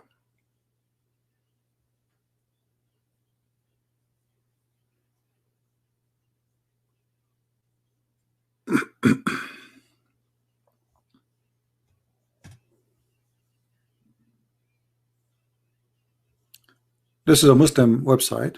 It says the word Allah is a proper name, is not equivalent to any other language. Do you see it? This is your Muslim website. They lie, my friend.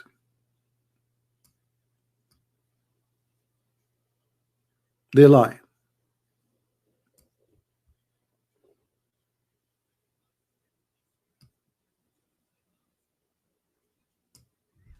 Allah here is prayer. You see, we were not able to speak to this guy because he shouted and he screamed like a mad person.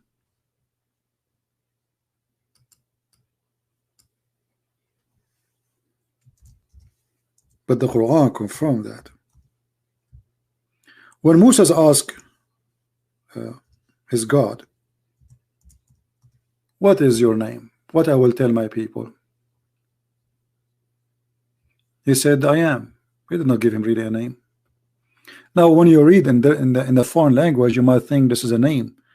Like when a person he say, okay, it says Elohim or it says Yahweh, he might think this is a name because it's a foreign language. But this is not a name.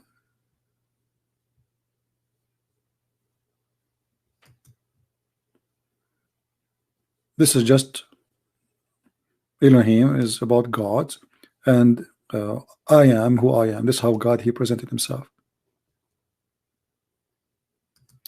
I will give you an example. Chapter 10, verse 3. Lu, your God, the translation here says your Lord, is Allah. So your God is Allah. If Allah is a word meaning God, we do not need to say your God is God. Right? Do you see it? Your God is Allah.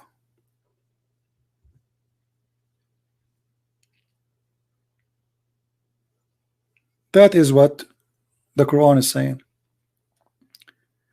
But when you speak to an ignorant kid, he shout, scream, and he is being stubborn, he is an idiot. He is upset because we expose that Allah is nothing but a moon god. La is the moon god. This is the whole story. This is why they're upset. If you search right now, what is La? La is the moon god.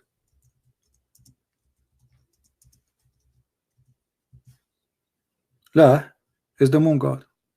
Allah is God La. This is what Al mean. And we explain to you.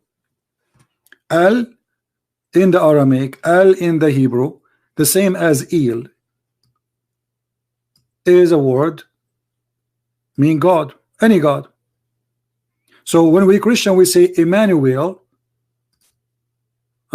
we say God with us. We did not name him yet, but because we are talking about Jesus, we know it is Jesus. Otherwise, El is just a word mean God. A pagan person can use it too. I will give you an example from the yellow pages of Muhammad. In the Quran, there's a God, his name is Baal. And Allah, or sorry, Muhammad, aka Allah, he approved him to be God, and Allah is God, but Allah is the best.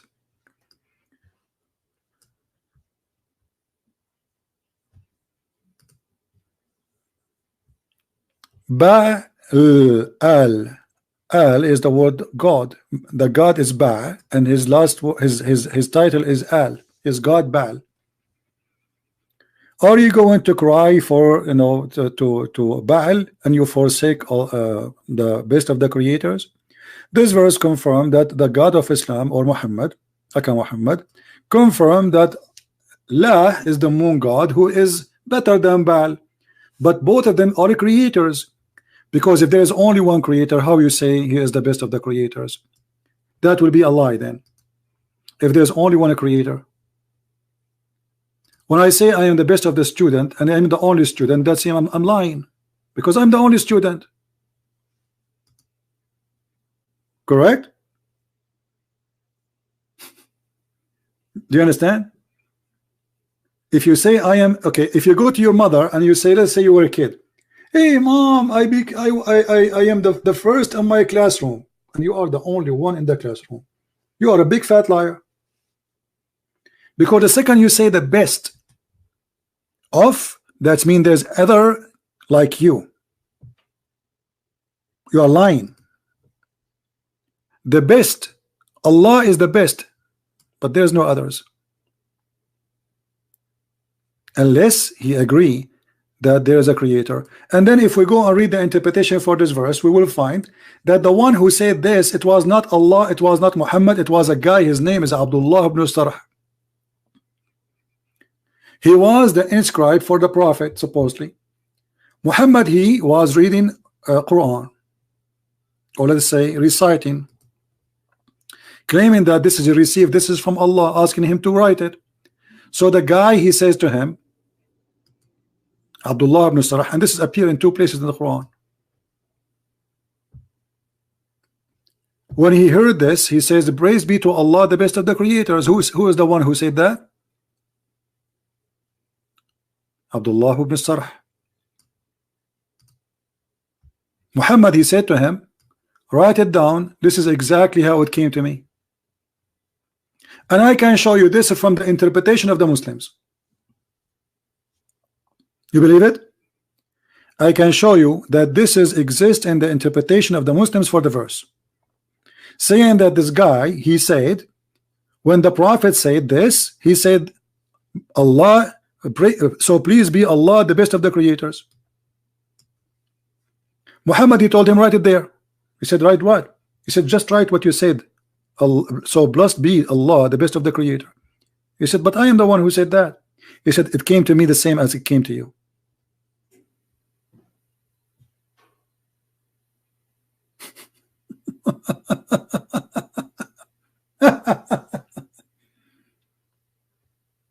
Kira Grammar, you're an idiot. Because I told you, I warned you many times, don't force me to hang up on you, and you're still talking, keep talking, keep talking. You are just a kid. So don't tell me you promised me. I don't trust somebody. You see, you're a man, you're an adult. All what I ask you for, let us talk, me and you. And I told you, don't force me to hang up on you. And I told you, this is why I blocked you before, obviously. And here we go, I blocked you again. You're a kid.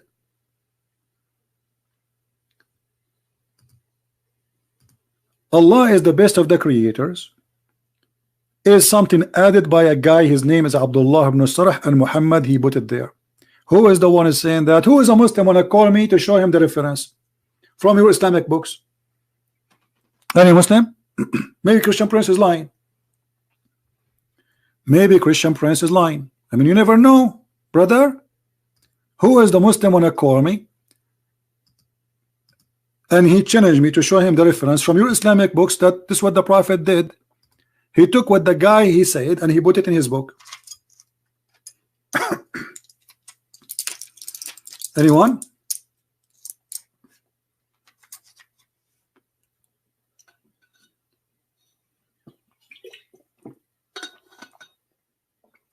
I lost my voice. Any Muslim want to do it?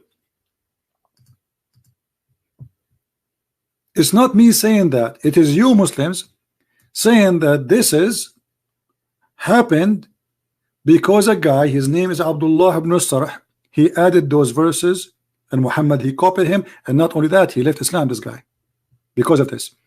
Because when Muhammad did that, he said, well, you know what? Obviously Muhammad is not a prophet.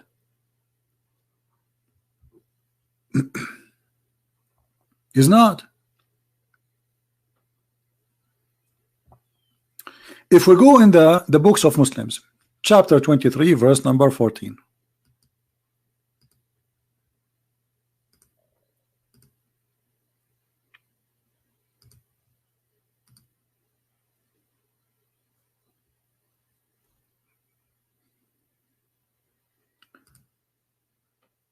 Let us see here. I'm trying to find it for you in English.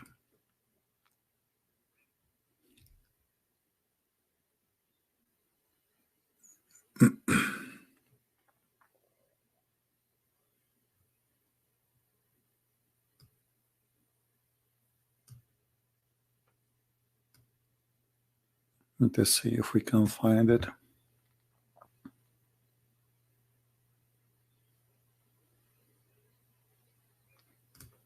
And look here, they are talking about that Muhammad is copying from Umar. Umar al-Khattab, he said that Allah, he agreed with me in three things. Allah, he took from Umar 3 orders and he made Quran exactly as he said. But I want to show you. Let us see if we can show.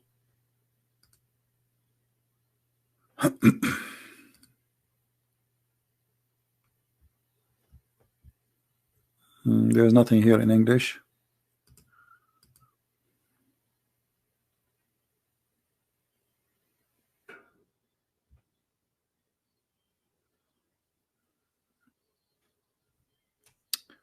Okay, let's see.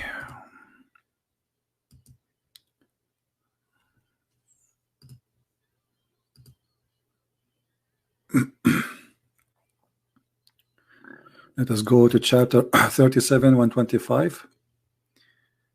No, but this is enough actually. But if we go in Arabic, for sure we will find it. If we go in Arabic, there we go.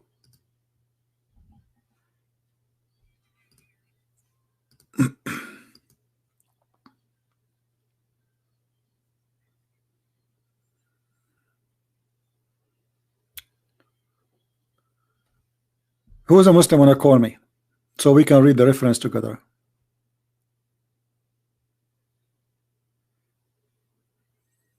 Anyone?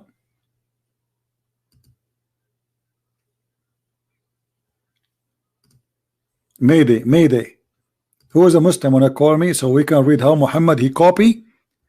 Allah is the best of the creators from a person. His name is Abdullah ibn Sarh. Let me open it in Google browser so we can translate to English. I could not find it in English directly, but so we will do this. This is the website of the Kingdom of Jordan. This is the book of Al-Qurtubi, Tafsir Al-Qurtubi, chapter 23, verse number 14. I will click in front of you, translate to English.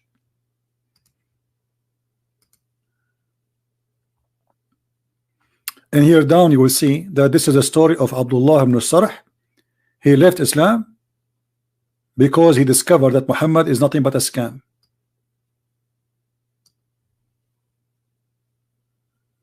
All right.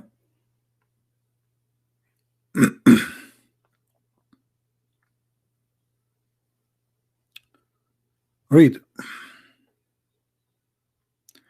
The man it was narrated that the viewer of Mu'azz ibn Jubayr, etc., that this was narrated of one who said Abdullah ibn Sarh, and this reason he became murtad, not the bounce here, became murtad, which means became an apostate.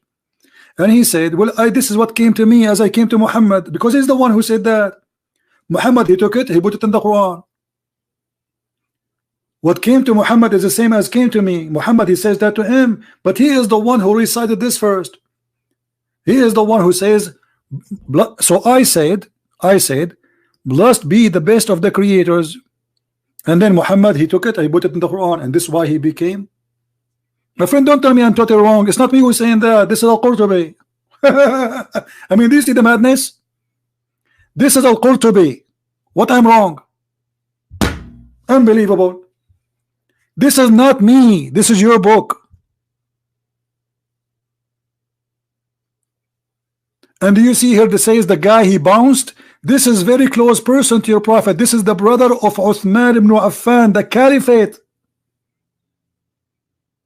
He left Islam because of this. Here in the stupid Google translation, he says he bounced. He bounced. Do you see it? No, I don't call kids. That your dad called me. I gave you a chance. You're an idiot. Do you see it?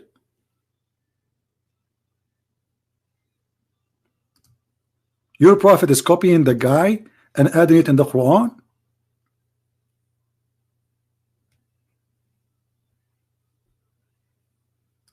And he said, well, if Muhammad is a prophet, then I'm a prophet too, because I'm the one who says that.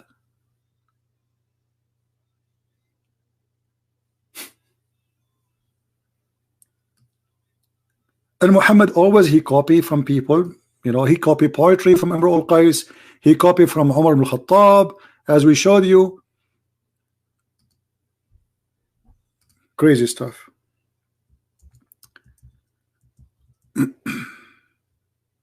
Any Muslim, you know, last call before we go, because I got to go. Any Muslim would like to call us? We can take one more call.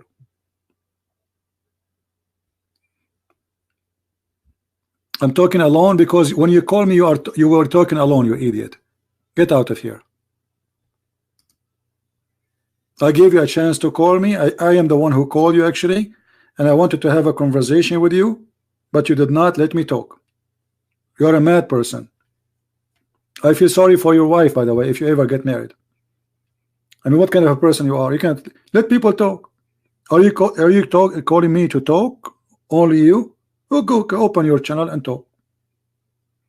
But I will tell you why you don't want me to talk. Because you are afraid of me talking.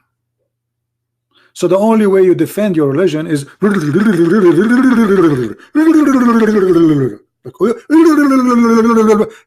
we should not let Christian Prince talk, because if he talk, he will get me busted.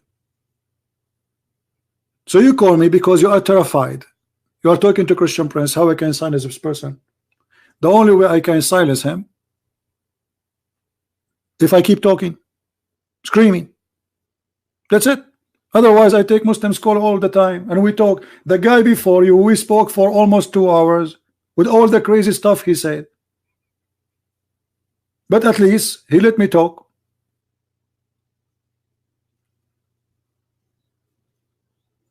And the topic is very simple. Is Allah is a name of God or not? It is. You do not need me. You can go right now and Google, search, ask any Muslim. You know, there's a website. It's called Ask an Imam. Send them a question. Is Allah is a name or a word meaning God? Send them a question.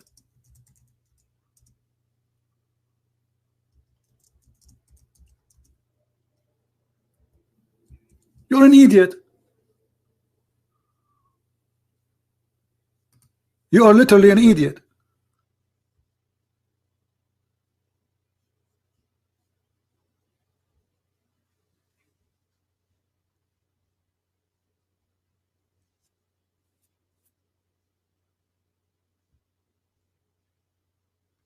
There is tons of Islamic websites giving you answers. Madness.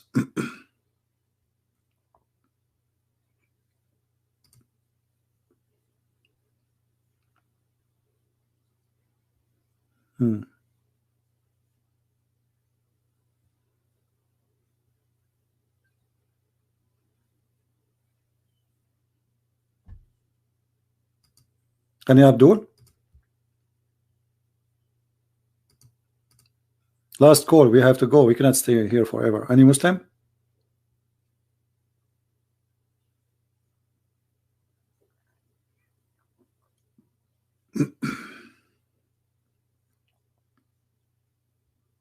Nobody.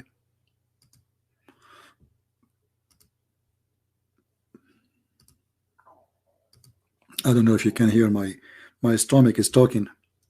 I had not eaten since yesterday.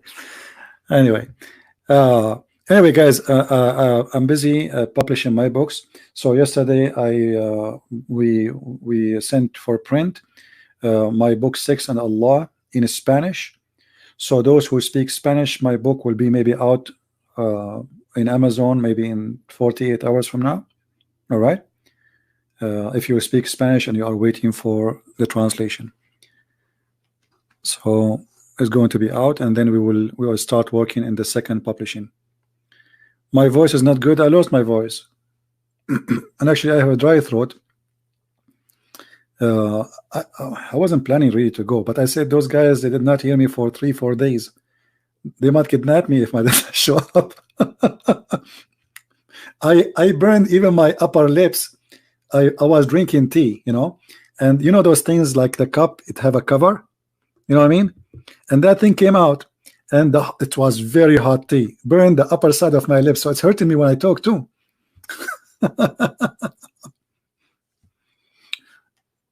Yeah, I have a burn in my upper lips.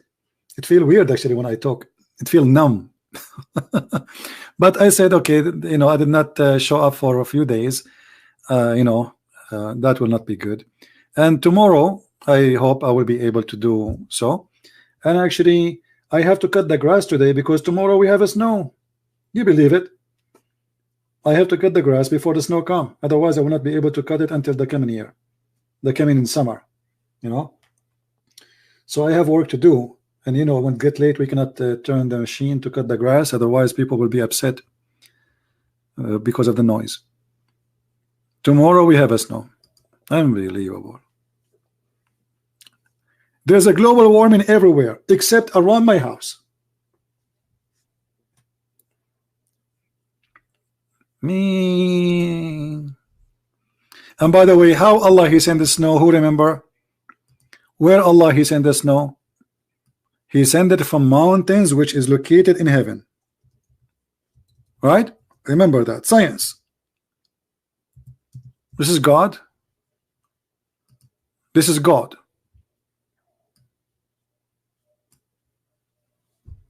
This is God talking. This is the weather and news of Allah. The weather and news of Allah saying that hail come from mountains which is in heaven. And the Muslim will say he's lying. Doesn't say that. It doesn't say that, brother. No, it does. Chapter 24, verse number 43. It does. Here we go.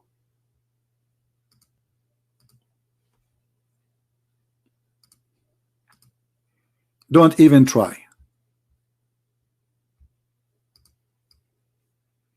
And this is your scholar's interpretation, not mine. From mountains where is ice, meanings there are mountains of hail in sky from which Allah He sent down ice. You see it? Do you see it? This is the smart Ibn Kathir who came 800 years after Muhammad. He's smarter, by the way, than the rest. His book is made to defend Islam. And this is the Muslim interpretation in English, which is false fiction translation, far away from the truth. Because Arabic Ibn Kathir is far away from English Ibn Kathir. Even though, even in this, look like this guy, he forgot to take it off. And because I'm afraid that Allah, he will throw from some of his mountains in my yard tomorrow, I have to cut the grass now. You see how much suffering he is doing? And look, brother, look what it says. Allah, he hit with it the one he don't like. Tomorrow we have a snow. Allah don't like me. You see it? Here we go. Allah, he hit with the hail the one he don't like. Read. And he strike therein whom he wills. Did the Christian Prince a second ago, he said that tomorrow he have a snow?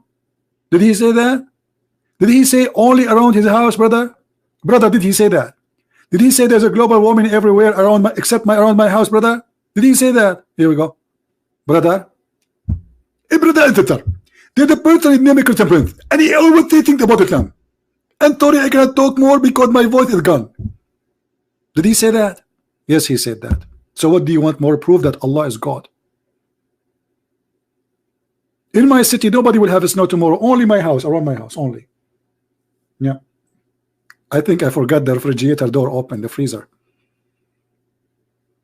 And now the Muslim, they will record my voice and say, did you guys hear Christian Prince saying only around his house, brother? Brother, did you hear that, brother? Alhamdulillah, brother. Here we go. Allah, he proved that he is God. And the other guy who don't speak Arabic, he knows how to say few Arabic words in the Fusha. لماذا تسألني عن أربية? Oh boy. No, there is no taradam because my voice is gone. Sorry. And I will try to come back tomorrow. How many of you want me to be back tomorrow? Let's see. Let us make a vote. The only one who want me back, actually, the Muslims. They love me. They love me. I mean, I cannot imagine how much they love me. They send me always messages saying, do you love me? Do you? Do you? Do you? Yeah, they love me very much. All right. This video will disappear for some time and then it's going to be updated, the link, because we post it in different place later. So just wait for it to be updated. And until I see you, I hope tomorrow. All right. I will do my best to come tomorrow. I hope my voice will be good. And until I see you then, I say thank you guys for being here. May the Lord bless you. And remember always, the truth will prevail. Never be ashamed of the teaching of your Lord, like the Muslims are. That's why they deny the teaching of their God, because they are ashamed of it. We have nothing to be ashamed of. We are the followers of the Messiah, the living word of God, the living God, who, according even to the cult of Islam, he is right now, listening to us in the heaven. Right now, as we speak, Muhammad is in the grave. He became dust, and the Messiah is alive. And yet they say to us, how Jesus the man can be God? Well, how Jesus the man can be in heaven and everybody is dead? How Jesus the man, he can be son of no man, but yet he's born? How Jesus the man, he can be just a man, but he can make the blind see, and he can make the dead come back to life? How come Muhammad could not do any? That is the truth, my friend. God who says hail come from mountains in heaven is an idiot. God who believed that thunder is an angel is an idiot. God who he think that a human being is created from a clot congealed blood is an idiot. God who believed that women have a sperm coming from the ribs of the women, specifically location of the necklace of it, is an idiot. God who cannot speak like God, who have no ethic, he cannot be God. So we give you many reasons today, not only 3, but all of them they go under one title actually. Allah is a fool, Allah is ignorant. Because if he's smart, he will not speak what he's speaking, and he will be more convincing. But because he's a fraud, and always lies will be exposed. Always. Liars, they expose themselves. Nobody exposed them. Nobody can expose liars. They expose themselves. And Muhammad, I'm very thankful for him that he cannot keep his mouth shut. So the more he talk, the more he do poo-poo, and the more he proved to us that he is a fraud. When Muhammad, he said the sun set in a murky water, he did not just talk. He is helping us. He is forcing himself to expose himself that he is a fraud. For he is a fool, and anyone is a liar is a fool, because he can fool people for some time, but not for long. and then you will be punished by God for eternity by hellfire. So you fool only yourself.